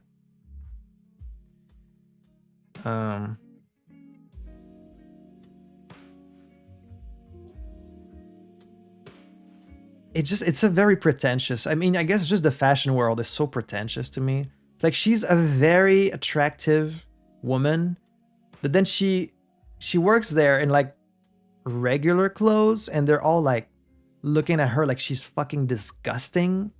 And then she comes in wearing like high heels and like bangs in a slightly different outfit, and they're like staring in disbelief like she looks totally different. It's just, you guys are fucking ridiculous. Also, they call Anne Hathaway fat like 10 times in this movie. She's like, it's Anne Hathaway. Anyways. Didn't really do anything for me. I'm gonna be generous and say it's a 2.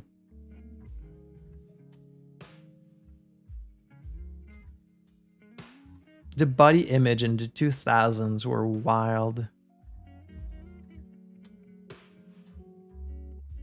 I don't know, like the whole message seems really confused. I don't know what it's trying to say, really. Hellboy from 2004, directed by Guillermo del Toro.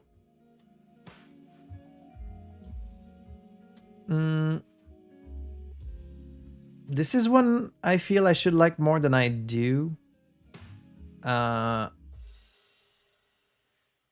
Good production, good costumes, cool comic book. Del Toro I'm always a fan of, but this movie doesn't really do that much of anything. It's kind of forgettable. I've seen it like twice at this point, and I still can't remember that much about it. Like, there's a cool Nazi ninja robot cyborg guy. I kind of remember that guy.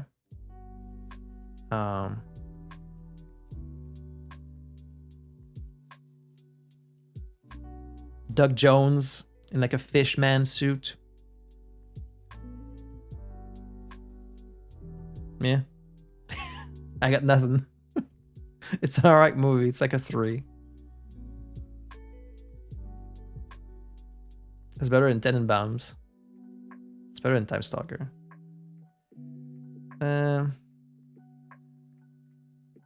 Let's break up the Godzillas with Hellboy.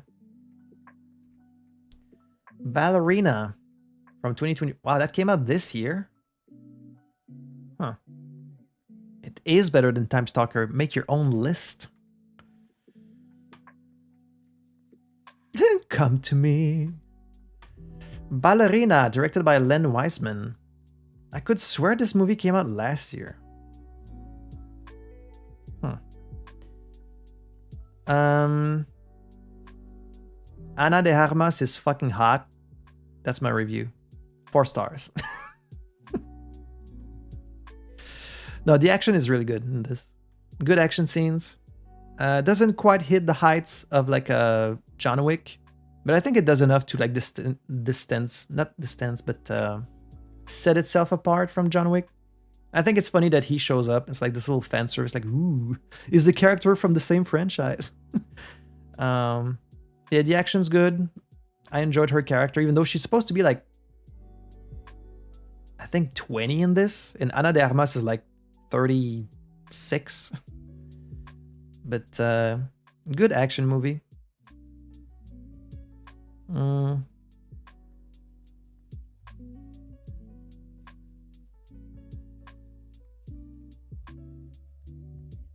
There's like a real stack of great movies like up here that's hard to break through.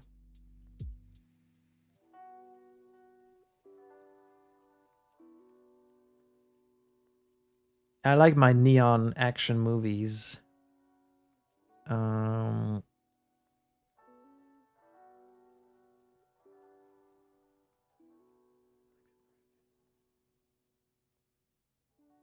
Sure. The Mummy Returns, 2001, directed by Steven Sommers.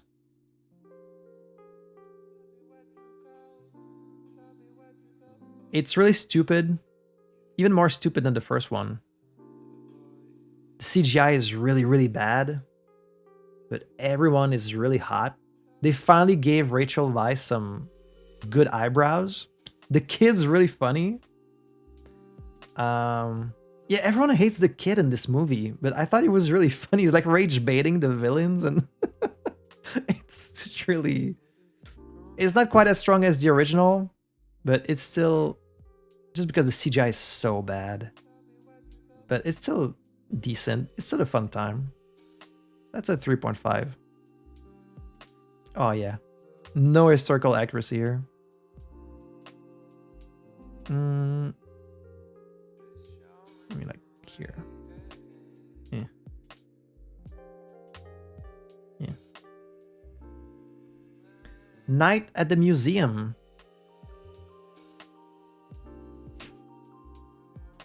From 2006. Directed by Sean Levy. I feel like this is a really popular movie. I think most people have probably seen that one.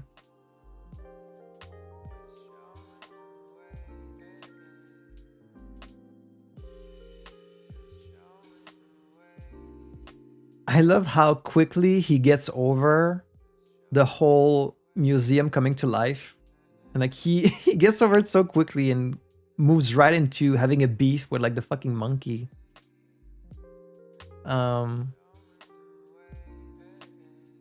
This movie, you know, it's peak just having a good time. Nice, fun family movie. Some surprisingly funny jokes in there. That's like a solid 3.5.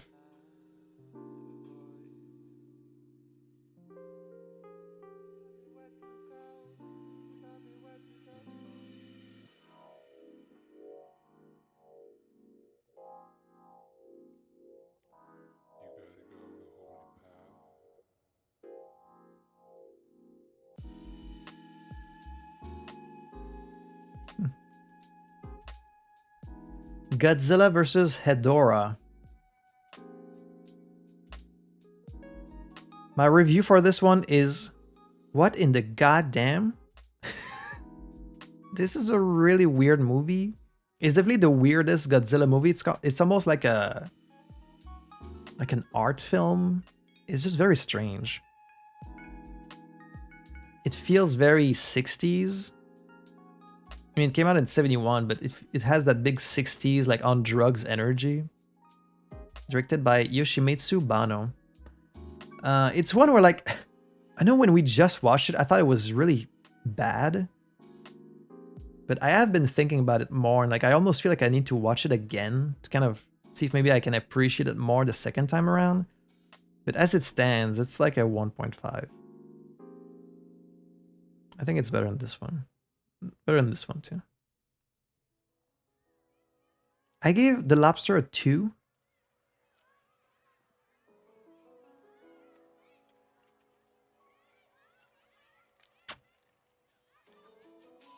Hmm.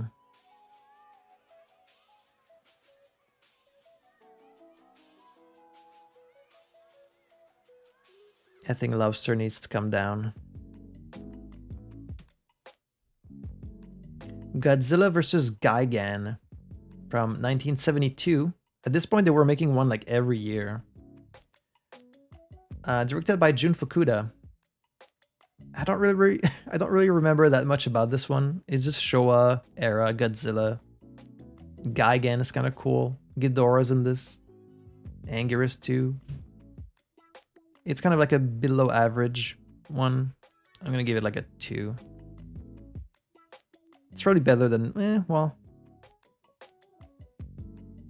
get like right in the middle there. Blade Runner 2049. I want to hear some opinions about this movie because I was kind of torn on it. You guys let me know what you think of Blade Runner 2049 and whether you'd seen the original when you saw it. From 2017 by Denis Villeneuve. Yeah, I left a really long review to this one because I had like so many issues with the plot and just, God, that's such a long review I wrote. If you want to hear my full thoughts, just go on my Letterboxd and like check out my review.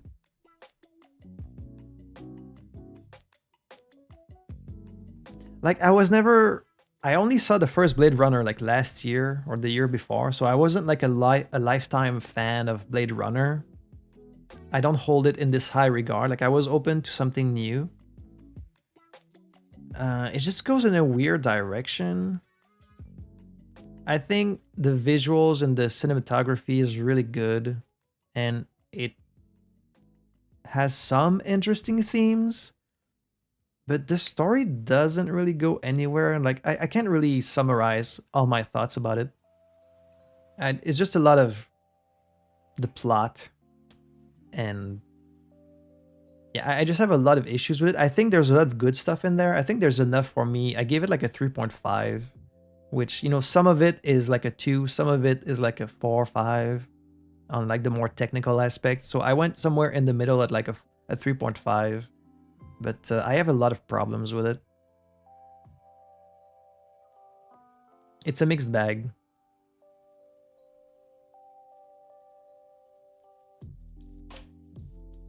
It's really like an upper mixed bag because there's a lot of good stuff in there.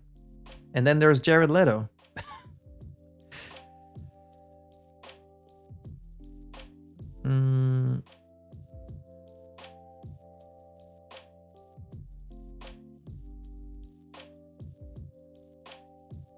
Yeah. Click from 2006. Directed by Frank Sorasi.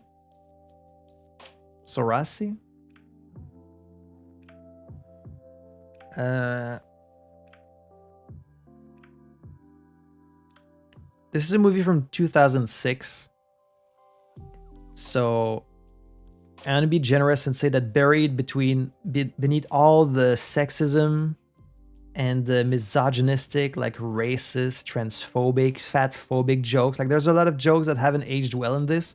But beneath all that, if you can look past it, there's like a pretty decent movie with like a fun premise and like a really strong ending. Like the ending is very emotional and you can tell its heart is in the right place.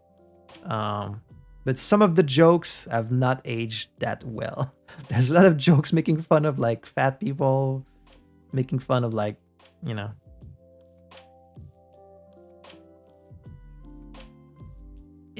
I'll say the ending is surprisingly emotional. Like you wouldn't expect it to get there, but it's pretty effective.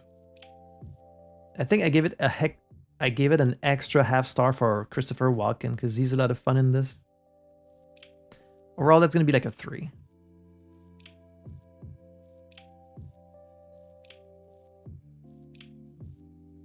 Yeah. Jumanji from 1995, directed by Joe Johnston.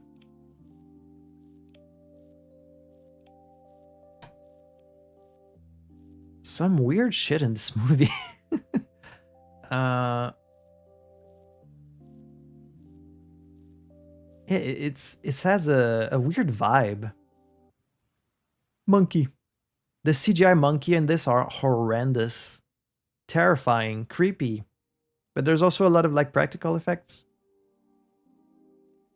It's a cool movie. I give it a 4-star. That feels high.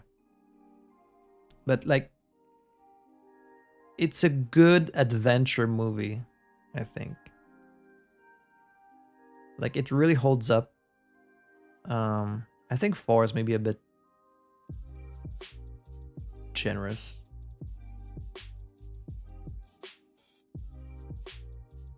Really? They wouldn't let you watch it. Damn.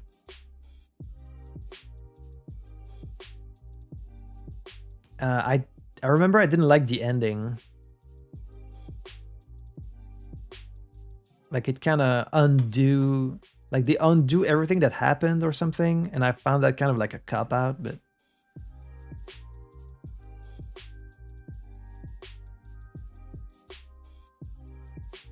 it's very creative.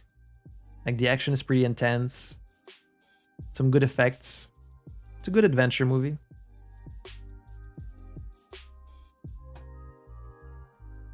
Godzilla vs. Megalon from 1973. Directed by Jun Fukunda. This is the one with Jet Jaguar. Jet Jaguar. This is pretty much the silliest that Godzilla would ever get, where like he's straight up just walking around like a little guy and like shaking hands with Jet Jaguar and like it's really silly, but because they leaned in so much into it, I actually really like that. So to me, it's one of the better, especially for the Showa era. It's one of the most entertaining one. There's like a cool car chase in there. I love Jet Jaguar.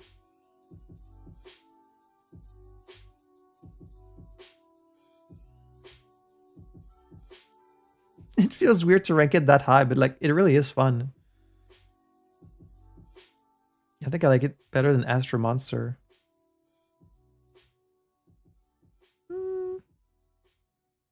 Not as much as King Kong. Arsenic and Old Lace from 1944. Watch this one with my friend Audrey. From Frank Capra.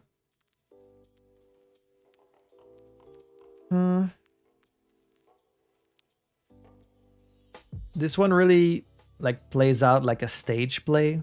It's mostly all in like one location, and like a lot of characters leave and then someone else comes in, and then they leave and then like someone else comes in, and so it really has that energy, which I appreciate. I don't really remember that much about it. I was really tired when I watched it, but there were some bits that were pretty funny, and then some bits were kind of a bit meandering. It was fine overall. It's like a good 3.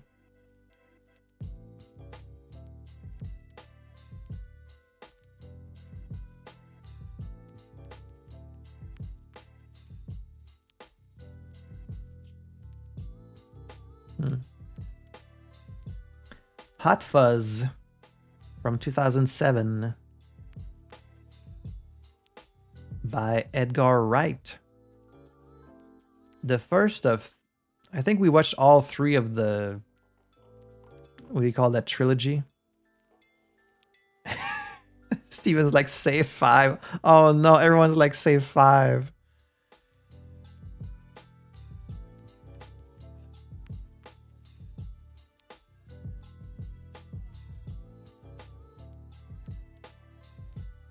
We watched the full trilogy.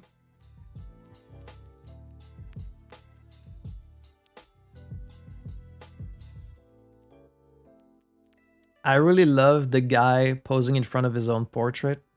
That guy is really great. The whole, I mean, it's a trilogy of not Hot Fuzz, but of movies with, you know, Simon Pegg and Nick Frost and Edgar Wright, and they did 3 movies together. The Cornetto trilogy, I think it's called.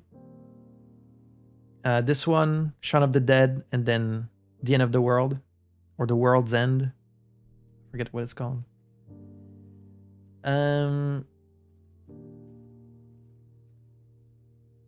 Hot Fuzz.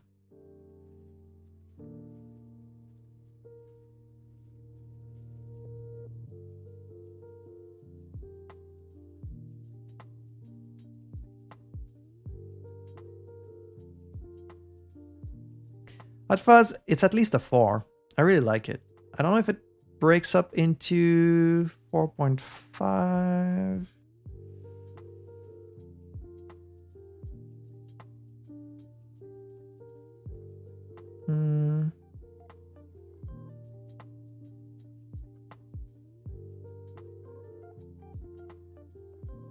Okay, Nimona's probably a little too high.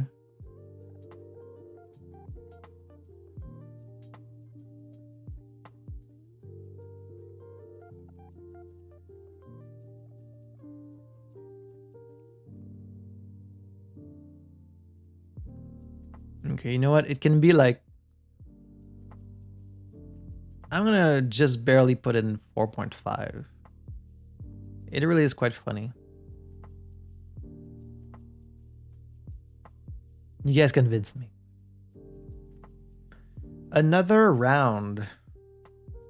It's a Danish movie about Danish people drinking a lot. And that's kind of what the whole movie is. From 2020, directed by Thomas Vinterberg. Not very good. It's just about people drinking and they're like, what if we were drunk every day? Like, has anyone ever tried that? And it's like they just discovered that drinking is a thing. Like, they don't... I don't know, it's weird. You know, I've heard that Denmark has kind of a drinking problem, and like, then you watch this movie and you're like, oh, okay. But not very good.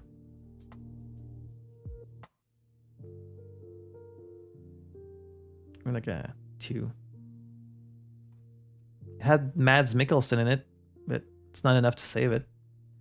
The Road to El Dorado from 2000, directed by Bibo Bergeron and Don Paul.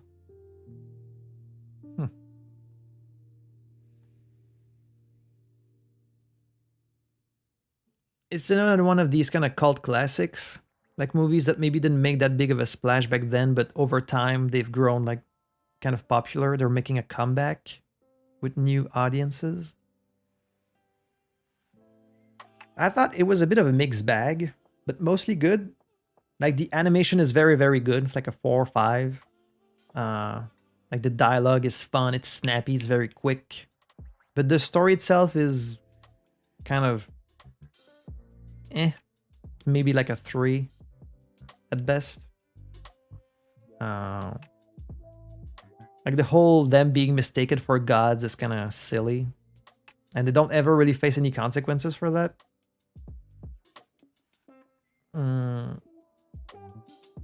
Like some of it is a bit problematic, but it's from the 2000s, so what are you gonna do? I think mostly, you know, the animation is really strong. This is a very, very horny movie also.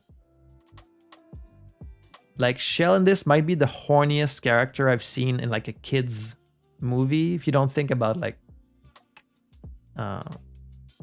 Roger Rabbit or like purely animated movies, she's probably the horniest character. Like they even imply actual sex in this movie, which is like, really? It was kind of surprising. I'll give it a 4 because it looks very nice.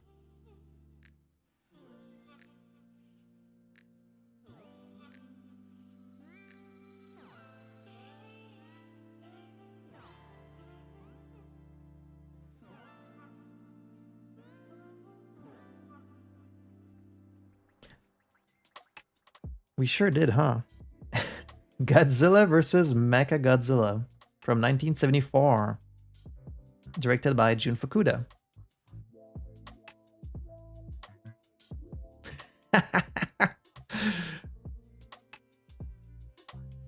Good one. Little did they know.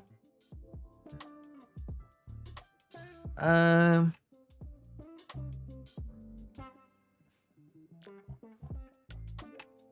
don't remember much from this one. It's more Showa era Godzilla. It's a bit below average. It's a bit too long for what it is. It's very slow. Mecha Godzilla is cool. King Caesar, not so much. That's gonna be a 2.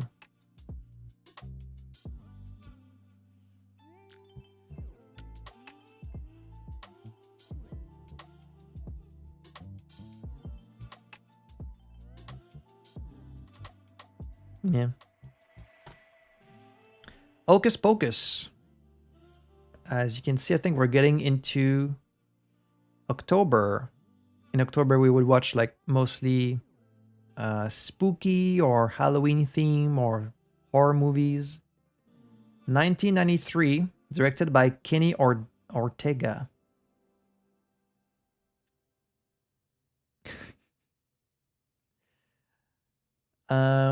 It's a really fun movie. There's a scene in this when like the witches are looking for the kids and then they stop a bus and like the bus driver opens the door and they go like, "We desire children." And the bus driver dude looks at them like, "Might take me a couple tries, but I don't think that'll be a problem." So that happens. The 90s, man. Kids movies in the 90s were built different. I'm telling you. It's a lot of fun. It's whimsical and like a little spooky, and it's a fun Halloween movie. It's like a 3.5.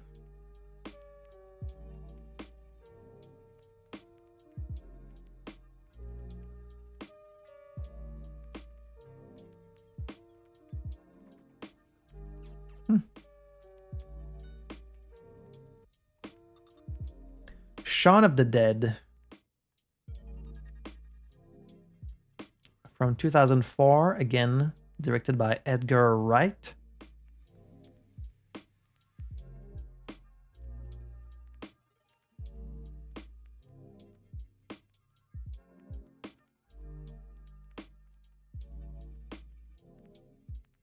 Shaun of the Dead, it's about on par with Hot Fuzz. I think maybe Hot Fuzz I like a little bit better.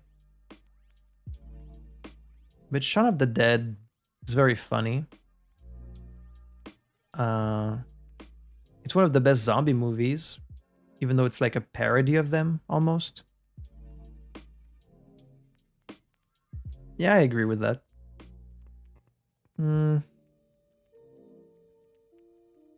Got some tough competition in here.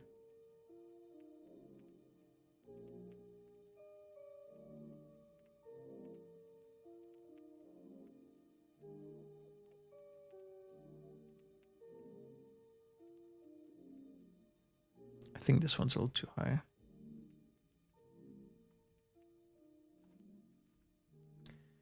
Dracula, the 1958 version with Christopher Lee and Peter Cushing, directed by Terence Fisher.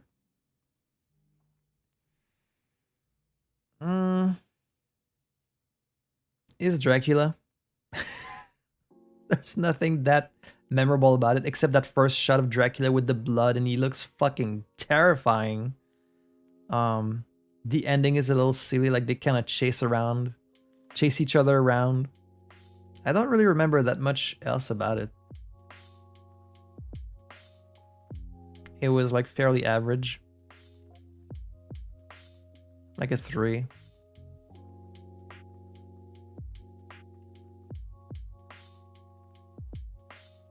Yeah. Hotel Transylvania from 2012, directed by Gendy Tartakovsky.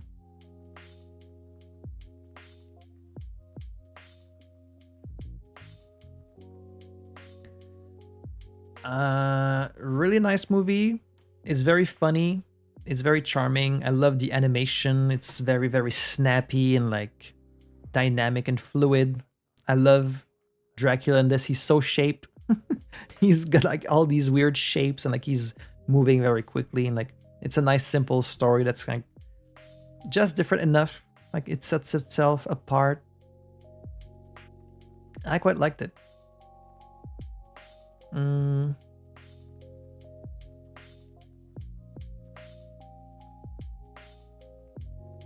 come like chill up here maybe. Vampire's Kiss. Oh boy. Who in this chat has seen Vampire's Kiss from 1988, directed by Robert Bierman? Yes, this is the Nicolas Cage one. This is the one where he goes like this, you know?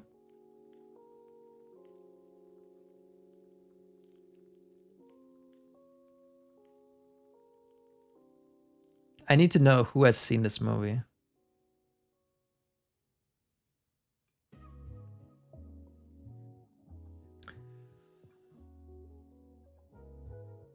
So, you know, we've all seen the memes. These pictures, like these very goofy pictures of Nicolas Cage, and you're like, oh, this must be like one of these so bad it's good movies. And you could describe it as that. But then you watch the full movie, and it's like, it's so weird. And it tries a lot of interesting things. And the physical performance that Nicolas Cage puts in this movie is actually truly impressive. And like, it really is a performance that has to be seen to be believed. And sometimes you're like, where the fuck is this story going? And then when you see where it's going, you're like, oh, okay. Like, I guess you could say it's like a bad movie, but for me, there was so much like fascinating about it, from the different ways you can interpret the story, and from like his really, really committed physical performance, that it actually elevates it at least to a 4 to me. And I would actually recommend it to like people who, like, I wouldn't show it to my mother, but I would show it to like most of my friends.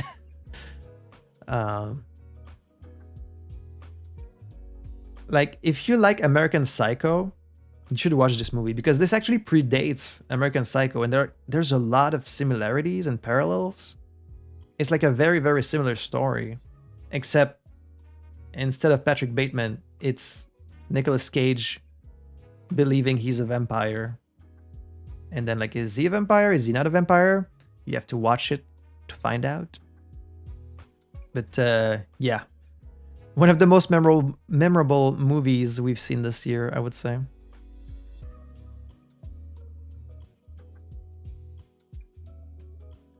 I think like it's a movie that is easily dismissible, but if you really take the time to read into it, I think there's a lot more. And like, when you read about the making of, like, he really was in the streets of New York doing this shit, and like, there's so much that he eats like a, what is he? He eats like a cockroach from his kitchen, and like, he really just did that. And it's like, he was really committed to this role. Him and the director and like everyone involved really, they really went for it. And you gotta respect that.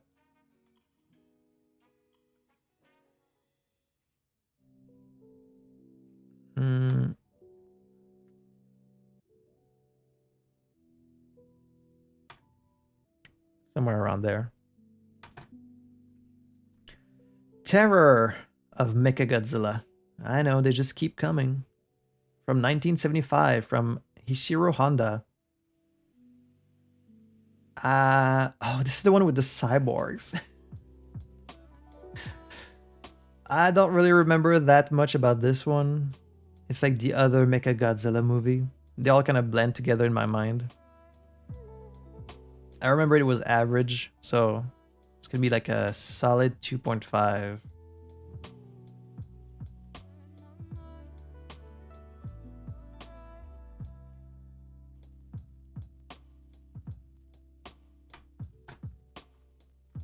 Monster House.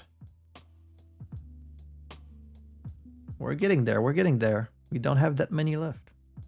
Well, it's fucking 7 p.m. Holy shit. If anyone has been watching since the very beginning, you guys are trooper. Is like my stream holding on? Yeah, it is. I've been streaming for 5 hours. God dang. Monster House from 2006. Directed by Gil Kenan.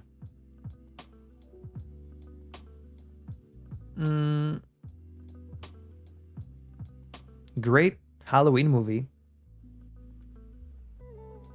That's gonna be a 4. I need to go faster.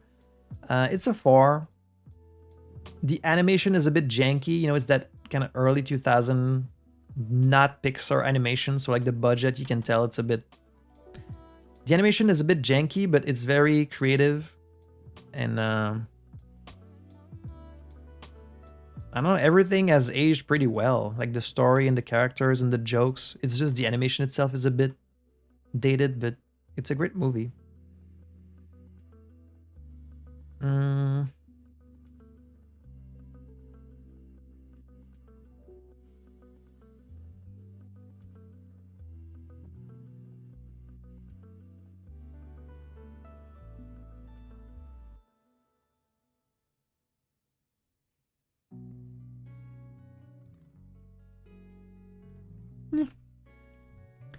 Death Becomes Her from 1992, directed by Robert Zemeckis.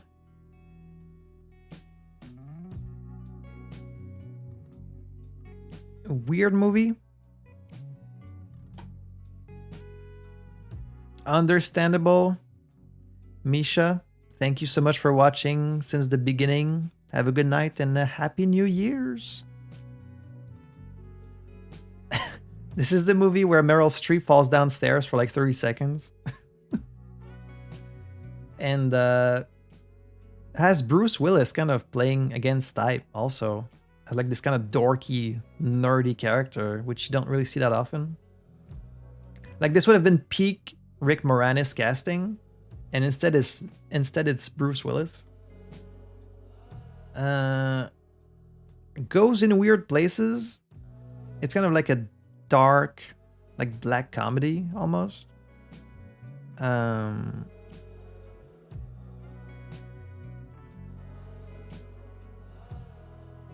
I had fun. I liked it. 3.5.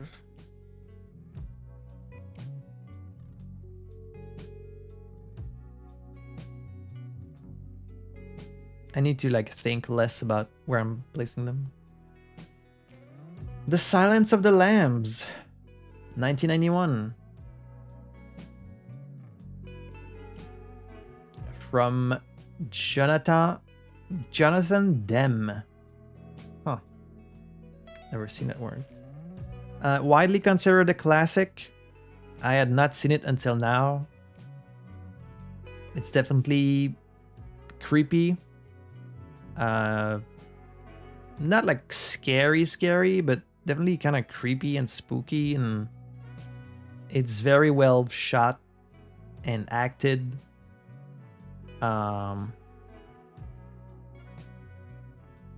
There's a lot of tension for sure. It probably influenced a lot of later movies, but I'm gonna give it a 4.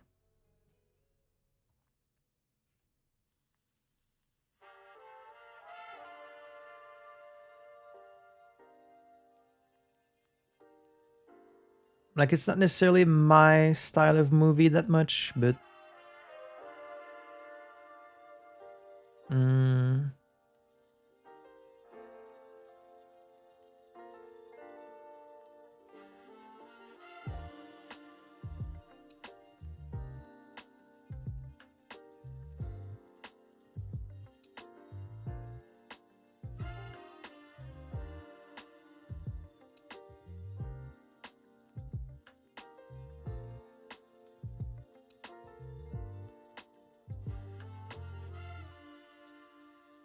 yeah, somewhere around there, maybe.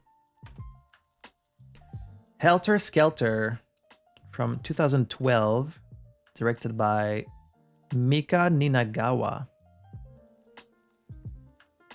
Wanted to like this more than I did, because I've always I would always see the poster. The poster looks really cool, and I was curious what it was about. I thought maybe like it was this like model that becomes a killer or something. Unfortunately, I don't know.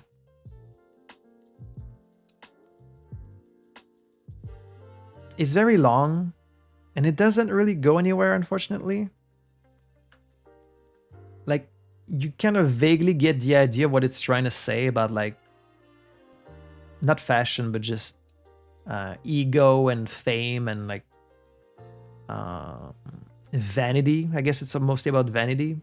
But it doesn't really go anywhere with it. And, like, the ending really drags.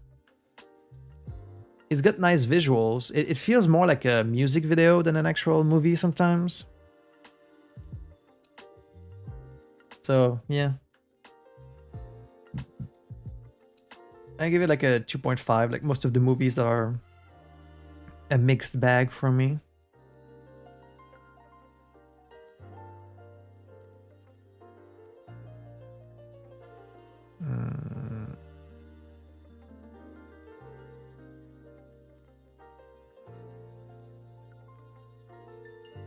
What's up, dude?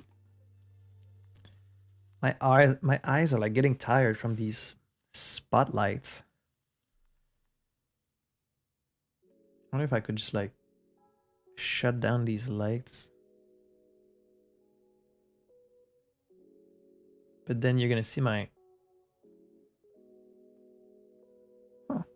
My green screen actually works even without the light. Kind of. That's gonna be a bit easier on my eyes.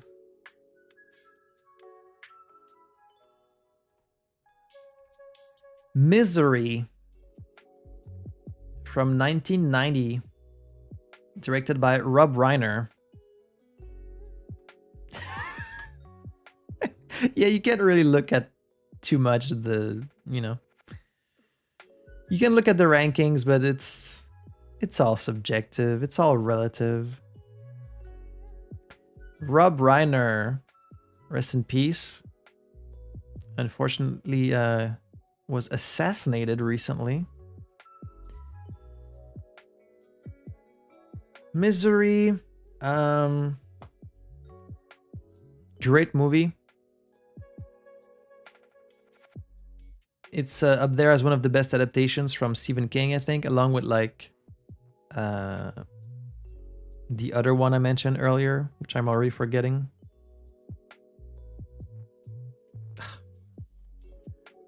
Fucking... What's the other Stephen King movie I mentioned earlier? Oh, Shawshank Redemption. Right. And the other one with Jack Nicholson, which I'm also forgetting.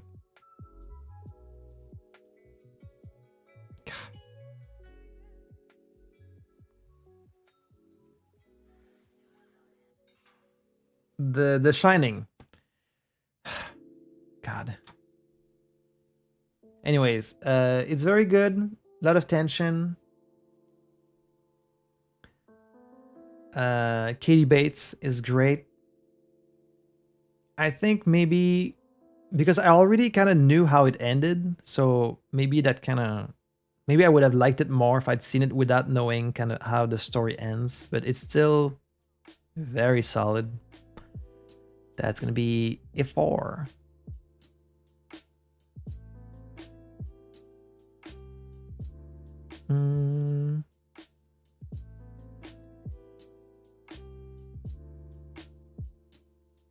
Hey Marco.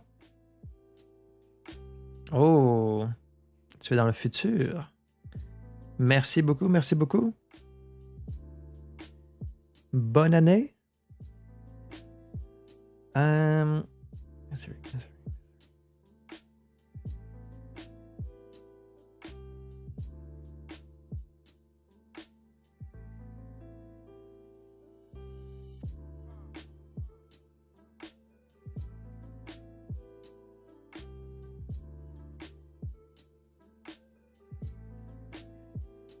I think they're like in 3.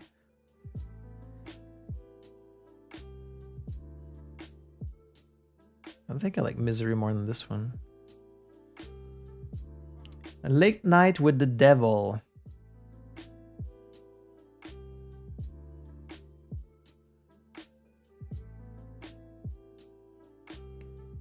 This is from 2023, directed by Cameron Cairns and Colin Cairns, the Cairns brothers.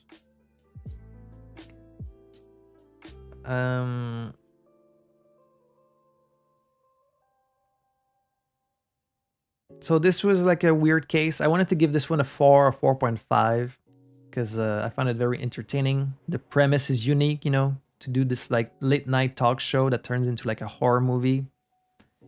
The format lends itself well to keeping you captivated with the story. Performances are pretty good, the effects too. There's one big problem. They put a bunch of AI generated shit in this movie. Like in between the scenes, they show like these title cards that are AI generated. Why would you do that?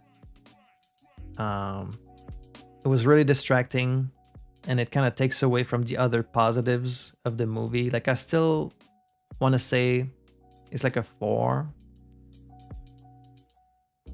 I just don't know why they did that. They could have so easily just done something else that fit this like 70s aesthetic.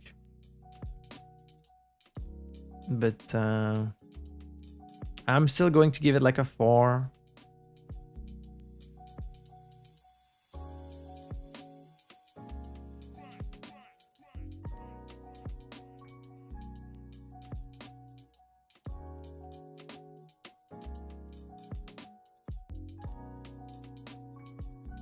You just have to take that into consideration, much like Clair Obscur.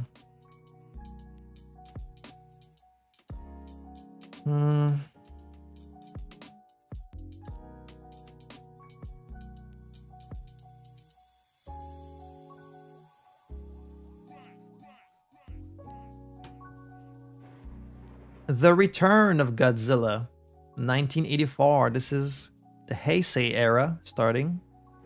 They took a break for like a decade and now they're back. Directed by Koji Hashimoto. And this was a big upgrade in the quality of the special effects compared to the Showa era. The plot was like more coherent. The miniature work was really good. What stuck with me with this one is the soundtrack. The soundtrack is really, really good. Reminded me of the music in like Gravity Rush. It's like this kind of orchestral music.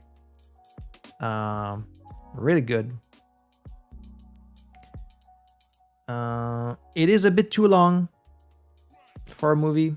It's a bit like boring in places, but overall positive, so that's gonna be a 3.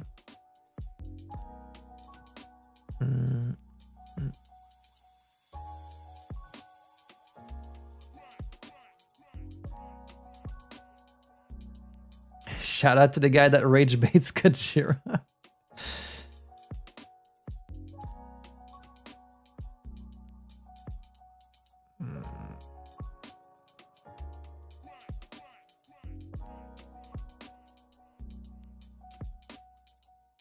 Yeah, it was good. There's a lot to like about this one. Coraline from 2009, directed by Henry Selick. Bit of a cult classic, I think. It was my first time seeing it this year, and I have to say, that's a good fucking movie.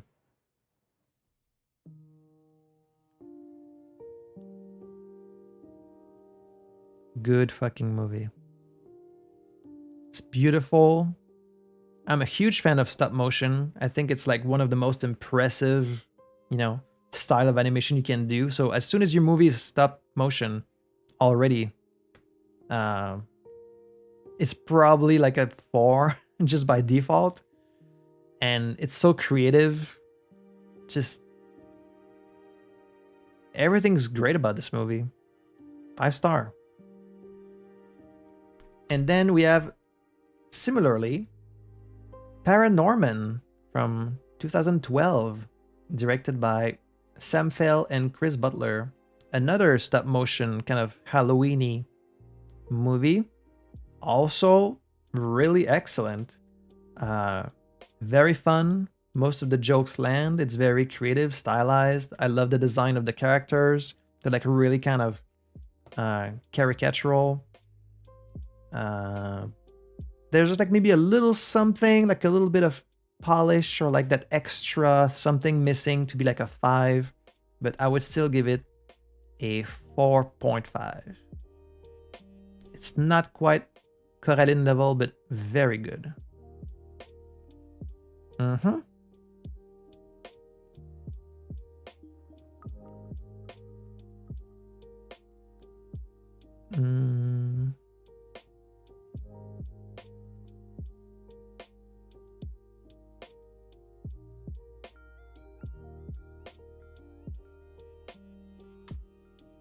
The Addams Family.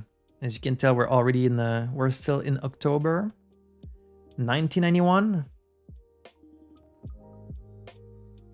From Barry Sonnenfeld.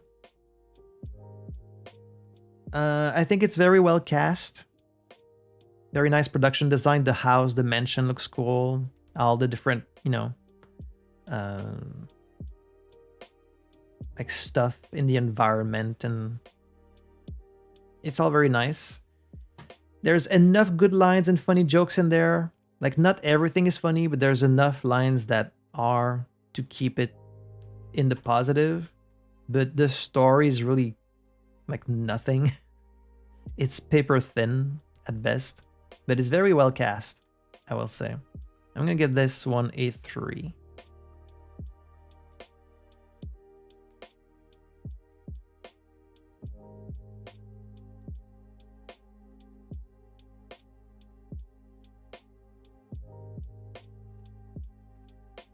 The Hunger from 1983.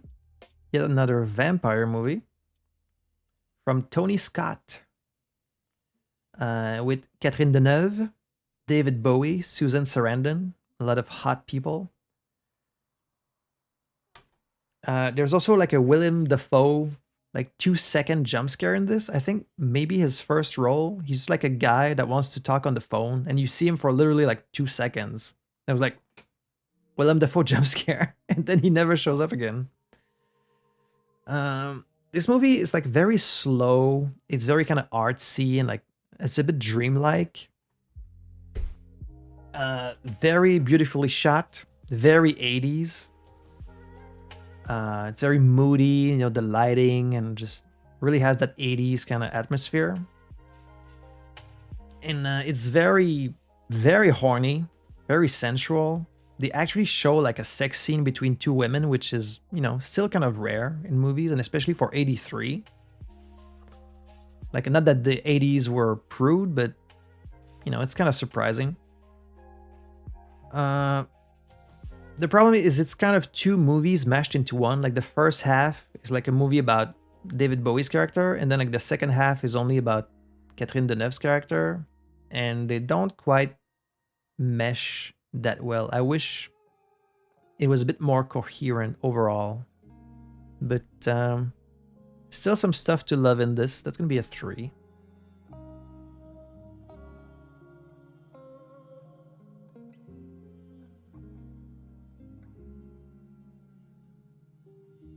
I was intrigued.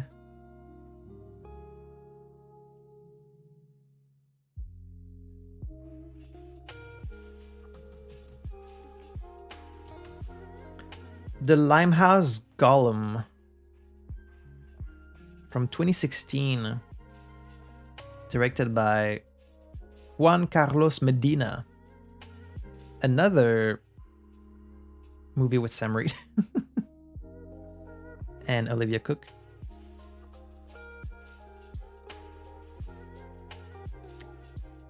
I love these kind of period movies.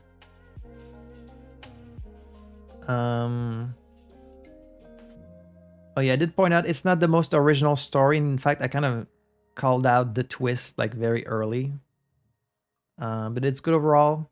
Very good lighting, costumes, and everyone else. Like everyone in the movie is acting quite well, especially Olivia Cook and Sam Reed.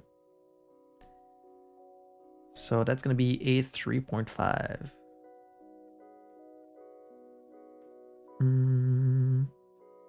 Like somewhere here maybe. Yeah. From Dusk Till Dawn, 1996. Directed by Robert Rodriguez. Starring Quentin Tarantino in his most repulsive role ever. Maybe the most repulsive anyone has been in a movie ever.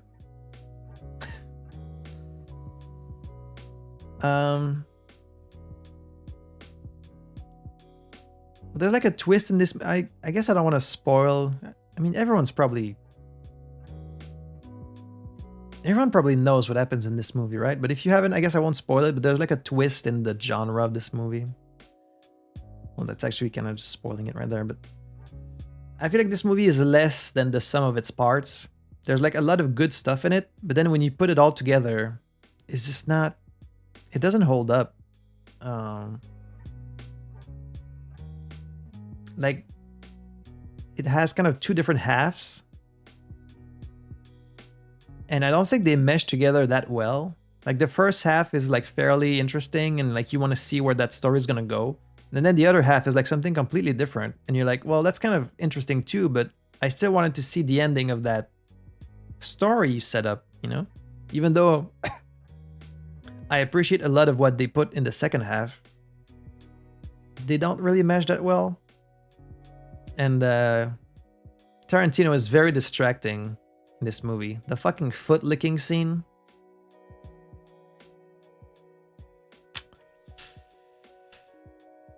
If it was some unknown actor that I didn't know anything about, I would be like, oh, whatever, you know, it's in the script. But when you know that it's him who wrote the script and he wrote his character doing that.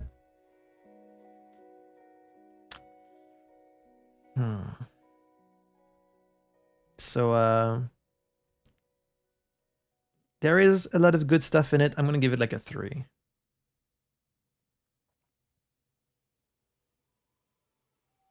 Hey, Tim. Thank you. Happy New Year. It's not New Year here yet. It's like 7:42 p.m., but pretty soon.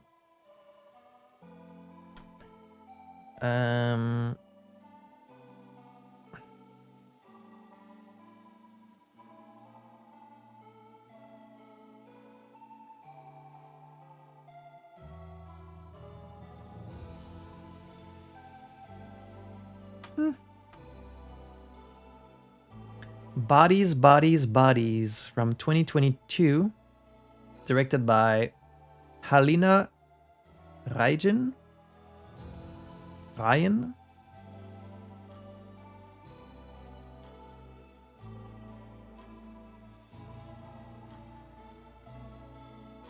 So this is like all these teenagers or like young adults stuck in like a big house during a storm and playing bodies. And then like it's kind of like a whodunit. Someone dies and then they try to figure out who killed them, and then it just keeps getting more and more chaotic. I really like this one. It has a lot of it has a lot of kind of you know, modern jokes like, oh, you're being problematic, like you're not being woke, and like it kind of plays on that stuff a lot of Gen Z kind of lingo and humor, but most of it is like fairly funny. It's like, oh, you're not being a good ally by accusing me and like that kind of shit. It feels a bit on the nose, but it is like fairly funny. We did kind of call out the ending pretty early, but it's still good how they get there. I would give this like a high 3.5.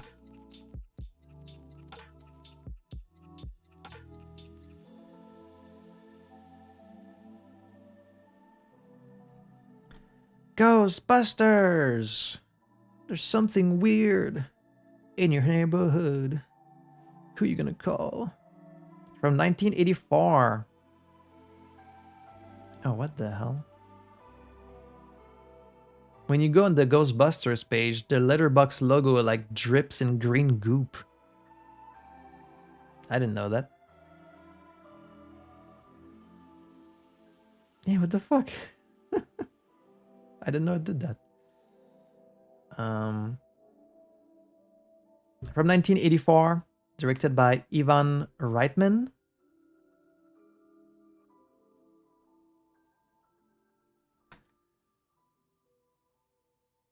I know it's like a classic, and it's an entertaining movie, but this movie has nothing to say. Like, there's very little story, no character arcs, not really anything. It has a great theme, of course, a theme everyone loves. You know, the concept itself of the Ghostbusters is iconic. Even though I think Luigi Mansion eventually did it better.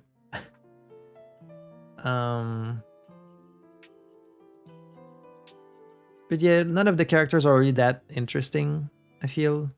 Bill Murray is just playing the same character as he plays in every movie. So is Rick Moranis. Like Dan Aykroyd is playing also just himself. Egon is the most interesting, but like none of them really get any development. Just a weird movie. Still enjoyable overall, but I guess like it's seen as such a classic, but I think it's just because it's such like an iconic concept. But as a movie, it's okay.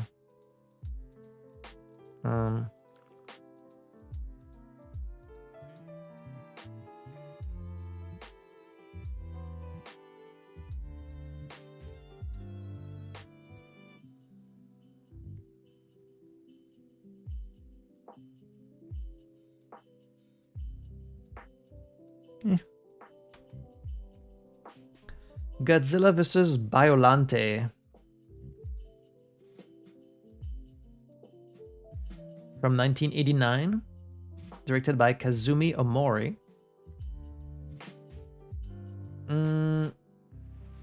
It's a bit goofier than the rest of this, the Heisei era. I don't really remember this one that much. I know the suit for Biollante looks fucking crazy. They really went off with that. But there's a lot of silly moments, which, you know, it's Godzilla, so it works.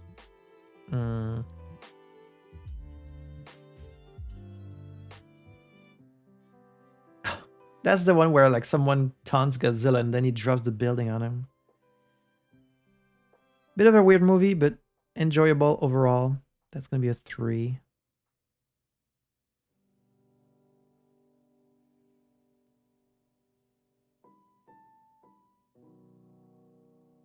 Yeah, it's like really loved.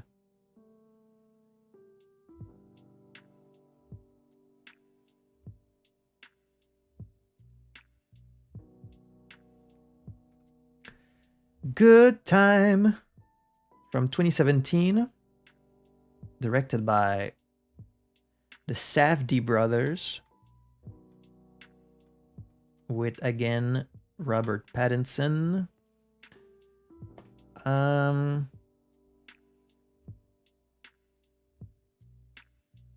Very strong movie. If you've seen Uncut Gems, it's kind of in that same vein. I mean, it's the same director. Very chaotic, a lot of tension.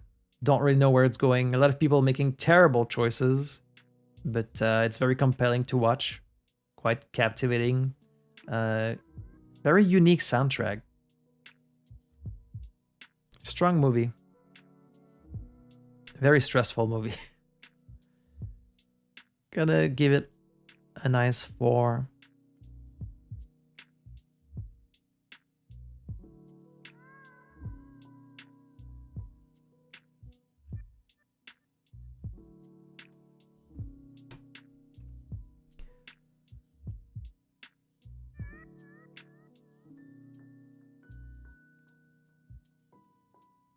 You want to get your first tattoo and you love the celestial symbols on my fingers. You want to steal my tattoo?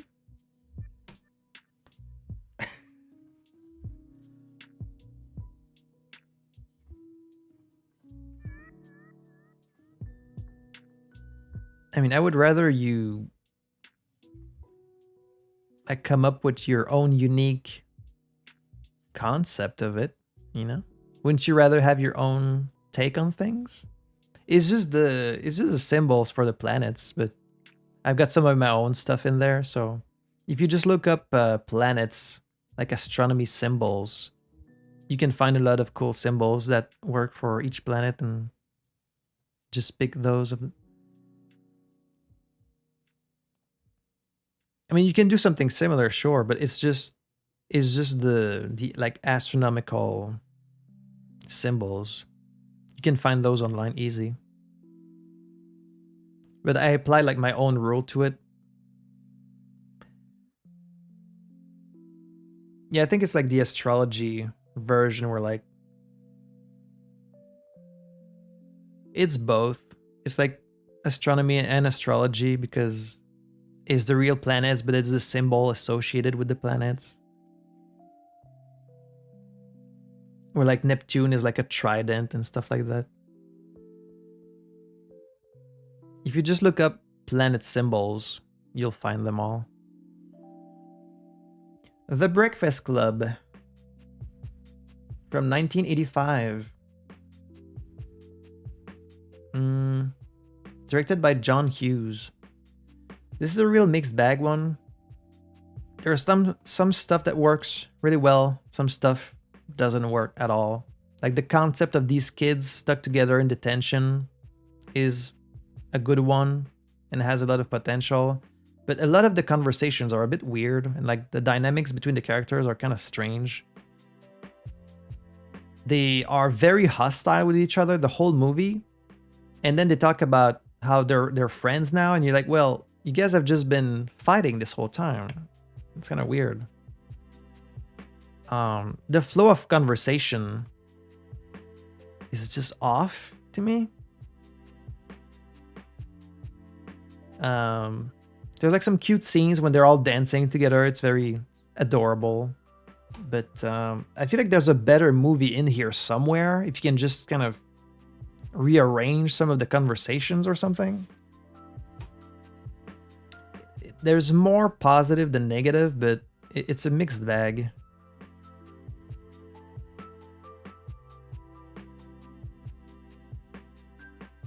Give it like a 3.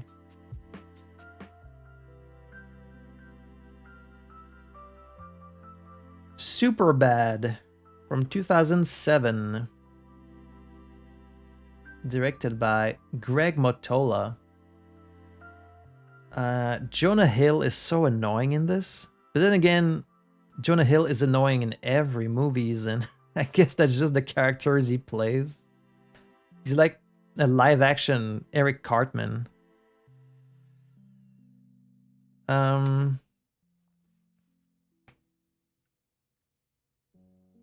There's like enough funny moments in here to keep it mostly in the positive, mostly from Michael Cera. Like the script is okay, and most of the scenes with the 3 boys are like pretty funny. But I hated the whole policeman side plot, and they take so much of this movie's screen time, and they're so fucking annoying. They're not funny, and they're so over the top that they kind of bring the whole movie down. Like it's not the same vibe almost.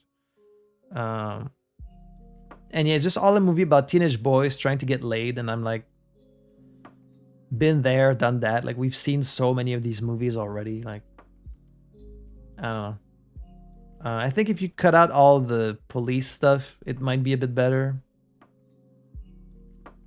I wasn't bored, so I'm gonna be generous and give it like a 3.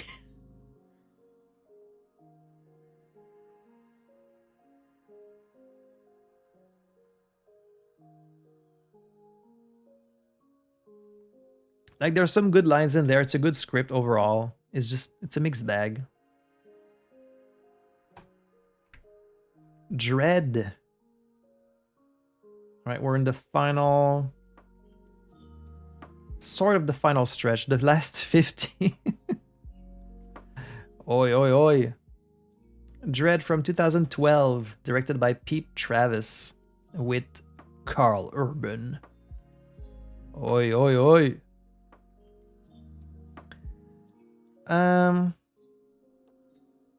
It's pretty good. 3.5.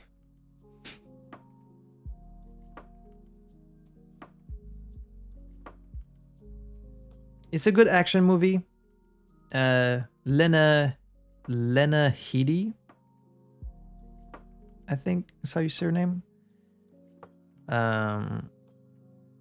She's cool as the villain in this. There's like a few shots you can tell were kind of meant for like 3D glasses or something. And it's just very standard action stuff, but it's good enough. It doesn't outstay its welcome, you know. And there's a lot to be said for that.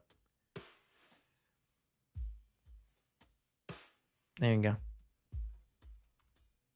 High and Low from 1963, directed by Akira Kurosawa of Seven Samurai fame. This one, it's pretty long. It's like about this kid who gets kidnapped, and then they're trying to get like the guy who kidnapped the kid, and like they really go through every small aspect of the investigation. Like you follow the parents negotiating with the hostage, like the kidnappers, and then like you follow the police going through the whole investigation.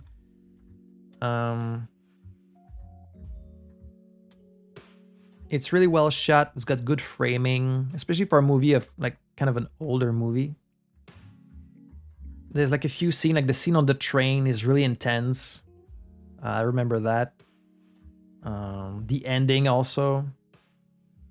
But it does feel a bit slow at times. Like you could probably cut at least 20, 30 minutes from that movie, but for like an older movie, you need to judge it, you know, at the time that it came out. It's very strong. I would give it like a generous 3.5. Like I think it almost generous 3.5 or like a low 4. Considering it's 63, maybe like a low 4. Frankenstein from 2025 by Guillermo del Toro. Saw this one. Did we see this in theater? No, we saw it at home, right? Can't remember.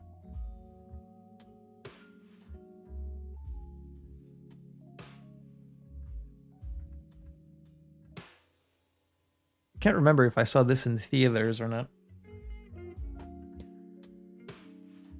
Probably not, because it came out much earlier than November. Anyways, amazing production design, as you expect from Del Toro. This might be one of his best yet. You know, if you like Crimson Peak, and it's up there. The costumes, the sets.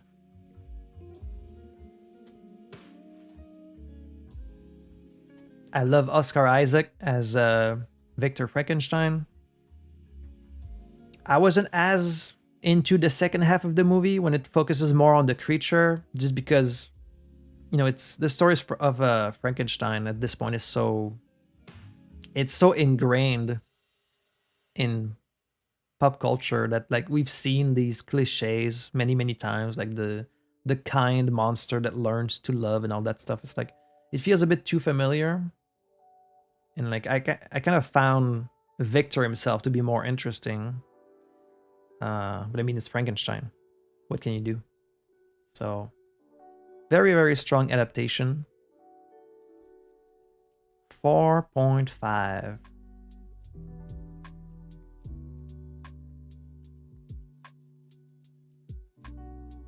Yeah. Starting to lose my voice.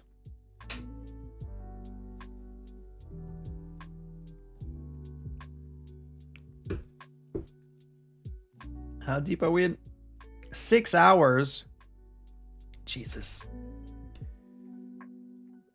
Lupin the Third, The Castle of Cagliostro from 1979, directed by Hayao Miyazaki. I don't know if a lot of people know that Miyazaki made movies that were not Ghibli movies, but that's one of them. It's probably one of his earliest one, maybe his first.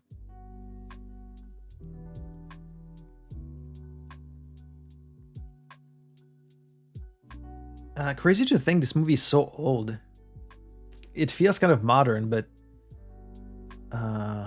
really fun, kind of adventure movie. It's very dynamic. The characters are super animated. Oh boy, bonne chance avec Stranger Things. Yeah, just great adventure, charming, funny.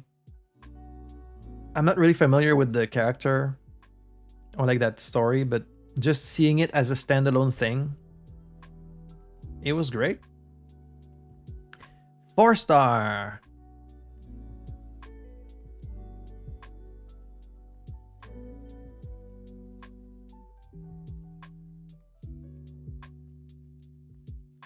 Yeah.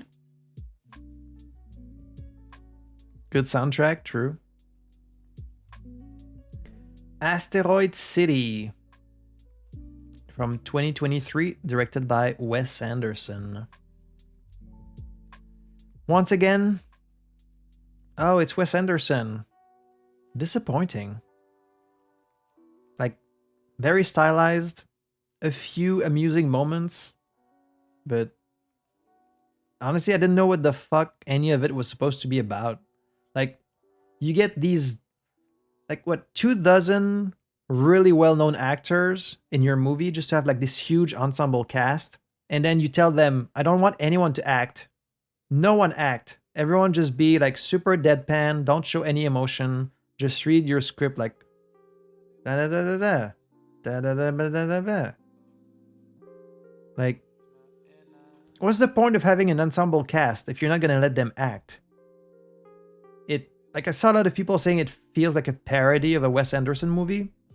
I guess the guy is kind of like, you know, getting too much up his own stylistic asshole or something. I don't know. Didn't do much for me. Some good stuff, some bad stuff. I'm gonna go like 2.5.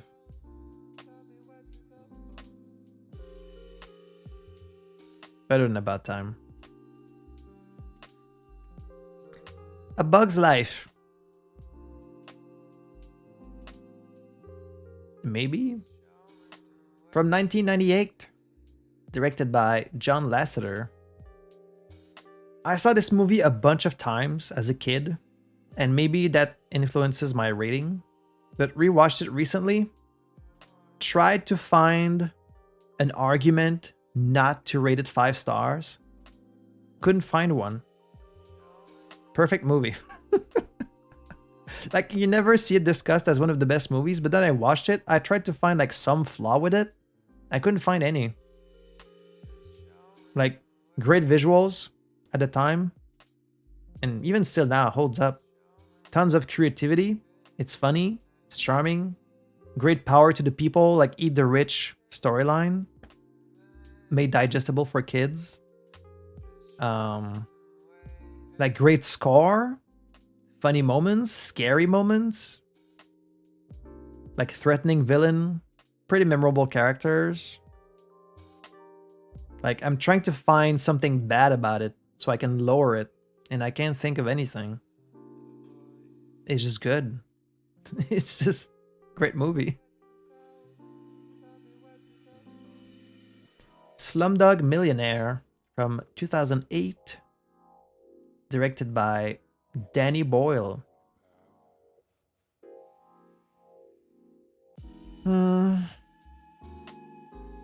It's a bit long. I remember thinking it was a bit long. It's a bit too convenient. Like, everything just happens exactly as it needs to, which like breaks the immersion a little bit. but the structure is compelling. Like getting to see the guy's life, you know, is interesting. It's well shot, good acting, pretty interesting story. It feels like a low for like a high 3.5. Like there's no arguing it's a great movie. But like I wouldn't watch it a second time, if that makes sense. 300. This has Sparta. From 2006, directed by Zack Snyder. Peak? It's very 2006. It's very Zack Snyder. Oh, really? I mean, it's just a bunch of buff dudes killing shit. You know? There is like some problematic stuff in there, maybe, but all of it seems pretty much translated right from the comic book. Like it's just a straight adaptation. It's almost shot for shot. So, and you don't need every movie to be really intellectual and deep. And sometimes you just want to see a bunch of buff dudes oiled up, killing shit. It's very stylized. It's shot well. Cool score. The portrayal of the Persians is definitely a little bit iffy, but you know, it's kind of like a historical fantasy almost. Like you can tell it takes a lot of liberties with it, but that's just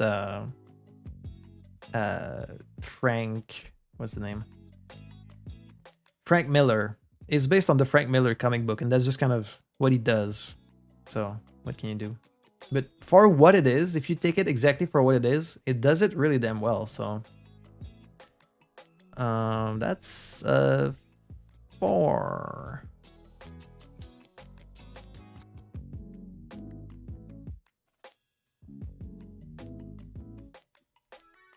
Carlito's Way, 1993, directed by Brian De Palma. I'd never heard of this movie, didn't know anything about it. I think I put it on the list just because Al Pacino was in it, and it was one of my big surprises this year. It's really, really fucking good. It's yet another like gangster movie where Al Pacino plays a gangster, but the twist is he plays a gangster that's out of prison and he's trying to go clean. You know, he's trying to get out of the life, but the life just won't let him go. And it's just really good. Like you get really invested in the character, and like he's in these difficult situations where like he's trying to be supportive to the people around him, but then they keep fucking up and trying to like drag him back in the life of crime. Like you get invested in his romance with the girl, and just you kind of know he's headed for like disaster, but you can't. You hope maybe he's gonna find some way to, you know. It's just really great. If you haven't heard of it, if you're a fan of Pacino or gangster movies or just good movies, highly recommend it. One of my favorite movies of the year.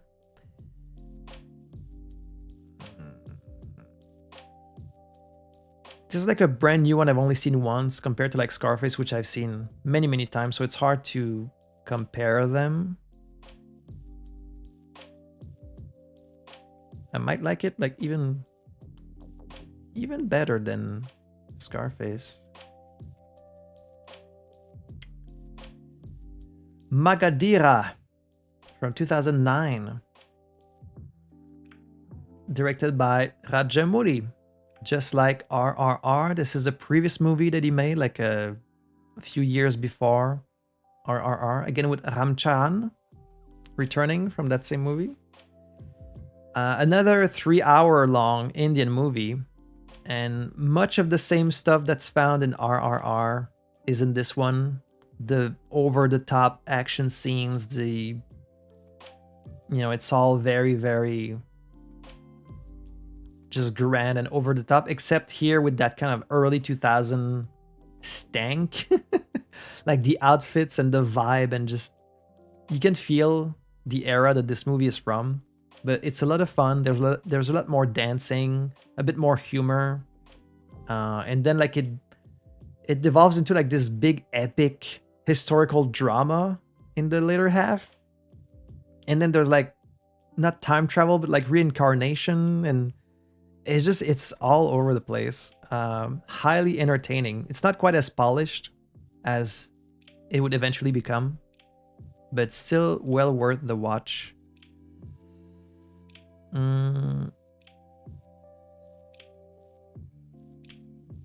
Put this like around here, maybe. I'm getting really hungry. Dallas Buyers Club from 2013, directed by Jean-Marc Vallée, starring Matthew McConaughey. Based on a real story, which I only learned after making it again. Like, I watch a lot of movies and I always go into them trying to know as little as possible. And so I'm like, I don't know what this movie is about. Let's find out. And so you watch the whole movie, like, wow, that was really interesting. And then at the very end, in the credits, they show you like, this is based on the life of so-and-so. And you're like, oh, okay. I thought this was all fictional. And then you have to kind of judge the movie differently, because now it's not just a movie, it's an adaptation of someone's real life. And so, like, if you take it in the bubble, this movie, you know, it's one thing, but then you read about the real guy that it's based on, and they're like, well, they showed him to be really homophobic, and he actually wasn't like that. And, you know, there's like a few things they do different, and either it's because they want to add more drama, or like because, like, who knows why they change some of these things, but you kind of can't help but judge these decisions. Like, from a just filmmaking standpoint, it's a really good movie, really good performance from Matthew McConaughey. Jared Leto, I don't know. Everyone's very complimentary of it. I think he's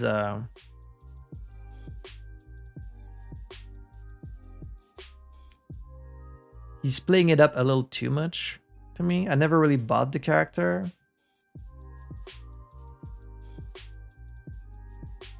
And yeah, there's a lot of changes they made in the story that are like a bit strange. But if you look at it just purely as a movie, I think it's a 4.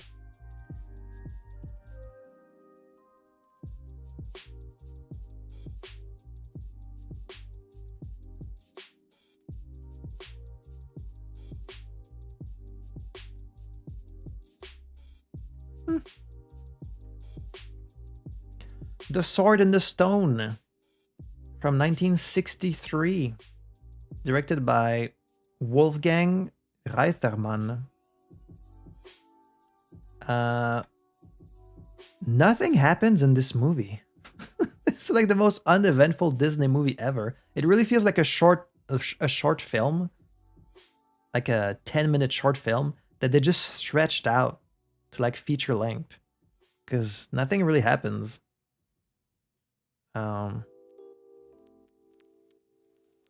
Yeah, that was my one take. It was like, that was a whole lot of not much.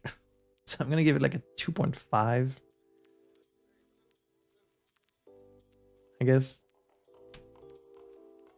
Godzilla vs. King Ghidorah from 1991, directed by Kazuki Omori. This one has like a time travel plot, which is sort of novel. It's something they hadn't really tried before, but it's a real step back towards the Showa era compared to the rest of this Heisei era. Forgettable characters, pretty bad action. Yeah, the soundtrack was especially boring. So, kind of average when it comes to the Godzilla. 2.5.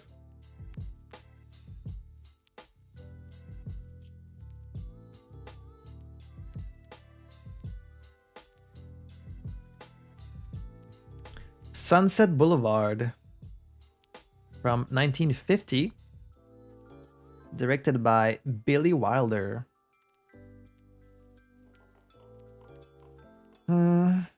Interesting setup. Doesn't quite reach the heights that I thought it had the potential to. Like, you see it build up this kind of very tense situation, and it never quite explodes the way you think it will, you know? But good movie, good dialogue, interesting premise. 3.5.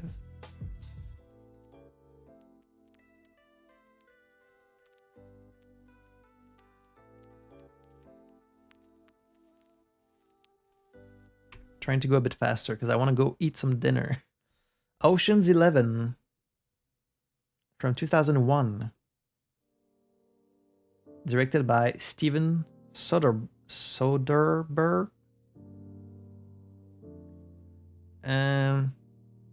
It's okay. Like, the heist itself is mildly entertaining, but you just see them gather all the people, and then you see them do the heist, and you don't see them having to actually solve any of the problems that they're running into. Like, they just already have the plan all prepared, so they don't really face any adversity. The whole thing feels really on rail to me. Like, the dialogue is pretty good, but the characters I found poorly established because you don't really have that much time to get to know them. And I fucking hate the ending. Like, the whole movie, this guy's trying to win back his wife, who has left him for this other guy because he's a liar and like a robber. And then at the end, she goes back with him because he robbed the place. Like, it doesn't make any sense. It felt really insulting. The casino owner in this did nothing wrong. He was done dirty. It feels like Julia Roberts' character has no like self-respect, or just going back with the guy because he, I don't know, tricked her. So that kind of left a bad taste. 2.5.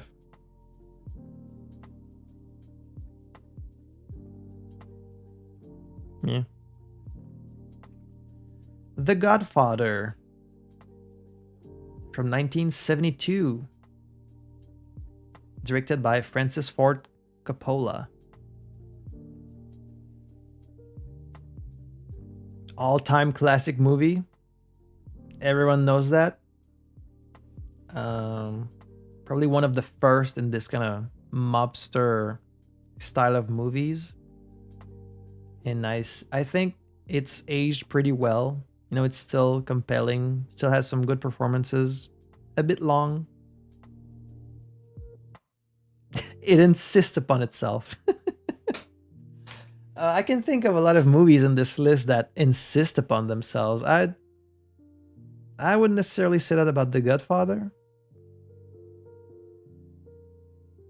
It has yet another woman that like has no self-respect and just goes back with a guy that dumped her just because he asks. And I'm like, oh, I know. I know the Family Guy bit you're referencing. It insists upon itself, Lois.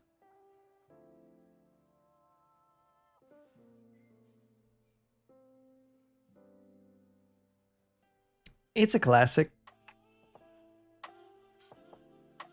4 stars.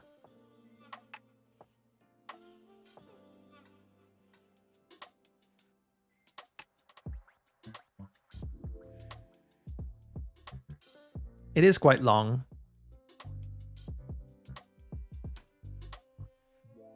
Godzilla and Mothra. Or Godzilla vs. Mothra, 1992. Directed by Takao Okawara.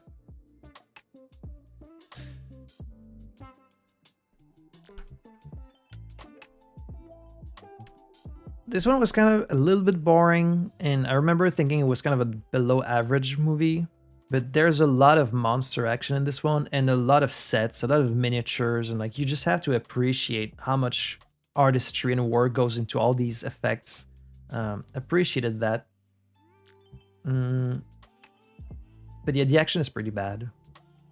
But like the effects and the miniature work and all that stuff elevates it to like an average Godzilla movie. Like a 2.5.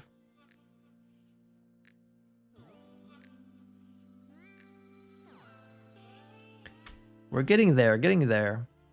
The World's End from 2013. Directed by Edgar Wright, the last in the Cornetto trilogy with Simon Pegg and Nick Frost. I think it's a bit weaker than the other two movies. I will say I went into it not knowing anything. So when the twist happens, I had no idea. And I was like, oh, okay. That's what we're doing? That's what we're doing? All right.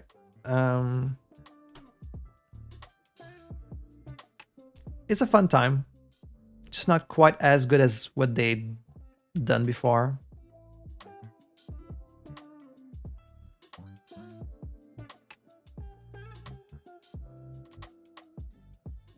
Give it like a 4. The Running Man from 2025, directed by, again, Edgar Wright. 2 Edgar Wright movies in a row.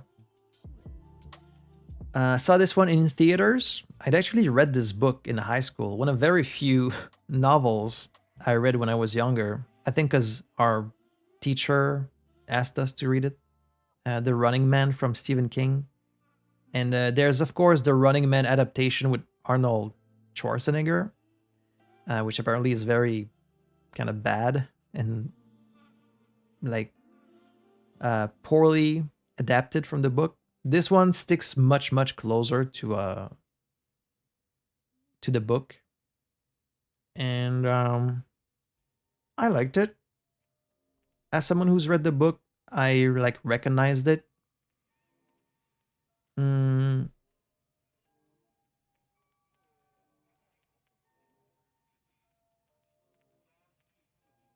It didn't quite have like that kind of grimy noir vibe that I was getting from reading it, but you know, maybe that was just my own interpretation. But it's fast paced. It's fast paced. It's got good action. It's pretty stylized.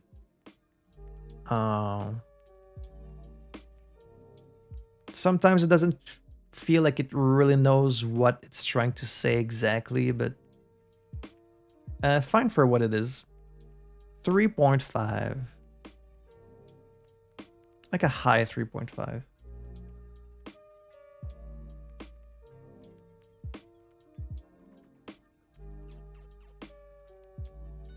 But I'm a Cheerleader from 1999, directed by Jamie Rabbit.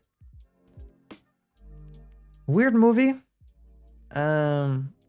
It's like this lesbian girl who's sent to like a conversion camp, and then I think it's kind of like a low budget. It feels very low budget, kind of indie movie, and you can tell, like it feels a bit cheap. It feels like an SNL skit almost, and like there's potential for comedy in this idea. It's just not funny. Like none of the jokes are really that funny. It kind of tries to play it straight, no pun intended. Like it tries to have these emotional beats, but you're like, this is a silly fucking movie. Like it's played as a joke, so why are you trying to like be serious? I know the tone is all over the place, and I mean, I think making a movie about gay people in '99 is already kind of, I guess, progressive. But it's just a shame it's not a better movie. So it's gonna be like a 2. Like a pretty low 2. There's just not much in there. Ride Your Wave from 2019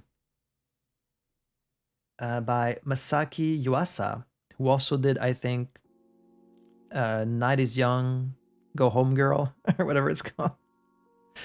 Um, Night is Short, Walk On Girl. Um,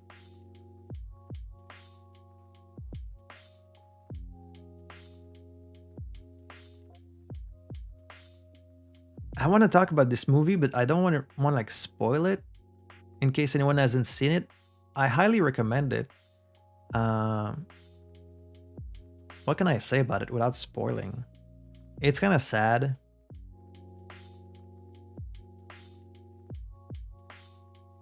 Yeah, I don't want to spoil it. I'm just gonna say it deals with like kind of something you could interpret different ways, and I wish it kept it ambiguous, and then the end kind of confirms it one way.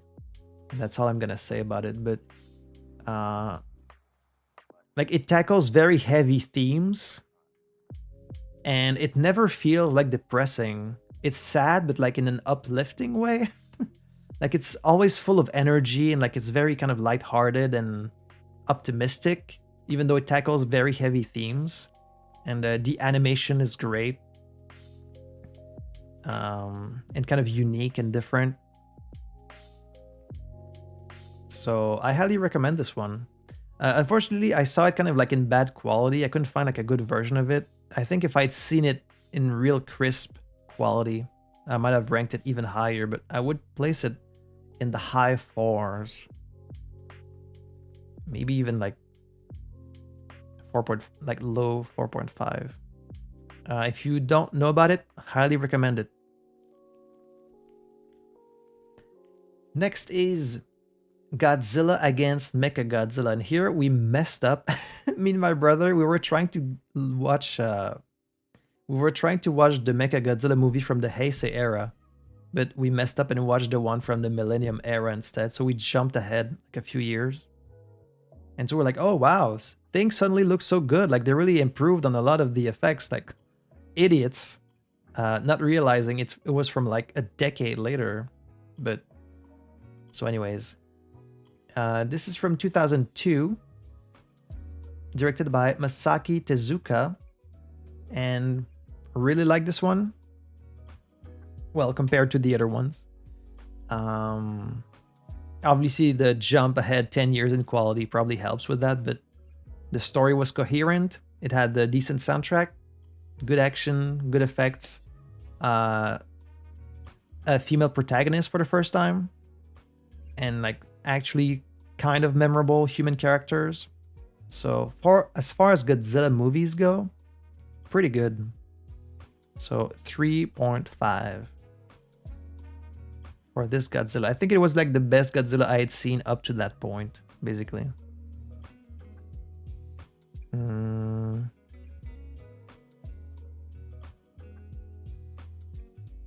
Put that like here.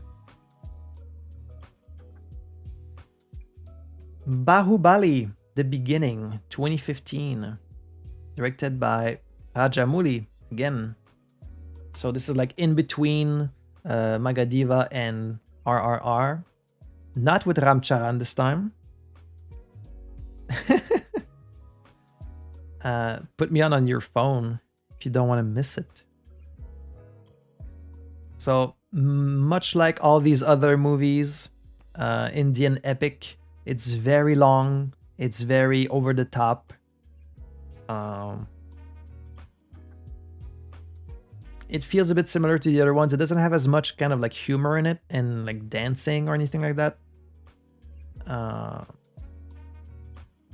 It's more like this epic fantasy movie, and then it turns into like a war movie at the end. And like the big battle at the end of this movie is as close as you're gonna get to like a live action Dynasty Warriors game.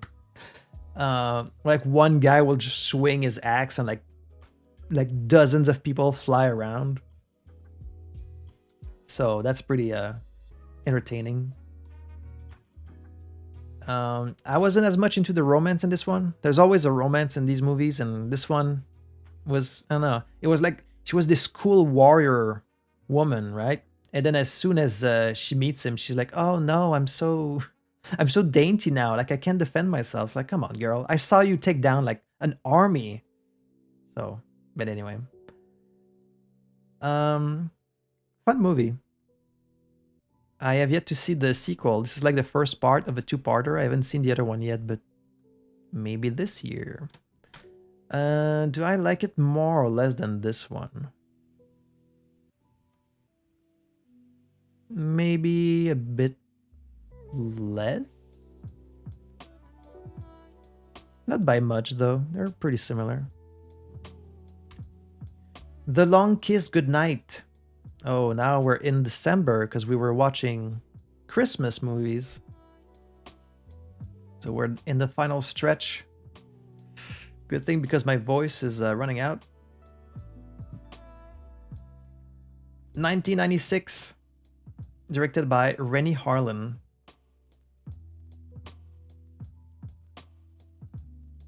With Sam Jackson and Gina Davis. Very 90s. Upon watching it, I was going to give it a 3, and then I gave it like an extra half a star because the script is very good. There's some like funny moments. Samuel L. Jackson is always fun in every movie, this one included. The tone is a bit uneven, and the plot is completely ridiculous, but you know, it's a fun watch. So it's like a 3.5, I'd say. And it's not a Christmas movie, but it takes place on Christmas.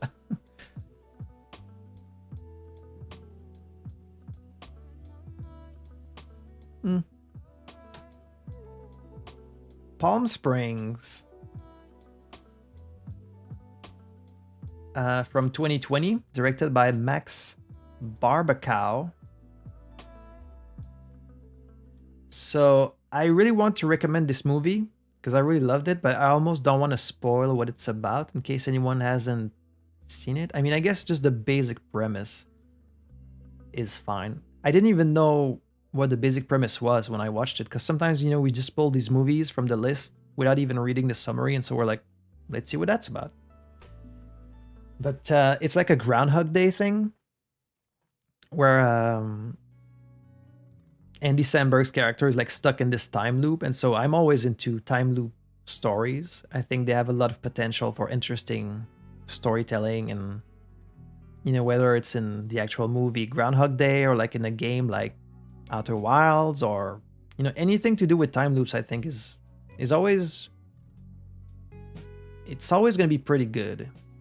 And this one was great as well. What can I say about it without like spoiling? I think they managed to really put a new spin on the time loop like idea. They tried something here that I haven't really seen done in any other similar story. I thought it was going to be more like a goofy comedy, you know, because it's fucking Andy Samberg. But it actually, like, there's some funny stuff in there, but a lot of it is kind of played straight. I wish it leaned a bit more into the comedy, but it's still a great movie.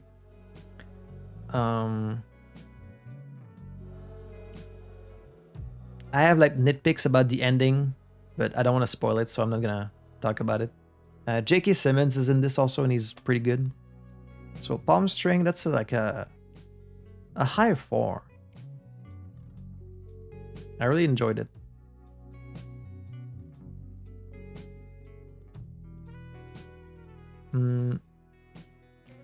Like up here. Godzilla versus Mechagodzilla 2. This is the one we meant to watch. From 1993, directed by Takao Okawara. Below average movie. Below average Godzilla. The human plot is really bad. The acting is really bad. Forgettable characters. It does have more monster action than most of the movies up to that point, so that's nice, but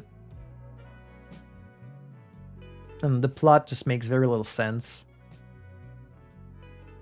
Below average Godzilla. It's like a 2.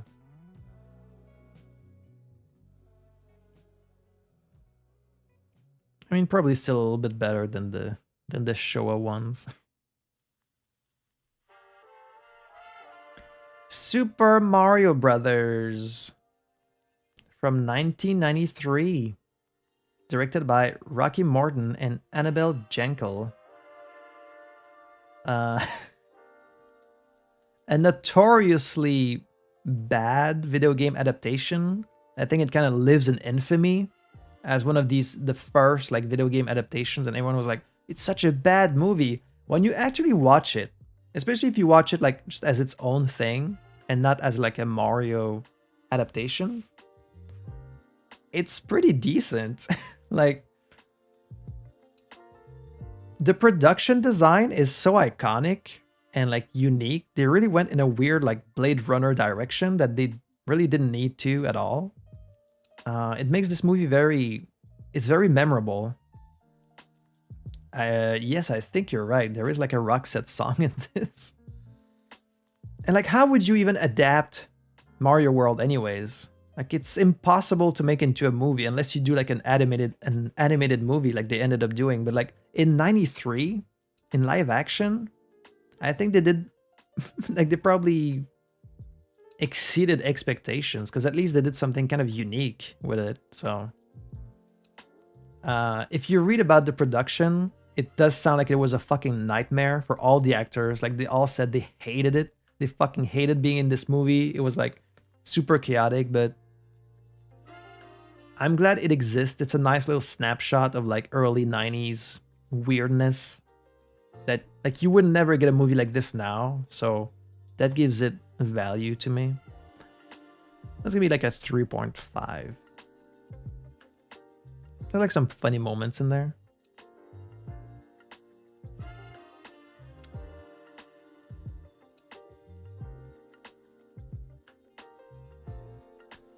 Mulholland Drive from 2001, directed by David Lynch.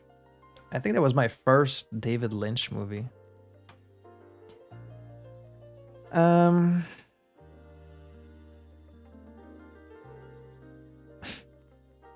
Girlfriend did not like this movie.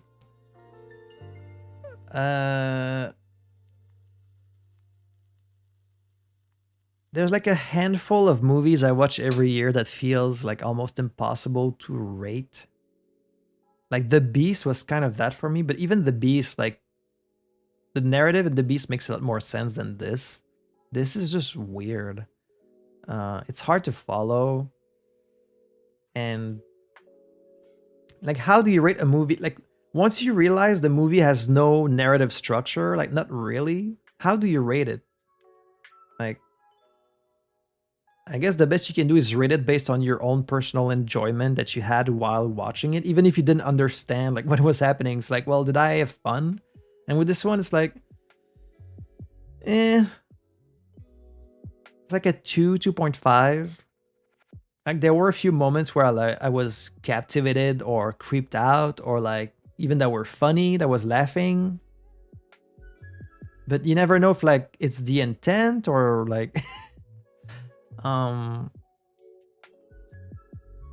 it's a very, very long movie also. So like, yeah, you get some of these strong moments, but they're like few and far betweens in a very long runtime. And like, after you've seen all of it, and if you start reading a bit more about it and like putting the pieces together, you can kind of make some connections in the plot and be like, oh, okay, so that's what this was about. And like, you kind of need to do your homework to understand it. And a lot of it is not even explained. It's just up to your interpretation, I guess.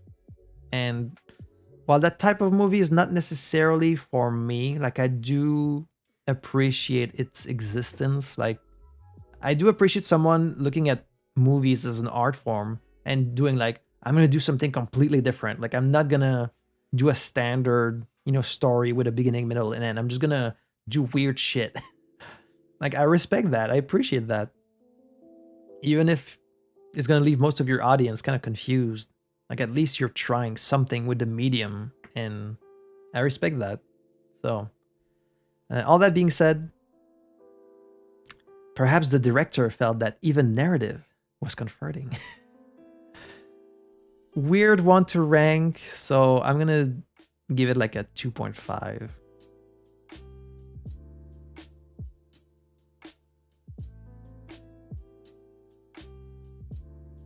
Weird movie. Some positive, some negative. Probably should not even get a rating at all, just because it's so artsy, but... The Holdovers from 2023, directed by Alexander Payne. Christmas movie. It's really excellent. It's shot like an older movie. Like, you know, it feels shot on film. It just looks and feels like an older movie. Like, movies don't really feel like that anymore, and so I really appreciate that. Good acting, great acting, compelling story, and I love when, like, I'm not typically super into drama movies, but I like when drama is kind of like they hint at the tragedy brewing beneath the surface instead of like just punching you in the guts with like some big tragedy. It's more like, no, like just inside all of us, there's like a little bit of tragedy, and this is more that type of movie. So I really, really enjoyed this one. It's going to be like a 4.5.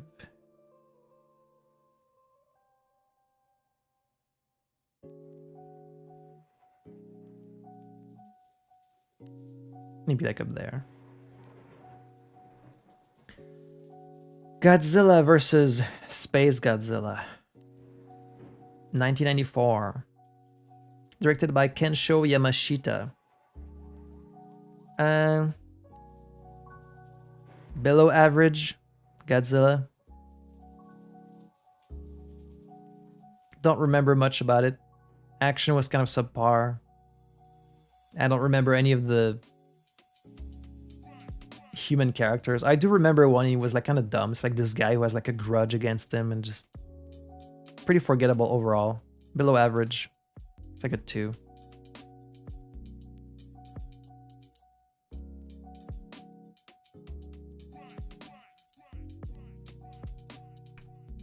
A Room with a View.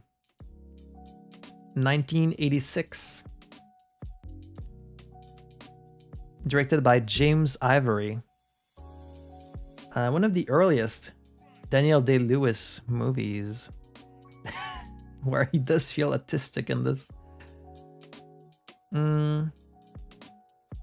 There's some beautiful scenery in costumes, and the side characters, especially Daniel Day-Lewis in this, is very entertaining. The main romance, though, which is like the main point of the movie, I didn't really buy into. They have like one single conversation, and it's not like a romantic one. And then we're meant to believe that they're like in love now. The next thing you know, he kisses her, and she's like, "Oh no, I can't see you again." It's like, when did that happen? So it was fine overall. Give it like a 3. There's a very long sequence of just 3 naked dudes like bathing in like a lake, and you see a lot of little dicks dangling around, and it's not a scene that like contributes anything to the story. They just wanted to film that. It's like, I respect it.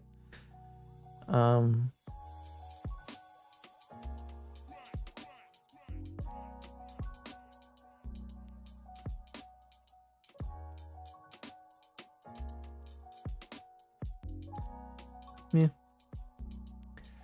Godzilla vs. Destoroyah from 1995. Destoroyah! Directed by Takao Okawara. This was a really good Godzilla. We also watched this like to the day on its 30-year anniversary, I think, which was just a coincidence. This is the best entry in the Heisei era to me. A lot of good effects, good miniature work, good action. Destoroyah is like really menacing. He's a great antagonist for Godzilla. And I a lot of hype moments where like me and my brother were like cheering, like, oh yeah, fuck yeah, like just big hype moments, um, especially in this one. And this was kind of like meant as the end of the Godzilla series. Like they, spoiler, they kill him off in this movie. Um, and it's surprisingly like emotional. You kind of find yourself feeling something at the end of the movie because of the way it's shot and because of the music and like because you've seen all the other movies before then. So very effective, even though they would just bring him back like 4 years later. But you know, very strong Godzilla, probably the best one. It's better than Mechagodzilla.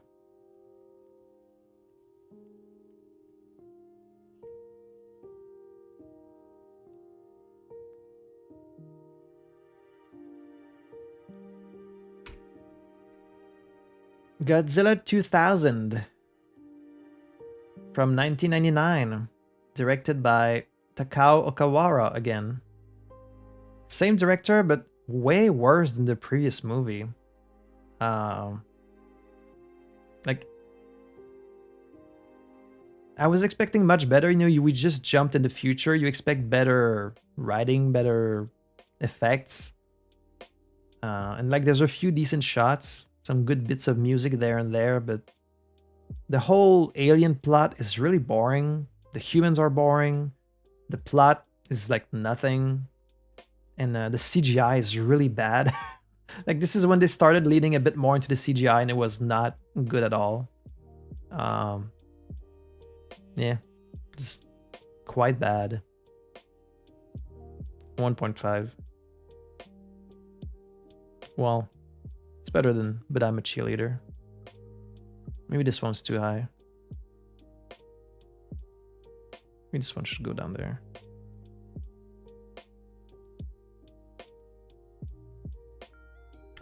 Jingle All the Way from 1996. Directed by Brian Levant. This whole movie is written and shot like it's a cartoon. In fact, I'm convinced they started it as a cartoon and then just decided to do it in live action because so much of it, like if you imagine it taking place in a cartoon, it makes perfect sense.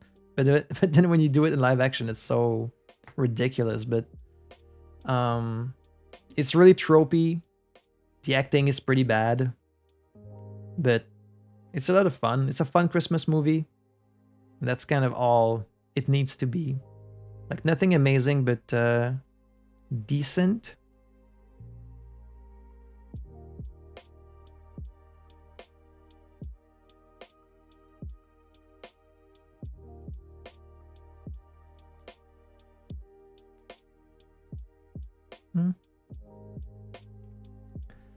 National Lampoon's Christmas Vacation, 1989. Directed by Jeremiah Chechik. So, when I was a kid, this movie would be on TV every single year, and my dad would always watch it, and he would always laugh and like always say, "Ah, such a good movie." And like I didn't really remember much about it, and so finally watched it. It's bad. I didn't like it. It's not funny. It feels very cheap. Like I didn't really laugh at any of the jokes. It's just I didn't really find anything good about it. So 1.5.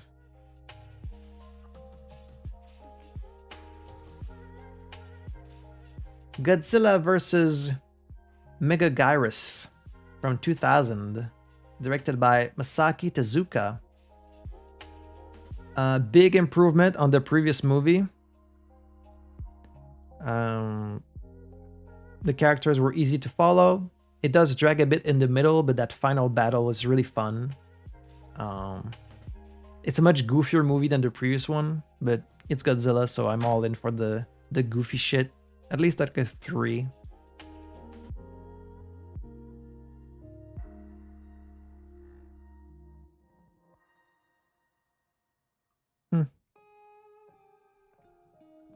The Santa Claus, 1994. This is like right around Christmas. So like last week, I think we watched that. Directed by John Pasquin. Oh, we got a peak Santa Claus. So am I, Radikar author, would you agree that this is like a fucking Cronenberg body horror movie? Because that's how it reads to me. Like, the first half especially is pretty funny. Like, Tim Robbins has like a lot of funny lines. Wait, is it Tim Robbins or Tim Allen? Tim Allen, sorry. Tim Robbins is another guy. A lot of funny lines. But then, like, it really feels like Santa Claus is a fucking SCP. Or like a curse. His whole personality gets overwritten over time. His body changes against his will. And like, the person he used to be just completely disappears. And becomes this other person. It's like a body horror movie. I know it's played for a laugh, but I was like, that's such a weird idea. And yeah, no one, like, Santa dies at the beginning and then no one mentions it ever again. Like, none of the elves seem to miss him or be like, oh, maybe we should try. Like, no one mourns him. No one tries to bring him back. It's really like just this curse that must be passed on to someone else. Weird film. Like, it like dives into some serious stuff. So I felt kind of meant to take it seriously, but then some of it is so deeply silly. I don't know. I guess they wouldn't care if the other guy was also just some random guy. I read that a lot, that like a bunch of people had a crush on the Bernard elf. What is it? Is it like the dreads? Like, is it the... I don't know what is it about this character, but like a bunch of people were into him. Fun overall. It's like a 3, I think.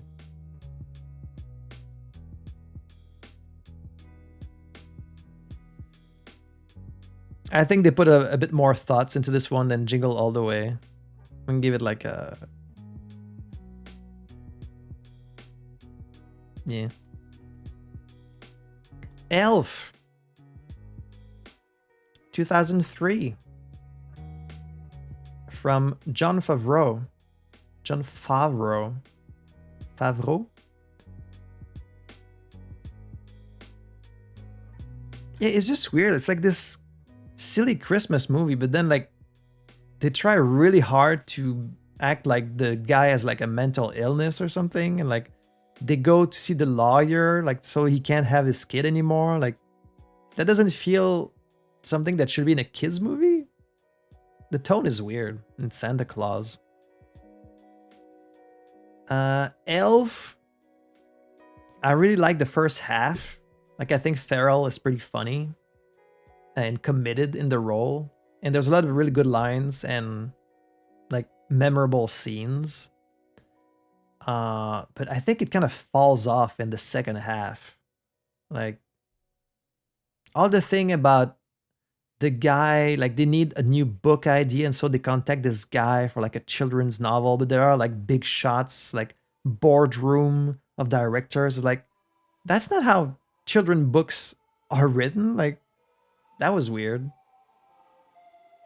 And then the whole thing about like, oh, we need people to believe in Santa so his sleigh will fly, but then like, does no one believe in Santa? And then like they get 10 people to sing a Christmas carol, and now he's able to fly, and I'm like, well, what about all the other people in the world that are celebrating Christmas? And I know I'm way overthinking it, but I am still streaming Yasmin after 6, almost 7 hours. We're still at it. I'm almost done though. We're at the Christmas movies now. So Elf, Elf is gonna be another 3-star. But I think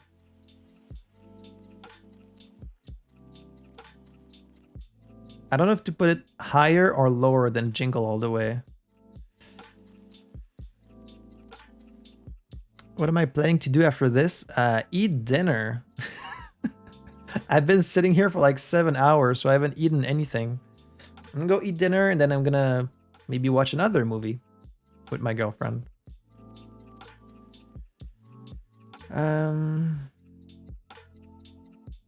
Oh, you want to see the Expedition 33 DLC? I've recorded 2 episodes of that already. One of them is already up on the Patreon. So if you want to watch it, you can check out my Patreon. It's on there. You just gotta drop me a couple bucks. And if not, it'll come out on Friday, I think. Friday or Monday. No, Friday is Silk Song. Okay, then Monday. Anyways, it's coming out pretty soon. But it's on the Patreon. And it's gonna go here.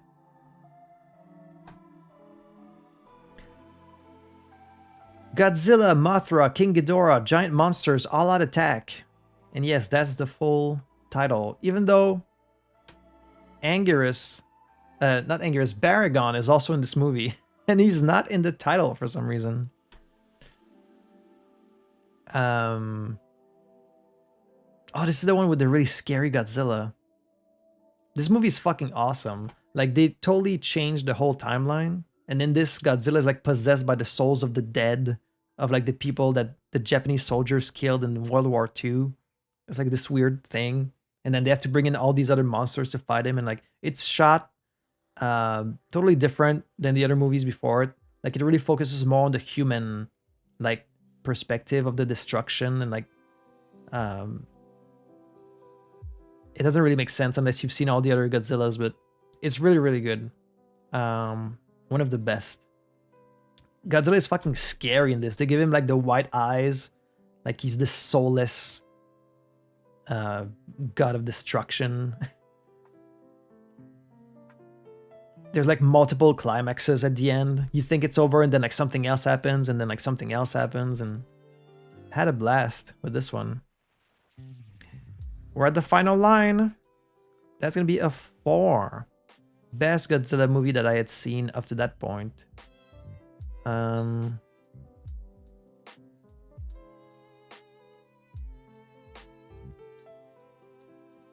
Climaxes.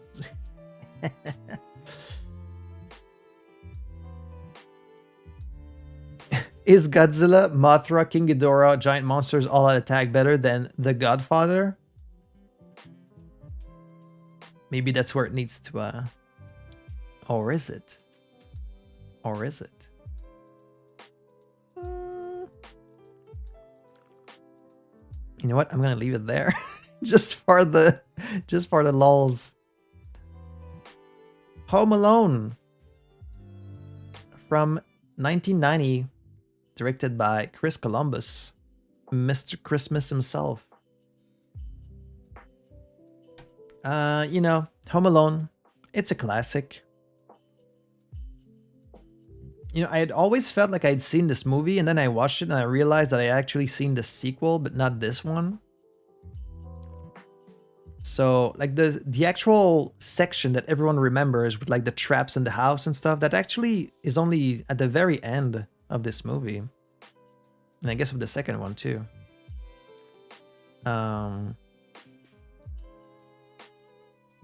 It's not like particularly funny or any of that, but what it does have is it has a great Christmas vibe to it.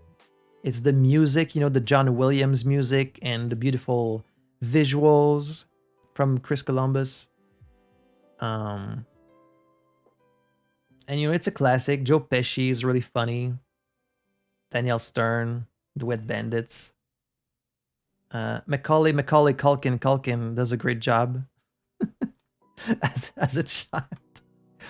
It's a classic. I would give it like a pretty high score. Just for its status as a classic movie.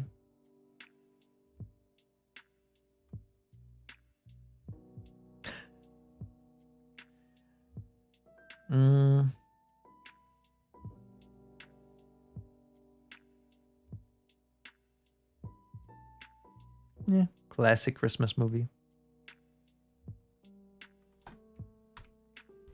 Godzilla Tokyo SOS from 2003. Directed by Masaki Tezuka again. Very average Godzilla movie. I mean, at this point, I'd seen like over 20, so they start to all kind of blend in together. So you're waiting to see like something new or something interesting, and this one was very average. It's all stuff we've seen before. Mothra's fucking useless. The actions and the miniatures were really good, but the story is kind of nothing. I was disappointed that it wasn't following the character from the previous film, like the female character. Now it's just some other people, and it was very average. It's like a low 2.5.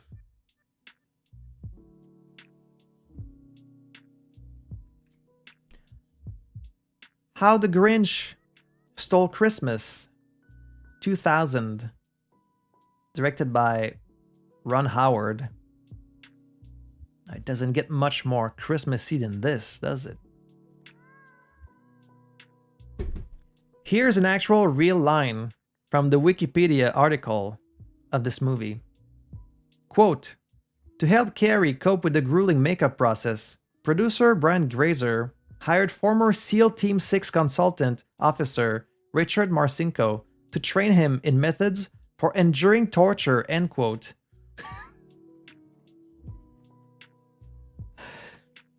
He found it so difficult to have the makeup applied that they brought him a fucking SEAL Team 6 guy to teach him how to endure torture. Now, that's commitment. This movie's pretty peak, right? We can all agree. I think it gets a bad rep. The production design is crazy. Like, they build the whole city.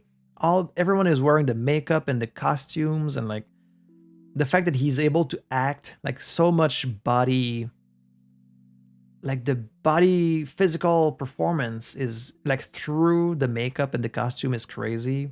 It's pretty funny. It's good for children and adults. Very horny film.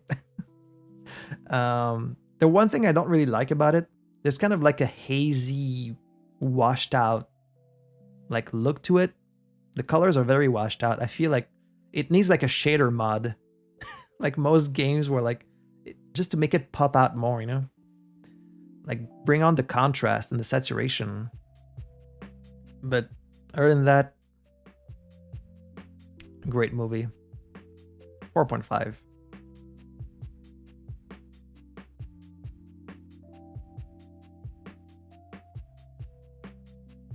Godzilla Final Wars. Now, we watched the whole Godzilla marathon, like I think 28 movies up until that point. And it was all leading up to this one, the final Japanese Godzilla before, because we'd already seen Shin Godzilla and -1. This is the one we hadn't really seen. And so this game is like, not this game. This movie is like the fucking Avengers Endgame of Godzilla movies. They bring in all the monsters from all the previous movies. And it's this crazy over the top, like now there's even martial arts fights with the humans. Instead of just being people talking, it's people fighting, and then the monsters are fighting, and then the people are fighting the monsters, and then it gets fucking crazy.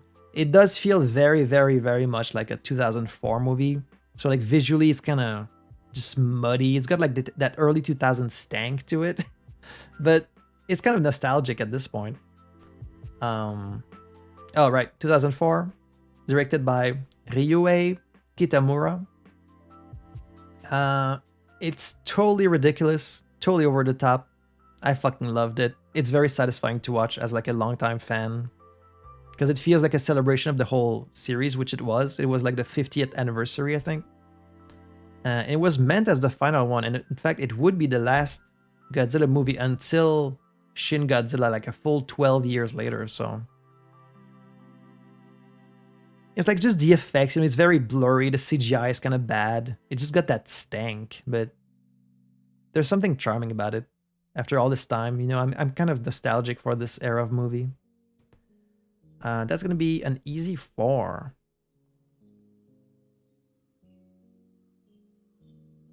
Mm, different vibe than this one. This is like a better Godzilla movie overall, but this one is so crazy. Like, yeah. All right. Godzilla 2014. The American one. Directed by Gareth Edwards. I knew they made like a American one.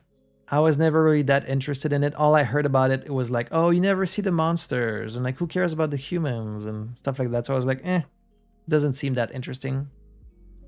We watched it at my brother's, and he's got like a pretty good home cinema with like good sound and stuff like that. Surprisingly good. I was happily surprised. Like, it's shot really well. The sound design is really excellent, and I love how, like, this is the movie that gives the best perspective of like what would it feel like as a human-sized person to see these giant monsters. And none of the Japanese movies really do that other than this one. There's like these long uninterrupted shots that follow the action. Like, you start by seeing like the shape in the distance, and then like a car falls down, and like you follow that, you see the people walking. Like, I love long uninterrupted shots. The trailer is really good. Like, it does feel like a lot of it is kind of built for the trailer, but and it's true that when some action starts, it does tend to cut away, but it didn't bother me as much as I thought it would. I just don't like Godzilla's design in this, and that's really getting to like nitpick, but I've seen so many Godzillas, and I don't like the American one. He's got like the really flat head, like the little short snout, and like the really thick neck. I don't know. I don't like how it looks. That's not Godzilla to me, but the movie itself is very strong. It's like a 3.5, maybe even a 4. It just sucks that they have Bryan Cranston in the beginning, and he's really good in it. But then he's gone from the movie in the first like hour, 30 minutes. I wish they found a way to keep him throughout the rest of the movie, but it's quite strong.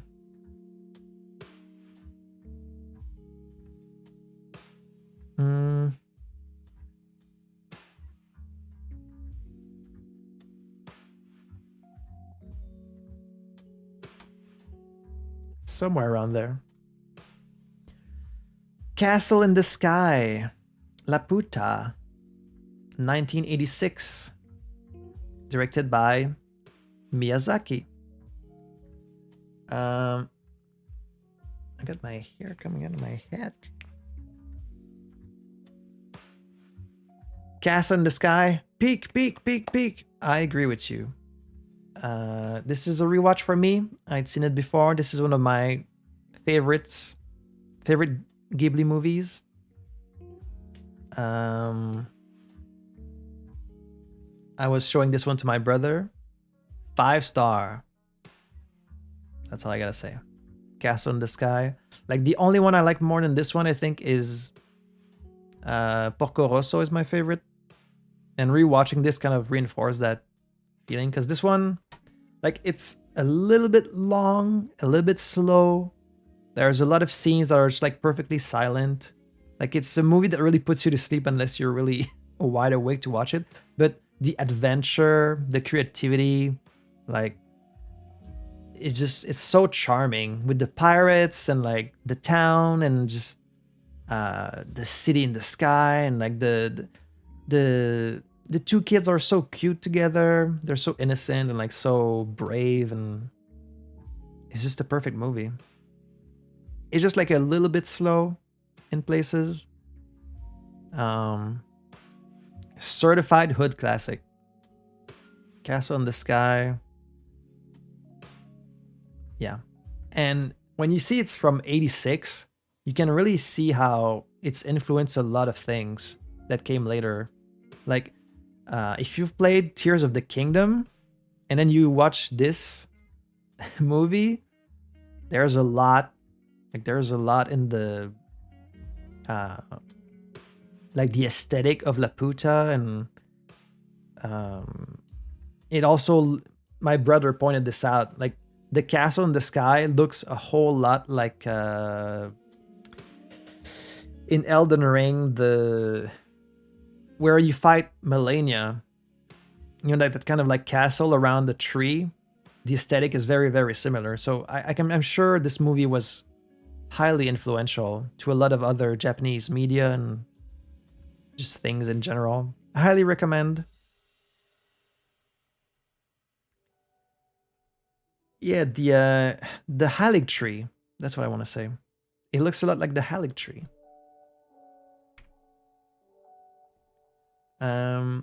Godzilla, King of the Monsters from 2019.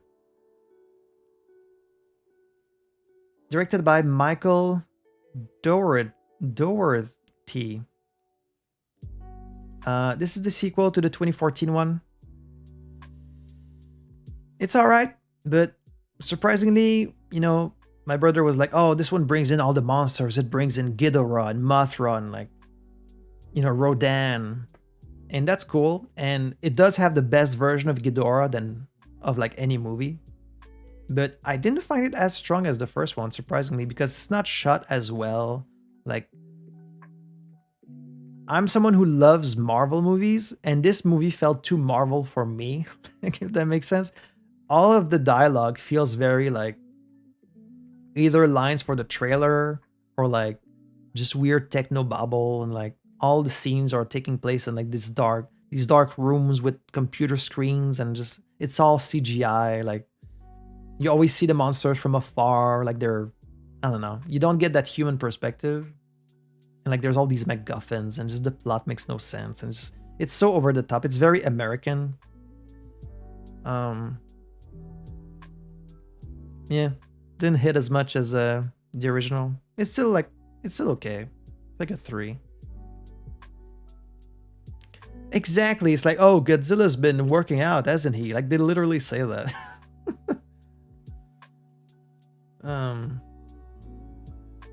Yeah. Godzilla's been really working out.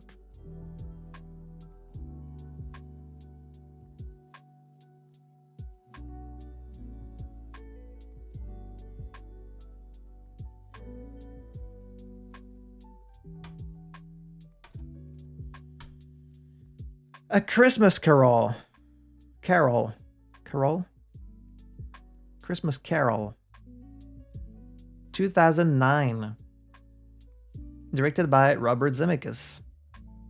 What are we feeling about this movie? Because the ratings for this one are all over the place. The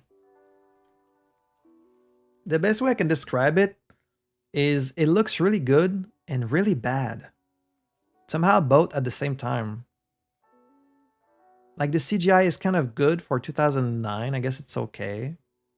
But the art direction and like the style, it's kind of lifeless, and it's all mocap, but there's like an uncanny quality. And if it's supposed to be like this charming Christmas movie, why is it so scary and creepy?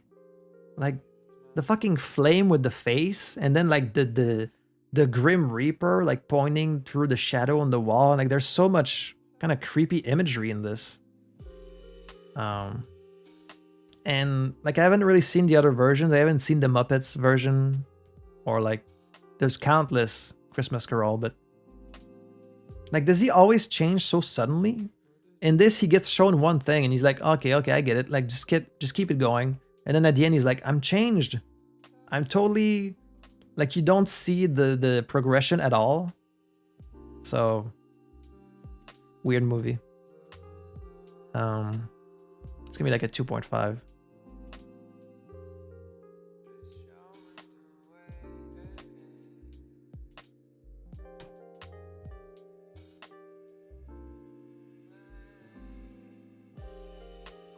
No Other Choice. We watched this like literally 3 days ago. Directed by Park Chan-wook.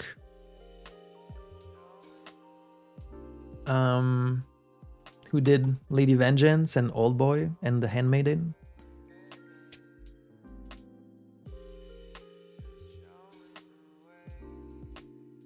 Um, if like me, you've seen The Office and you watch this movie and you're able to not spend the whole time thinking about Michael Scott Paper Company, that's all I was thinking about this whole movie. Because it's a guy that works in paper and then like he gets fired and he's trying to like find his way back into the paper industry and goes in some weird places, but the cinematography is really excellent. There's so many shots and like transitions where I was like, oh, look at that. Never seen that before. I'm like, that's cool. That's creative. Like it really stood out to me. And this social commentary, this is a movie from this year. And at the end, they're like, oh, the AI is controlling all the factory, so we don't need to hire that many workers. And you're like, that's a little too relevant, isn't it? Very strong movie overall. I do recommend it. That's gonna be a 4.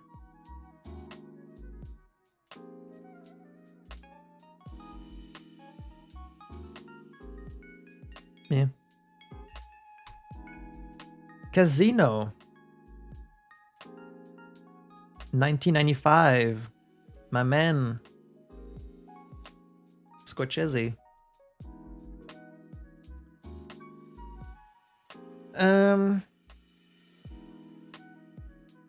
Yeah, I've seen a lot of Martin's gangster movies at this point, and they do tend to kind of like, they're getting a bit familiar because just he's done so many, and it's a lot of the same things, the music, all the different songs playing on repeats, like this long playlist while stuff is happening, and like the exposition of all the different characters, and like, oh, this people and these people and these people.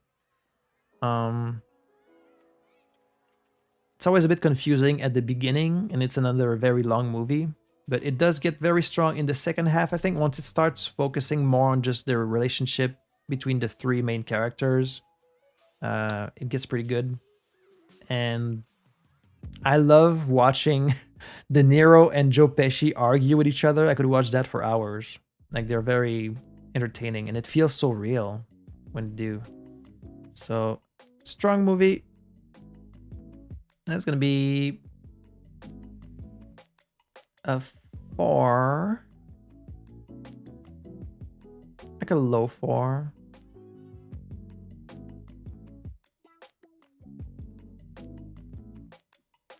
And finally, what better movie to end this very long list than the masterpiece, The Cat in the Hat.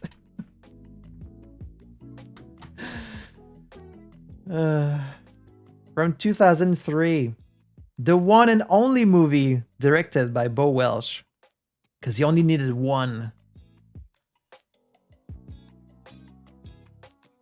Honey, it was ruined when she bought it.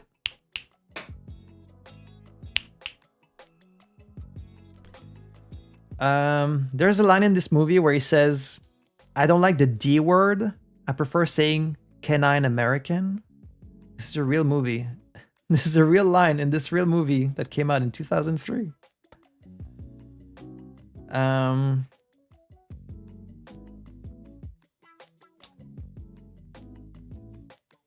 I don't even know what to say about this movie.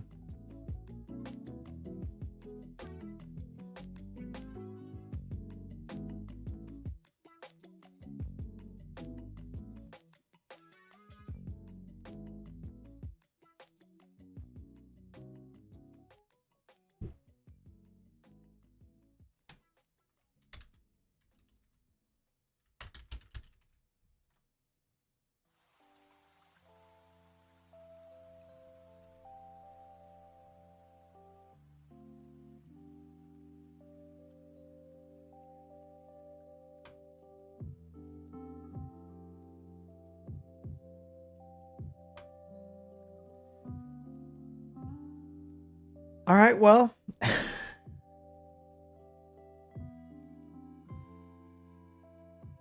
I've been streaming for 7 hours and 15 minutes. Oh, thank you for the lock. Thank you for that. I don't know how many people are still watching at this point. 6 people. Hey, thank you all 6 of you. At our peak, we had... I can't see it. I'm gonna see it later. You've been here for all of it. God damn. You're a real trooper, Marstuff. Thank you. Thank you, Steven. Thank you, Radical Author. Thank you, Francis. And my lovely girlfriend. Not expecting crazy views for these streams. It's fine. She's contractually obligated to be here. This took a very long time as I expected. I don't know if I'm going to do it every year. It always takes much longer than I think it will. But I want to maybe give people like some recommendation. I mean, I love talking about movies. I spend so much of my year watching movies, so I love to talk about them. And hey, people are gifting subscriptions in the chat. Okay. If I have to give you like maybe 10 recommendations for a movie that are maybe like a bit lesser known, definitely watch RRR, Carlito's Way, Enemy, Paranorman if you haven't seen it, really worth watching.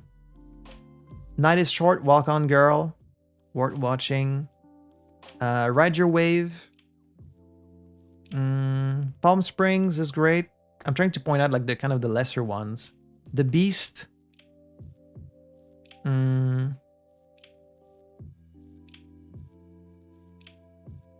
Vampire's Kiss. You know what? I think it's worth. Yep, absolutely worth watching. The Exterminating Angel. I recommend. I think that's about it. Melancholia. You know what? Watch Melancholia. Make up your own mind about it. It's a bit weird, but worth watching too. So these would be my recommendations. Living in Oblivion. Worth a watch too. Kind of a lesser known movie, but those would be my recommendations for the year. There's better movies, of course, but most of them are kind of well known. So, of course, anything that's up there, worth a watch. And of course, the one at the very bottom. You know what? Just fucking watch it. If you can find something good about it, I would love to know. Because I thought it was dog shit. But thank you everyone for tuning in. Thank you everyone who's watching this maybe later. Because I'm sure people are busy today. And plus, who has the time to watch fucking 7 hours of some random guy talking poorly about movies? Apparently you guys do. So, thank you all so much for tuning in. If I'm not mistaken, Friday will be the first Silk Song episode on the channel. There's still, of course, a bunch of Clair Obscur. You will not be ranking movies.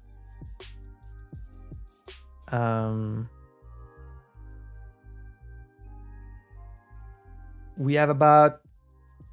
Let me watch my fake watch. About 2.5 hours until the new year for us in Quebec. Some of you are already way past the new year. Some of you maybe on the West Coast aren't there yet. But Happy New Year, everyone. Thank you for tuning in. And if you're watching this maybe later, let me know in the comments like what movies you watched this year. Like what's your top 5? If you have some recommendations for movies for me, please let me know. I'm always looking for like new movies to watch. So if you have recommendations, leave me some comments. And if you wildly disagree with some of my takes, which I'm sure you're bound to, let me know. I'm open to discussing it. Maybe you'll influence my rating. So thank you so much for watching, and I will see you again very soon. Bye-bye.